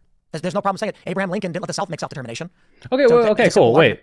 If maybe this is a actual good point from Tim. No, I shouldn't say that. Maybe Tim is using it. If he's just saying, look, are you saying that during war, or during a thing that's going to split up the union, we shouldn't allow them to secede, even if this small place, votes to say that we want to leave? Yeah, I bite the bullet there. I say, yeah, absolutely, we should not let them leave, even if they aren't under us. Maybe 100% of the South said, actually, every single one of us agrees we should leave. No, we got to keep the union together. Sorry. I mean, that's what I'm trying to understand. I don't see a cohesive moral worldview in the argument. Let me see if I can explain this in a different way. Okay. I do like that Whick is going to attack this from a different direction, but let me see if I can break this down for you. You fucking moron is what he should say, but he's being too nice. I think that in cases where, self-determination matters to a point, I think that also the sovereignty of a nation matters as well. Sometimes these things can come in conflict. I tend to side with sovereignty over self-determination when it comes to these things. But there are extreme instances where I think, you know what, self-determination is probably the way to go. For example, if your people are being genocided and you want to break off and you're like, this is too much, we cannot suffer this anymore, fair enough. That's okay. But to act as if the hypothetical you gave me did not map on or mapped on to what was happening in Crimea, it does not. Well, it's actually just, instead of going in circles, it's one for one. Yeah. If You're saying it's one for one, it's simply not. I asked you, if there was an oblast that wanted to vote, should they be arrested? You said yes, they should. They're not different circumstances. I think what you're missing, Wick, is that according to the Ukrainians, Well, their argument is that they were Not in the same Their argument was that they were vein. getting invaded by Russia in 2014 in the east. That was the current Ukrainian position. They were there were border skirmishes and they were being. No. Ukraine maintained that. Check it first. The view of the people in Kiev, and this is relatively What anecdotal. was that? Did they have a technical problem when Whick made a really good point? Circumstances. I think what you're missing, Wick, is that according to the Ukrainians, Well, their argument. Hold on, their argument is that they were Not in the same. Their argument way was or that they were vein. getting invaded by Russia in 2014 in the east. That was the Ukrainian. That's the current Ukrainian position. They were there were border skirmishes, and they were being. No. Ukraine maintained that. Check it first. Check it first. The What view is of the that? people in Kiev, and this is relatively anecdotal, as I interviewed them in these protest movements, Damn. was that Okay. when the fighting Technical emerged flaw. in Luhansk and Donetsk, it was the beginning of civil war, which they referred to as civil war. When I came back 3 years later, they said, we don't call it that anymore. It's just a separatist movement, but it's largely being put down. Because they realized probably. It's probably an during accident, that to be space of time- fair. They realized probably during that space of time that they had overreacted. They had used hyperbolic language they tuned down. But again, we can recognize that the invasion in 2022 is a fundamentally different thing at a different scale than what was happening in 2014. Correct? Can you acknowledge that? The scale of invasion from 2022 was scale was substantially worse substantially than different, the separatists, the Russian-supported incursions in the east. In 2014, yes. In 2014, you had limited intervention from the Russians. Oh, he didn't even like concede that very obvious point there. That's interesting. To say that 2022 is worse than 2014 or the scale is larger, like he didn't even. God. In 2022, you had a hardcore invasion by Russia. Yes, these are different things. Indeed. Scale matters. Right. So That's why again, these Okay, are not he analogous. did. So then you're Indeed. saying that if Indeed. the Russians didn't go into Crimea, Crimea could have voted to secede and you would have respected it. Depends on the context. Again, I think. I'm trying to find out what your position is. So, like, when can someone vote to secede? Again, if they're being genocided, if there are certain lines, and I can't give you a specific one. What if they're denied vote? Like what if an area is like disenfranchised? Should they be able to leave? How many times? Just generally speaking, the president they elected was removed, or I guess in the U.S. case, we're not allowed to vote. Like where, how much of your representation needs to be denied before you say, hey, look, you have a right to form your own country? Because the UN has talked about this, and if you have an area without self-determination, that's one of the justifications for independence for that area. There was several litigated cases about this, including some islands in between. Tim Pool had to Finland. check like his We've had that approved discussion, but points unfortunately from we Tenet can't because Media. Russia Like, interceded what am I in a way allowed that made it to impossible for us to say ever bad know against whether or Russia? not You're allowed to Crimea say Russia seceded invaded. naturally or not. We can't have that conversation because Crimea tried to leave and Ukraine said no. I keep They actually said the military, the National Guard. I didn't know this. Yeah, I mean, Puerto Rico doesn't have representation. Should Puerto Rico be allowed to secede? Maybe there's actually a moral argument there, but Five, but we're talking about 2014. Right, and what this demonstrates is that when Crimea tries to leave, they get swatted down. And in 2014, when they tried to leave, and they're like, hey, we're going to have a vote, and they invited the OSCE refused because of Kiev. All right, but actually, I think this is particularly more egregious because after the fall of the Soviet Union, Ukraine had no claim over Crimea. They just claimed it. Sure, I'm not here to argue that was right or wrong. Fair enough. Indeed, it just appears that the Republic of Crimea, as they deemed it, and the people of Crimea have a substantially different worldview than the rest of Ukraine. They viewed themselves as autonomous, and Ukraine decided to crush them, remove their laws, and send in the National Guard to actually shut down their attempts at sovereignty. In But that's- 95, had and there that's- been an incident there? Fair enough. But we're talking also about like, yeah, even if all of this was true, and even if all of these were morally justified, like why is Russia going past Crimea? Why don't they just stop there? Why did they invade again in 2022? Like, they keep jumping back to this, like, well, there's potentially a moral argument how Crimea was annexed in a way that we don't like. Anyway, that's why it's okay that Russia's going into Kiev. Like, come on. This is like, and I don't blame Whick for not bringing this up, by the way, because they're so good at obfuscating this. 2014. So the people who live there and have been there since then, who wanted termination, don't matter? They absolutely And do matter. something did happen in 2014, right? That when Kiev forced this constitution upon them, they played by the rules set by Kiev, right? Set by the government. And then 2014 rolls around, and the government breaks its own rules, right? You want us to play. You want Crimeans to play by the constitution, and then you break the constitution and supplies. Tim Pool, I want Russia not to Tim Pool isn't moderating because Tim Pool is pro-Russia, got paid by Russia, and probably in some way, allegedly, probably still being paid by Russia. So fear in the. You want them to be unable to protect themselves. That's what I want Russia not to be able to interfere in this. because that's the only way. Not with military force. That is the only way that their pressure. Not with will military leave. force. That's That the is only absolutely way. not the only way. I think we'd be doing the audience a disservice if we didn't actually give the real reasons for the war, which I think yours are largely emotional, moral, and oh my God! Yours are largely I hate them. Fuck you, Tim. You pooling little shit. All your arguments are from emotion. You don't want a country to not be invaded. Sounds like facts don't care about your feelings, dude.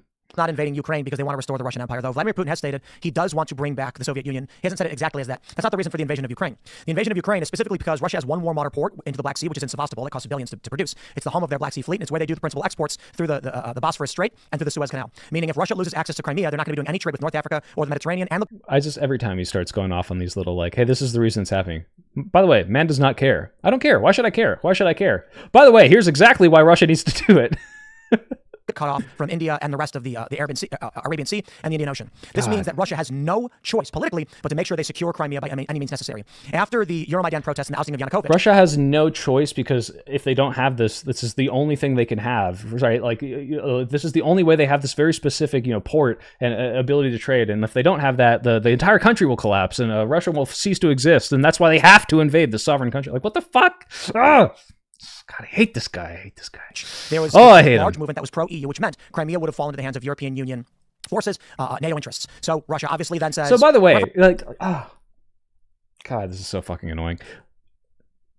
If this was his actual argument, let's say it was. Let's say he truly believes this. He says, look, Russia needs to do this because they'll fall as a country because of this port, if they don't have this port. So it's military justified. Why did you bring up anything else? Just start here. We are almost done with this. And you could have said, look, they have to do it because of the port.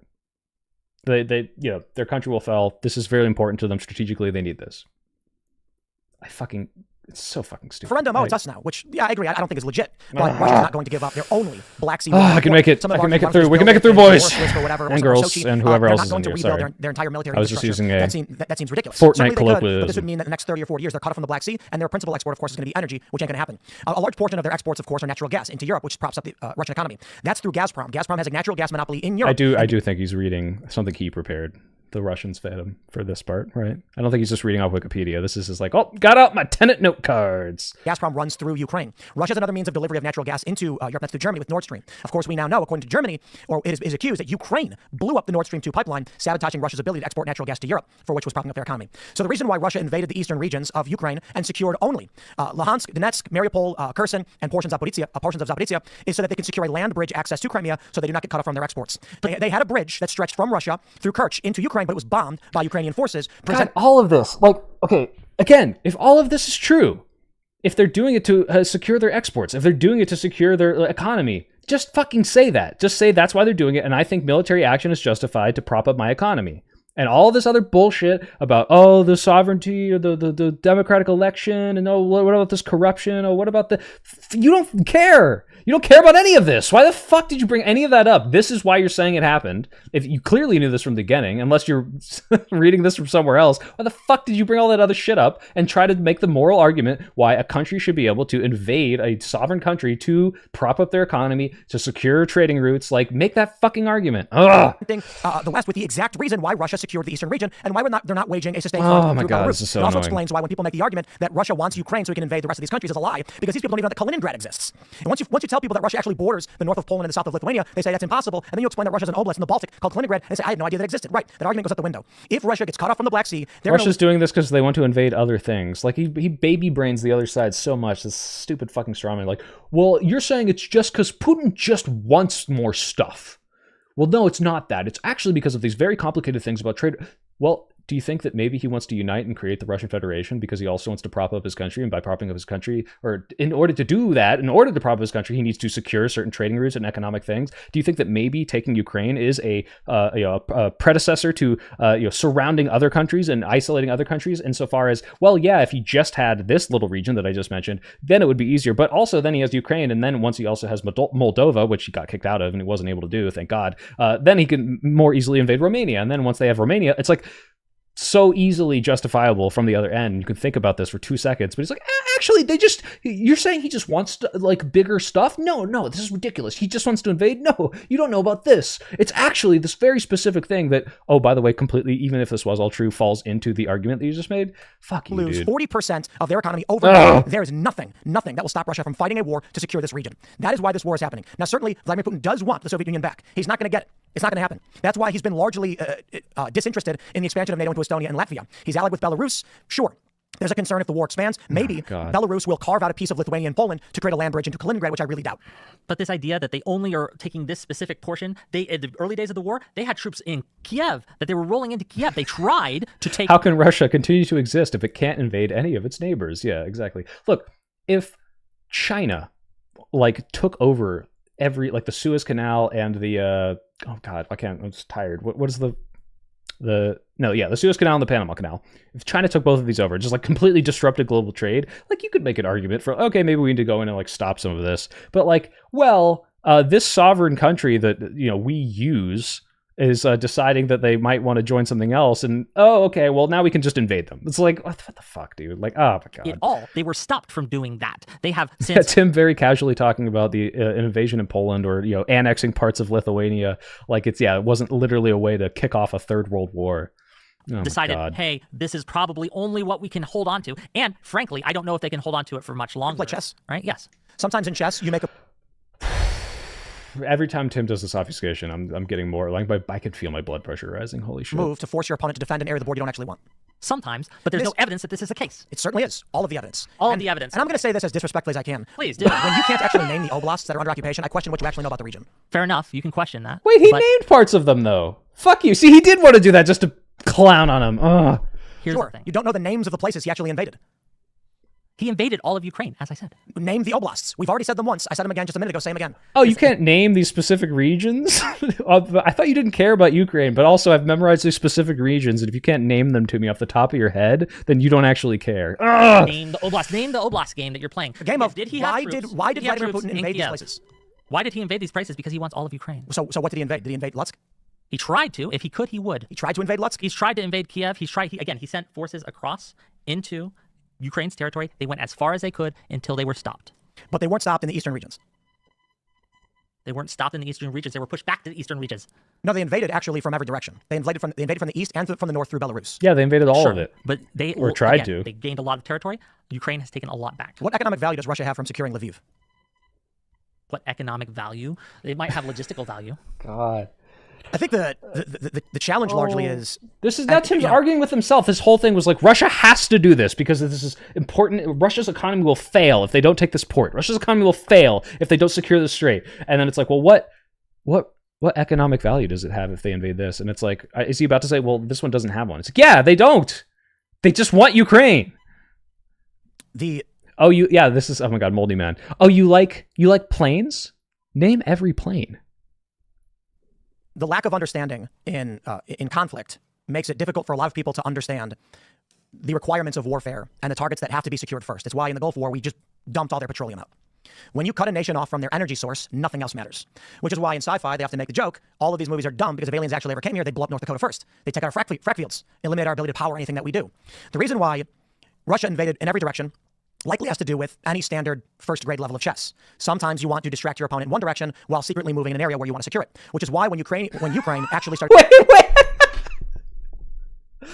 Oh my God. Wait, guys, Tim is saying, okay, yeah, there isn't really any economic value to this thing. Now, I know you're saying that the reason Russia invaded everywhere was because they want Ukraine, the stated reason why they're doing it, and the reason they've been doing it for so long. But actually, I have this 4D chess big brain theory that every time they're doing something that goes against my theory of they're just doing this because they want to secure their own economy and this trading route, they're doing it to distract from the fact that they really care about this trading route and this economy. Like, what the fuck is this, like, non-falsifiable? Like, everything that goes against me is obviously a strategy to distract you from the fact that they are indeed doing exactly what I'm saying they're doing. God, what the fuck is this? Yeah, the 3-year-long feint. Like, what the fuck? This is so stupid. I wish Dylan had gotten to this. I wish Dylan, because I know Dylan knows the minutia of, like, certain regions, why they're here, why they're there. You could have, like, any fucking, like, person from the US government come in and explain, like, oh, this is why they're going from here, this is why they're going from there. Well, actually, bring on me, Tim Pool, military expert. I played Hearts of Iron 4 several times.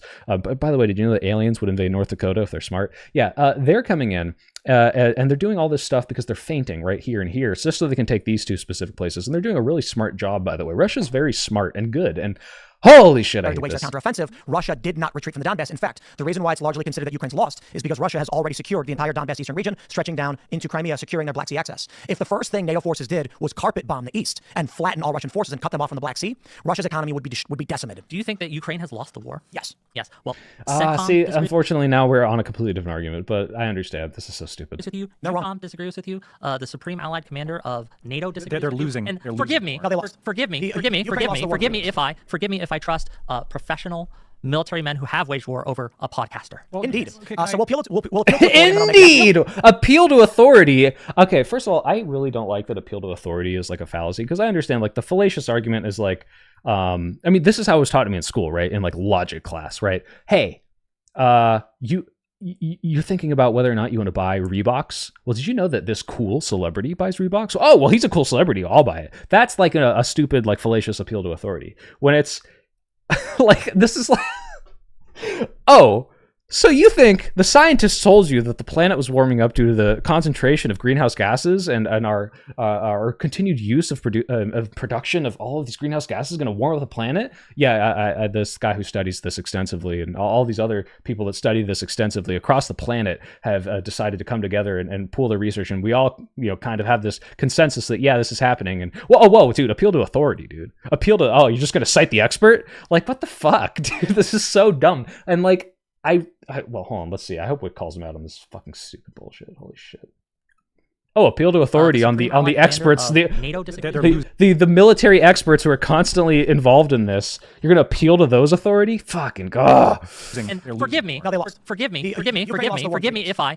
I trust professional military men who have waged war over a podcaster. Well, indeed. So we'll appeal to authority, and then I'll make the appeal to authority. Do you know why I'm appealing to this authority? And then I'll actually make the argument. The reason why Ukraine lost the war is because 7 million Ukrainians fled. They're drafting young women and elderly men. They haven't lost the war. And they're utilizing Western forces to keep fighting, which means Ukraine's no longer a factor in this conflict. It's NATO versus Russia. Whick is a vet. Tim is not a vet. Hold on, because I have to address this. I have to address this. This lost the war. This idea that they have lost the war is just not. No, Whick didn't get to. Poor Whick. He got fucking pooled. But yeah, like he needs to like appeal to authority. Yeah, I'm trusting the people who have this is their job to understand and know this more than I trust you, a man who apparently didn't know what isolationism was until today. The facts are against you. Ukraine is fighting the war against Russia. Ukrainians are fighting and dying on the front line. How many fled the country? And North Korean troops and maybe Chinese troops at this point too. So Ukraine is no longer a factor in this conflict except for the territory. Indeed.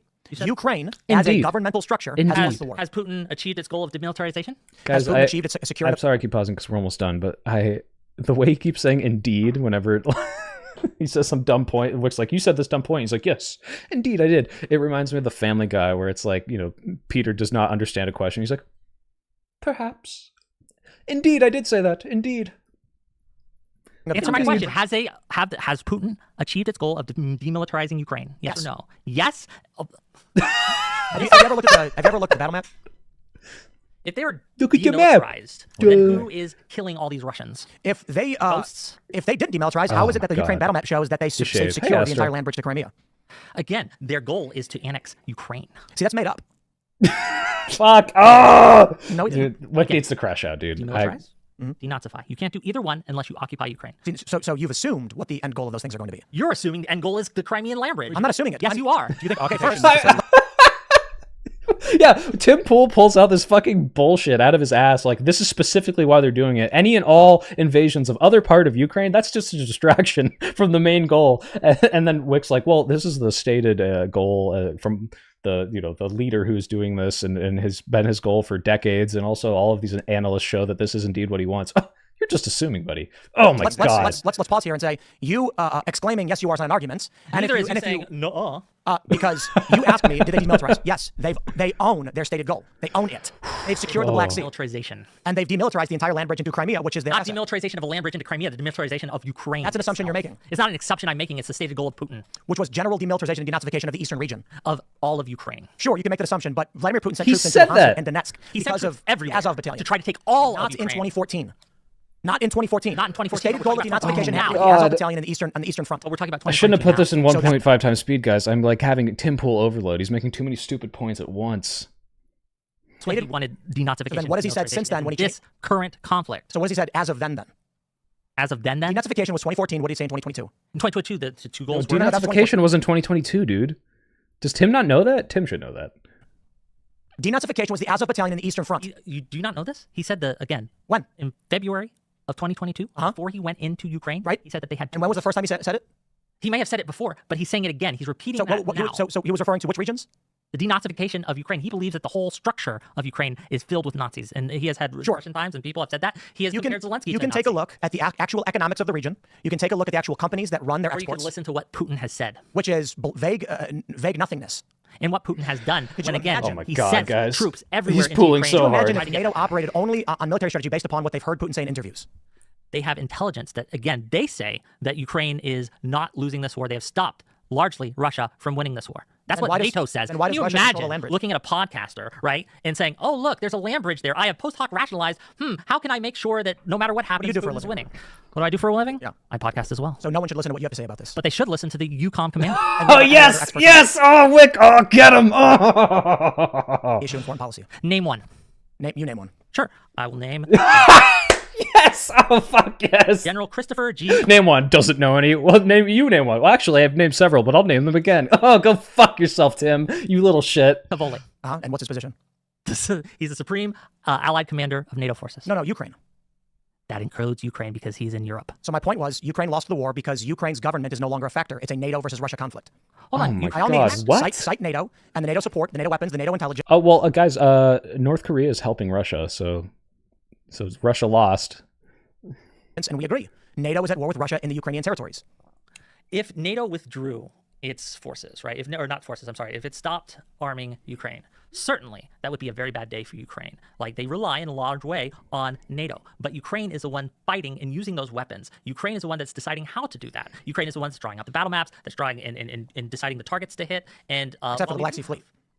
What do you mean? It was NATO intelligence and U.S. Special Forces. We use NATO intelligence to strike at. I mean, come on, like telling a Ukrainian to press launch doesn't change the fact. Guys, do you know that if any country is helped by another country, that country has lost the war because that other country has to step in and help them? Like, what the fuck is this baby brain dipshit fucking talking point? Like, oh, well, they wouldn't win without their allies, so they didn't win. Guys, I was watching this game yesterday. I was watching soccer. It was Barcelona versus Real Madrid. And Real Madrid was losing the entire time because Ronaldo relied on all of the other players, right? Like, he needed all those other people to win. So what the fuck? Like, they just lost. He was losing the other time. Without the other 10 people on his team, he would have lost. So like, he was on the back foot the entire time. The U.S. delivered weapons to have fired so the Black Sea fucking Fleet. stupid. By the way, guys, Lactoid has not talked in like 30 minutes. That's like a weird argument. Yeah, I should have used a war. Yeah, guys, Britain, they lost the war. Without the Lend-Lease program, they wouldn't have won. They were losing the entire time. Do you not think that Ukraine wanted the Black Sea Fleet gone? Of course they did. Of course they did. And my point is that Ukraine as a government is not a factor in this conflict. So if I tell you Ukraine is not a factor at all. Like, it's just they're like Ukrainian government. Zelensky's not there. All the generals aren't there. All the different commanders aren't there. All the politicians aren't there. It's every single person is just a they've been proxied in by NATO. Like, what is this? What is he's like this? He can't do anything at the end of this. Like, he's failed to address so many of Whick's moral arguments and all of the factual stuff. So he just has to obfuscate at the end here. It's so stupid. This is so frustrating to watch. And this is why, guys, like, if I went on this show, I wouldn't have like a good debate. I would just be yelling at him the whole time, which might be entertaining, but like, I would be so frustrated with this. Okay, and you take that gun and you go and you pull the trigger. Did I shoot the target or did you? If you give me a gun, Answer my question. I am. If you give me a gun and tell me to shoot a guy, guess who goes to prison? But I'm not telling you to shoot a guy. The United States I'm told not them. telling you which guy to shoot. The United States did. Wait. Notice that. Okay, I have to keep pausing this because these obfuscations are so fucking dumb. So Whick tries to make a good faith. Like, here's the analogy: I give you a gun and you pull the trigger. Who's pulling the trigger? Who's fighting the war? Is it the guy who supplied the gun, or is it the guy with the gun? Right? Obviously, the guy pulling the trigger. And Tim says, "Well, who goes to jail? What does that have to do with who is doing the thing?" Yeah, sure, both of those people are implicated. Yeah, America's helping Ukraine. What the fuck does that have to do with the analogy? You're so fucking stupid. God damn it. Oh my god. It is NATO. Let's be fair. It includes Europe too. Do you think how many targets do you think that NATO specifically decides for Ukraine to? All of them. All of them. I disagree. Where's your evidence? In Joe Biden threatening to withhold aid unless they agreed to the targets that the United States wanted. No, what Biden did was he said you can't target certain things in Russia, and he Which walked is what that I just back. said. That is not what they said. What you just said. No, Tim Pool just said every single target that Ukraine hits is decided on by NATO. Every single one. Not, Joe Biden said, hey, we're giving you aid, but you can't strike in Russia, which is a very fucking different thing. What a little shit, dude. Oh my God, this man is pissing me off. And These are different things. We're trying to make it the last 10 minutes, you can't guys. strike is a remarkably different thing than, hey, we want you to thank get you, here, Whick. here, and here. Thank you, Ukraine thank you. might listen to Oh my advice that God. NATO gives it, but Ukraine is deciding its targets on its own. And if Tim you think Pool's gonna that's take not 5 the years case, off then my age. please He's provide so some annoying. evidence. You have yet to do so. Joe What Biden you have said- done is provide rhetoric that does Was not. it true that Joe Biden restricted the targets Ukraine can make? Yes, Is it true that NATO provided the intelligence and the targets for their weapons for Ukraine to target in the Black Sea? probably. Yes. It is a fact, yes. The NATO and NATO troops and U.S. troops in Hold on, Poland do you think that- have been the ones training the troops, and you've got the international coalition of volunteers that are doing. You a lot of fighting understand on that they the are doing far more targeting than just the things that were in the Black Sea. That they have targeted things. ground. Sure. Let's try this. If NATO was uninvolved from Ukraine, Immediately jumps off because he knows he made a stupid, dumb shit, fuck ass point about like, oh yeah, NATO's controlling every single fucking thing that Ukraine is doing. And Whick, for some reason, instead of crashing out, says, wait, what? Well, you know, they're doing other stuff, right? Which is a good point. You know, like, it's not just these one things that maybe NATO helped them find. Oh, actually, here, let's try this. Let's move on to a completely different. God, I just want to rip his beanie off and hit him in the face would with they it. still be fighting? in different He's ways. pooling! Like insurgency. Probably. Yeah, there'd be no war. It'd be a guerrilla war, but it would be a war nonetheless. insurgency, guerrilla war, but Russia would largely occupy and control Ukraine. That's your position, right? It's hard to say. It is much more likely that that's the case, yes. I don't see why it wouldn't be the case, considering Russia already controls the land bridge to Crimea. I mean, clearly they've seized the Eastern Front. Again, so imagine the land bridge to Crimea wasn't their goal. That's not what I said. Not their stated goal. I said they have this, and if the Ukraine you said that was not Ukraine supplied, already lost. And if the Ukraine you was said not, Ukraine already lost. Slow down for a second, so we can actually have a conversation, please. Can you slow down? I know you're trying to call me out on my bullshit points that once you lay them out, all specifically right next to each other, none of them make any fucking sense. But can I actually act a little indignant and move off of that for a second? God! Eastern Front is controlled by Russia. If Ukraine was not supplied with weapons by the West, God, I hate Russia him. would take more of Ukraine, no? It is likely that to be the case. And they would have done it much, much quicker, yes? Probably so. Right. My point is Ukraine would not be involved in a war were it not for the West. It's a proxy war between NATO and Russia. Ukraine is not a factor in this conflict. Ukraine would have been flattened in weeks by Russia. Again, the Ukrainians are the ones fighting and dying, and to say that they're not a factor in this conflict, we don't have NATO forces, NATO troops on the ground fighting and dying. Is the U.S. on the ground Not fighting and dying. They're training people, obviously. And you have volunteers. You have volunteers from the U.S. who have decided to join up with Ukraine, but it is a fundamental different thing. Do you think having NATO forces? Do you think that Wait, 1 second, guys. My friends in the chat. YouTube hates free speech says, so a coyote tried to get my dog. Should I respect its consciousness? Is this about the abortion thing? Should I respect its consciousness or should I turn its consciousness into red mist? You should absolutely defend your dog from the coyote. If the coyote was just minding its own business, you should not kill it. But thank you for giving me just a shining light of comedy in this absolutely devastating to my mental health debate. I appreciate it. Of the United States and Russia, the rest of the world sees American soldiers on the ground as just volunteers? Outside the United States and can you repeat that? I'm sorry. So let's take a country, Madagascar. Sure. You think the people of Madagascar see U.S. troops fighting in Ukraine and go, they're not U.S. troops, they're volunteers? Or do you think they say, wow, United States citizens are fighting a war in Ukraine? United States citizens is markedly different than United States military. Do you think foreign countries view that as U.S. involvement or just random? Guys, did Korea declare war on Chile because in a random bar fight, this Korean guy decided to punch this Chilean guy in the face? What the fuck is he talking about? Oh, random volunteers are deciding to join us. You know, Americans have gone to help out Russia. In fact, he brought one up recently. What's his name? Coach Red Pill was literally aiding Russia, if I'm to understand this correctly. And it's as if like they're not, volunteers who are not, state actors can do whatever the fuck they want. Like, what the fuck is he talking about? Everything, every 10 seconds now is a dumb argument coming out of Tim Pool. By the way, just to remind everyone, because I have to keep doing this is a debate between Whick TV and Lactoid about this. And Lactoid has been very quiet. Private volunteers. We are absolutely involved in the war, but we are not involved in the war by U.S. military troops fighting against Russians right now. We aren't. U.S. veterans and PMCs are on the ground in U.S. Well, the volunteers were at one point in the military. Isn't that Fuck. Oh my God. This is so dumb. But they are not involved in the fighting. What they're doing is they're helping to train special forces involved Ukrainian forces. They are involved in the fighting. Are you saying right now that there are U.S. special forces that are currently engaged in hot conflict, kinetic conflict with Russian troops right now? How would you define involvement in kinetic conflict? Shooting at them. No. Okay.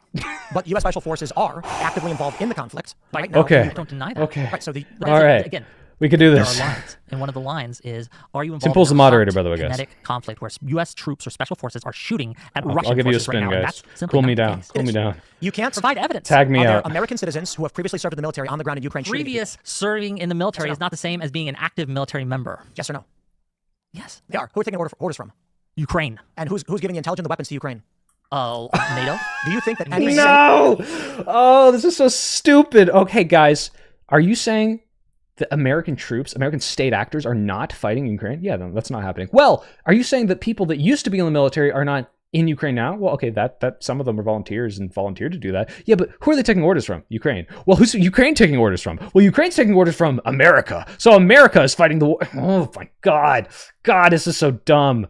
person Thank you for joining, Louis. Thank you for becoming a basic bean. I love you guys. outside of the United States looks at that and says, don't worry, guys, the U.S. is not involved because those guys aren't formally under the direction of Americans. Do you think my argument is that the U.S. isn't involved in this? My argument here, and the whole reason I'm here, is to advocate for further U.S. involvement in the form of aid and you think the U.S. should intervene with troops on the ground? No. I don't think we've reached that line. So then what is the end goal then? The end goal is to stymie Russia's imperial ambitions to help Ukraine maintain its sovereignty in the best... Did he just say stymie? Did you mean stymie? It's stymie, right? Because I think it's really funny because stymie is what we all call it, our like stimulus package. We got to stymie Russia. Play we can't. Look, I'm not Nostradamus. I don't have a crystal ball. I don't know who's actually going to win this war. But I think Creamed Crop. Thank you so much for joining. Cream Crop. Welcome to the team. Oh yeah. Have an interest in making sure that Ukraine gets as good a peace deal as it can out of this, that at the end of the war, however this ends, that Ukraine is in a much better position than Russia is. That should be the goal. Will we achieve it? I don't know, but we should strive to do so. Donald Trump right now says that he wants a peace agreement between both nations. Do you see a reality where we get a peace agreement and Russia gives back the territories it seized? Not currently, no. So should the conflict end today, who would have won? I don't think there would be a winner right now. Well, no. Russia expanding its territory is I'll not a victory for Russia? I'll correct myself. I think that Ukraine continuing to exist as a fundamentally strong nation, right? I think that's a victory for Ukraine. Even though they lose It's a Pyrrhic victory. It's, again, like... Oh, did Ukraine really win by completely defending themselves from this foreign invasion that would have completely erased them as a nation, even though they, made a lot of losses and had a lot of casualties? Like, did they really win, though? Because they're smaller now. Now the circle is smaller than it was before. It's like, yeah, like, obviously there were losses, but holy shit, yeah, of course. Thank God. Wick, I don't know if Wick was trying to, like, bait me by saying he didn't do as well in this. I think he fucking killed this. Like, yeah, it wasn't perfect, but holy shit.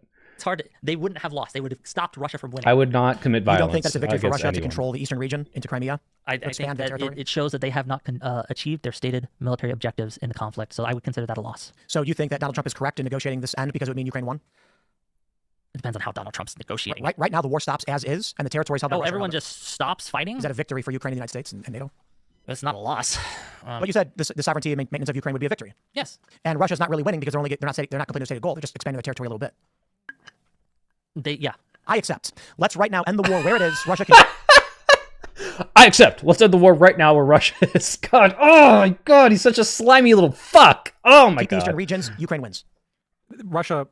Ukraine won. I agree a little bit with what you're saying, a little bit with Wick, what Wick is saying. I wouldn't say that Ukrainians have lost. I am kind of on the position that they're losing. If there's a peace right now and the only change... I forgot Lactoid was here, like, legitimately. I legitimately forgot he was here for a second. I was like, who's this guy? Russia. I think it would be a sort of like a partial victory for Russia. But really, I think the other thing that is necessary for it to be a complete victory would be some kind of guarantee that Ukraine guys, Lactoid has a full-time job. He's a lawyer, right? So I don't think he's getting Russia money, which is why he's able to agree with Wick here. NATO. I think that's the main thing that we're really looking for here. If the position right now is Ukraine wins by securing their sovereignty and Russia loses by not expanding their goal, then I think we should be in agreement that the war ends today and Ukraine won. If that's what the Ukrainian people want, I would be supporting that. Look, here, at the end of the day, if Ukraine... I just don't think Russia would accept that. No, it's not about if they would accept it. The question is right now, if this is the means of victory and everyone agrees, then why it's not... It's not about the realistic outcome and how we can get there. It's just about, hey, if everyone stopped fighting and Ukraine maintained its sovereignty, that's good, right? Okay, let's stop. Like, cool. All right, let's talk about reality now. Let's talk about the fact that Ukraine wants security guarantees that Russia won't invade it again and actually take, completely win over and remove its sovereignty. And the existential crisis now has been fulfilled and we don't have a country anymore. Let's make sure that never happens, which Russia will never do. Let's make sure that, we do get all our children back. Let's make sure we do get our territories back. That's never going to happen, okay? So, fuck you, Tim Pool. Holy shit. Theo says, we end it now. Yeah, fuck yeah. Good job, Tim. Here's your fucking Nobel Peace Prize. Look, I would just go in there and say, you guys, Israel, Gaza, you're both being really mean to each other. You need to stop right now. They got. That sounds like you think Ukraine wins. I'm happy to see the fighting stop. This means U.S. saves money. We're no longer involved in conflict. Ukraine remains Ukraine, but loses some territory. Russia doesn't expand into Ukraine. Everybody loses a little bit, but it's a victory for the West. Everybody loses. If it ended as it is right here, it would absolutely be a victory for the West, no doubt. Well, all right then, guys. This has been fun, but we are over time. So did you want to shout anything out before we head out? Sure. Whick TV on YouTube and Twitch at WHIC. We made it through, guys. I'm going to record a nice message for Wick on stream now. You guys are going to help me. Right on. Yeah, I'm Lactoid. You can find me at Lactoid TV, Twitch, X, and YouTube.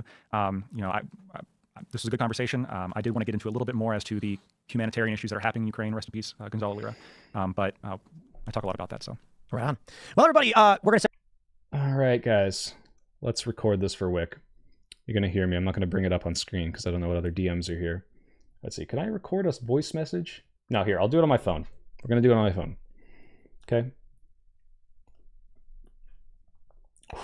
4 hours, guys.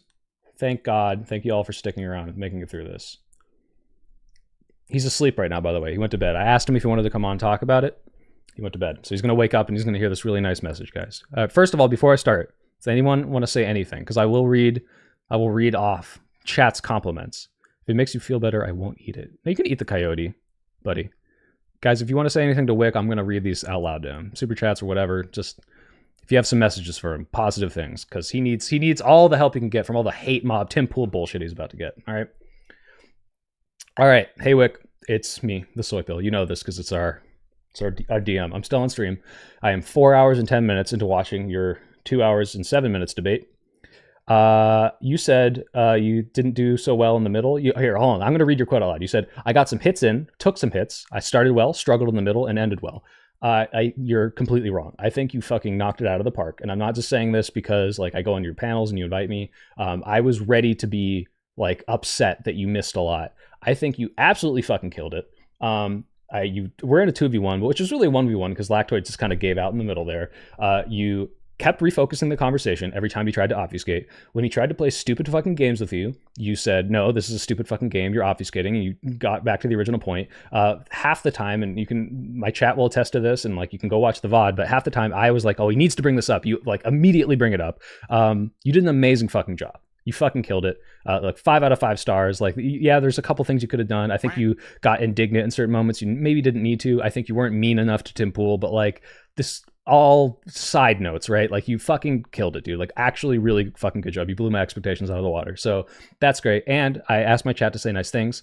We've got Louis. He says, good job, Whick the Brick. We're calling you that because you stayed steadfast the entire time. You did not let him fucking take over. You absolutely fucking stood your ground and said, no, fuck you. We're not arguing about these dumb little minutiae. We're talking about this argument. By the way, we fact checked a couple things. I didn't have to look at this, but you know, Tim Pool bringing up, oh, they're deposing this politician in Romania for no reason. Like, yeah, you got through all the lies that he just fucking lied to you about because that's not what's happening. He's just trying to obfuscate. The only thing, the biggest criticism, and this is big criticism, like, and I'm mad at you. I'm mad at you for this. is you didn't call Tim Pool out for being a dumb fucking biased bitch baby moderator who was taking Russian money and is clearly still on some sort of payroll, at the very least shilling for Russia, because he took over the debate entirely and Lactoid just dropped out so that he could argue for Russia. So fuck him. He's a slimy little piece of shit. You fucking killed him. I liked that you used my tactic there, which is very good. Someone should clip the, hey, if I go look this up later, is it going to be true? It's fucking not. And well, there's one more thing I wanted to say, which was, fuck, I don't remember. But anyway, yeah, you did an amazing job, dude. And let's see, what else is my chat going to say? Whick is wicked. You're a great Whick. You stood up for the Ukrainian people. It was an absolutely painful watch, but you did a great job. Only sane person in the room. Whick is you held up admirably in the face of overwhelming bad faith ignorance. This is my chat, by the way. Sorry, Whick. Good job doing 1.5v1, not 2v1. Yes. You whacked the wackos. You defied gravity. I'm not going to sing it. You pulled him out. You stopped that stupid fucking Putin simp. You're the refocuser. You slayed.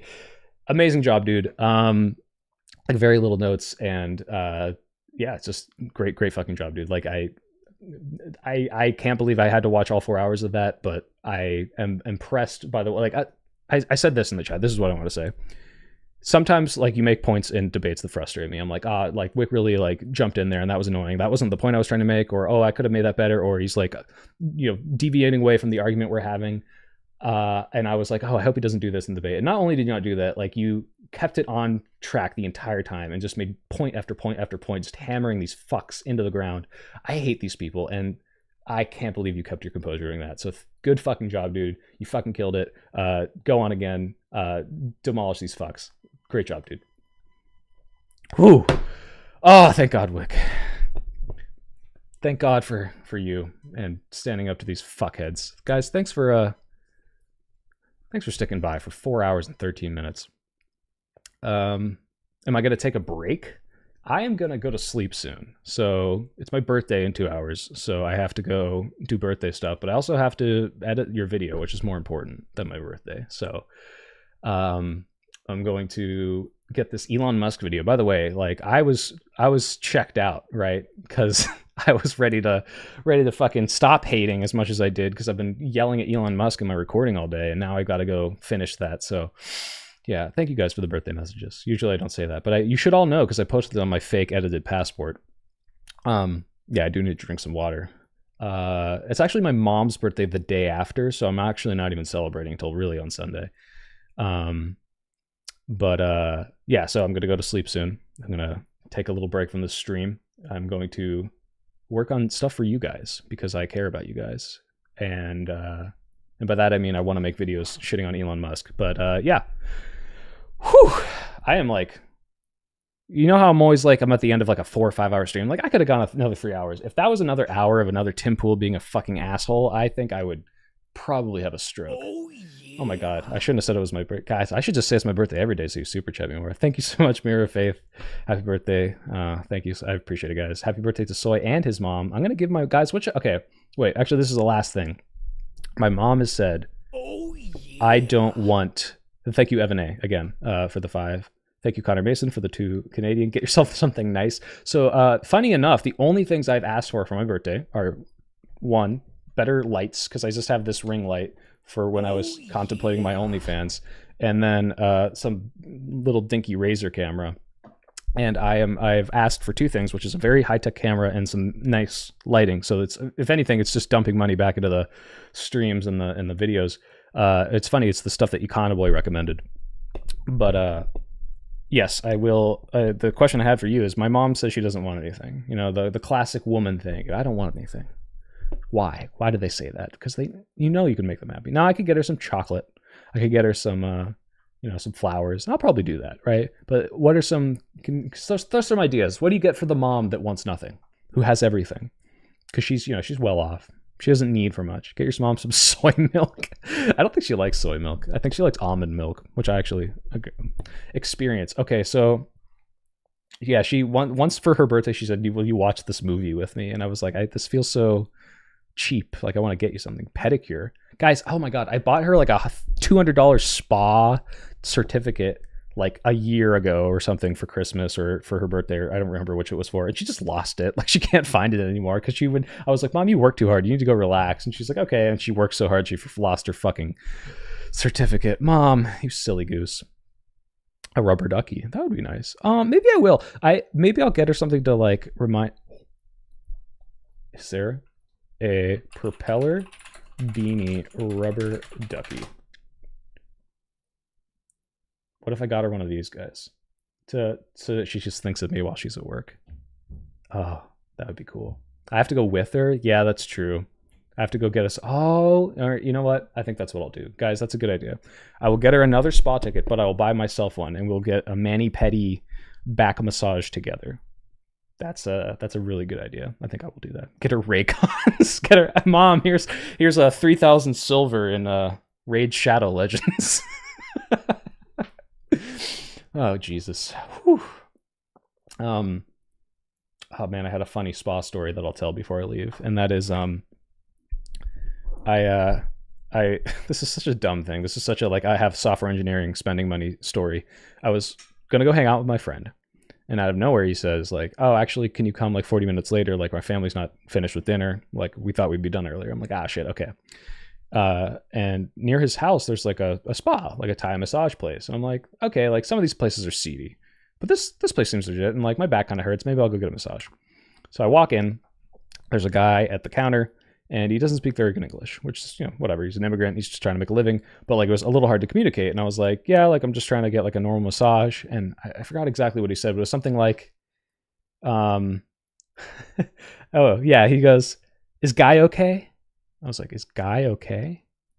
Oh yeah, like if a guy does a massage, yeah, of course. Like, it doesn't matter. Like, I'm not, like, it's not like I'm not like gonna be like, "Oh, this is gay because a guy's touching me." But I was like a little like, okay, this is a little weird, like, because is this like one of those like sex trafficking rings? Because I've heard stories of that happening, or especially around San Francisco. Like, I hope don't think I'm here to like for a prostitute. I'm here to get a massage. And he's like, "Okay, Guy, okay, cool." And he like takes my card, charges it, and then he stands up and just like takes his shirt off, like derobes, and puts on the spa outfit, and like takes me into the back room. And I was like, "Oh, you meant when you said 'Is Guy okay?' you meant I'm gonna give you a massage." And then proceeded for the next 30 minutes to dig into my back with his elbow. And at the end of the day, was probably good for relaxing my muscles, but holy shit, that hurt. That guy was strong. So, yeah, the moral of the story is I did get a happy ending, and the happy ending was that my muscles didn't hurt as much. But get her a Barrett. They're only $12,000. It's funny. YouTube hates free speech. My mom has always been vehemently anti-gun. When my dad finally, got guns, she's like, "Oh no!" Like, I think she said they should be buried in the backyard. Like just in case for like an apocalypse, but not for no reason. Should we have a gun just lying around in the house? But in the current Trump admin, she has said maybe we should get a gun. Can you teach me how to use a gun? That's how scared she is right now. So, good massages are supposed to be painful? Well, he's probably did a damn good job. Yeah. So my mom's pro-gun now. Trump made my mom pro-gun. So I guess I have some good things to say about Trump. Get her a hard copy CD of Tim Pool podcast. Do they sell those? You know what's really sad is how much media is just lost now because it's not digital anymore. Let's see. Do I have any closing thoughts, guys? One, thank you all for staying with me. You guys are amazing. Two, I've been rewatching Andor in preparation for season 2, and that show is so fucking good. So absolutely go get some Andor in your life, because that's like the one good Star Wars media, like amazing Star Wars media to come out in the past like 30 years since the original trilogy, and you guys should all watch it. It's like legitimately just a very good show. Get her some HRT. I have no clue what it does. Actually, she's old enough that I think maybe she would want HRT. Yeah, I don't know. Any last minute questions, guys, before I head out? All you wonderful chatters who've been so nice for sticking around through this painful thing. Get those gains. I am working out tomorrow on my birthday. I got to do that. Makes great edits of Andor. Swift. Give those a watch. I will look that up, Hybrid Theorem. Writing it down in my little notepad. The first 3 episodes of Andor are free on Disney+. Oh, thank you for letting us know. Favorite Broadway musical? Ooh. I like the Book of Mormon, but if I have to pick like a not like, you know, South Park cop-out, it would be Waitress. I really like Waitress. I'll watch those if they're free. Yeah, guys. And also, guys, look, it's Disney, you know, like if for some reason you were able to find a way to not watch it on Disney Plus, which I would never tell you to do because I would be stealing, like, it's Disney. I'm just saying that it is Disney. I just want to reiterate that the company that makes Andor is Disney. Sail the 7 seas. Yeah. You didn't happen to watch the Australian electoral debate? I didn't, but someone reached out to me privately and asked me to cover Australian politics at some time, and I might do that actually, especially if it interacts with us necessarily, Connor. But I try to focus. Like someone asked me to make a video on the AfD, and I was like, I don't know if I want to cover this. Like this is German politics, but especially now that Elon's promoting them, I'm going to talk about them to an extent in my new video because it's like this matters now. Like Elon is promoting them. They're not great. Thoughts on the Wisconsin Supreme Court election? Nothing major other than, haha, big L Republicans for fucking losing. Oh, guys, that's what I forgot. Guys, if you care, if you watch this and you're like, I want Tim Pool's slimy money shit to not matter anymore, is stupid fucking propaganda, I want to counteract that and make material change, there's a fundraiser in the link of the description of this video. It's still ongoing for Cars for Ukraine. There's this big campaign to donate money, and they buy cars and they armor them up and they make them, they like literally send them to the front lines for supply runs, for battle, for medic stuff, I think, and I think, I don't know if they take these off, they put if you get like 11,000 euros, it becomes like a car, and they put your name on it, which I actually don't want to do because I don't want Russia to like eventually capture one at some point and be like, who's this soy pill? He is funding the enemy, we must take him out. Then I'm going to get pushed out of my window. But please go check that out. Thoughts on the Switch 2 pricing? I mean, I don't know, tariffs. People are freaking out that games are now going to be more than 60, but they've been 60 since I was like 12. Like they really should, they probably should raise the prices, honestly. Like, I was talking very briefly about the AfD, but I'm just saying that they're terrible, and I am talking about them in my new video. Season 2 is out on the 22nd, I believe. Slava F-150, hell yeah, buddy. Loki, I only get indie. Yeah, that's the thing that's crazy too, is like, you can talk about like the market price and like where it should be. Patreon tells me, guys, and this is not just me just plugging my Patreon, this is like a thing that I thought about. It's like, look, you have to have at least $3 for the lowest price, because otherwise you're just losing so much money. And it's like, okay, but like I think I feel justified charging like $1 for Patreon access. But like when it's a video game and it's like, okay, you've got all of these people working at this company and you have to pay all of them a salary and all this shit, like, yeah, like the market price for video games should probably go up. Like it should probably be like a $70 or $80. When will you find and befriend Australian JJ? If anything, I trust JJ to be my Australian JJ. JJ McCullough will do the research and the reading on Australian politics. I did see there was one, and this is a kind of a JJ own. I don't know if it was like really trying to own him, but he was like, Mike Carney and these other Canadian politicians are going on a Nardwar.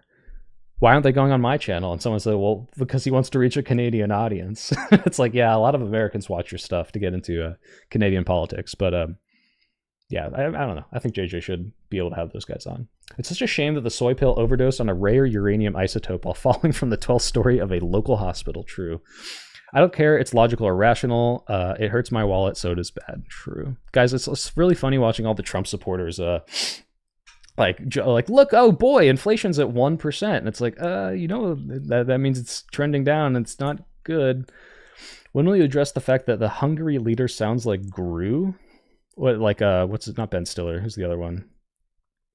God, I can't remember the not Ben Stiller guy that I always think voices Gru. But the little girl. What's he sound like? What's his name? Was that cat trying to reach? What was your cat trying to reach on the ceiling? That was, first of all, it's not my cat, it's my roommate's cat. And there was, Steve Carell, thank you. Cat was just looking around. But she decided to jump on my back. And I said, it's funny because I was like, oh, this is kind of aesthetic. And I kid you not, carefully walked like 4 yards into my room to grab my phone, walked back, like balancing her on my fucking shoulder.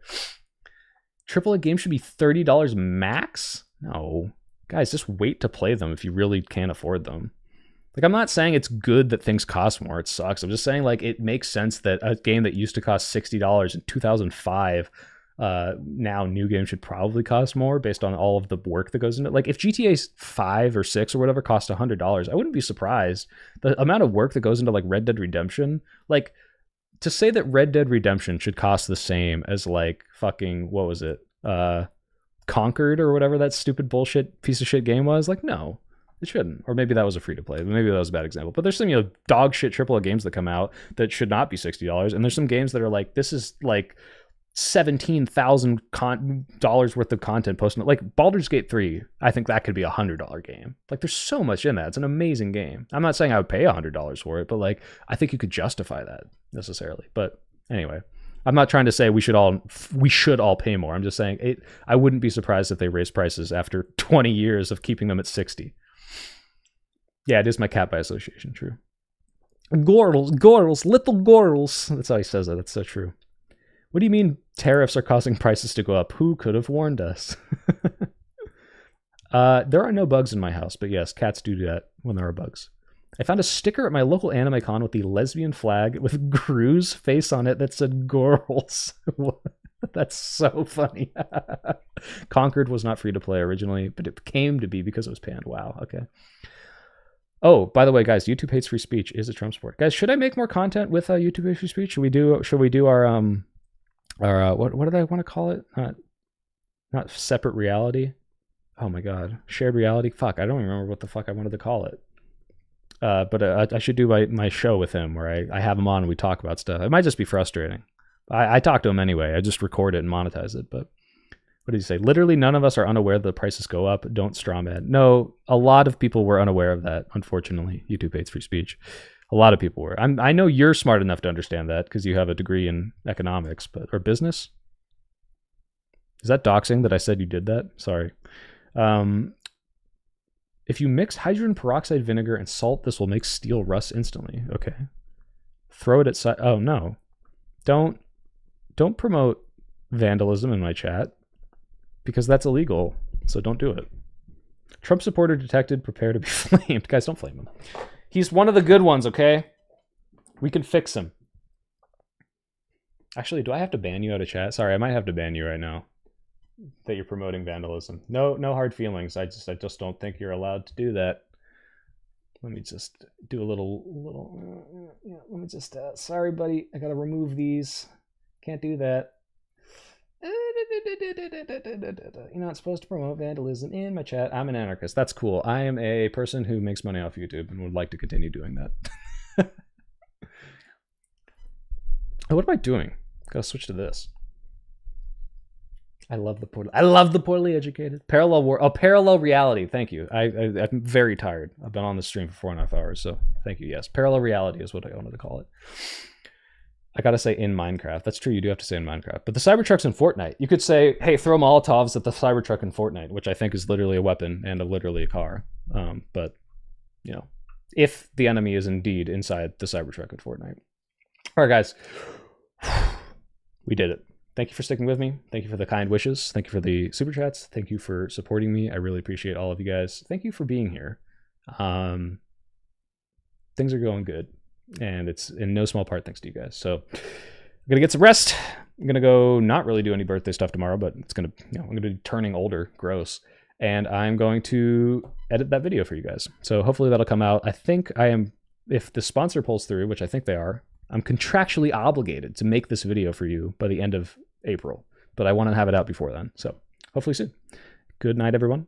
Have a wonderful time. Type 1 to the deep state. Have a good weekend. Stay safe. Love you guys.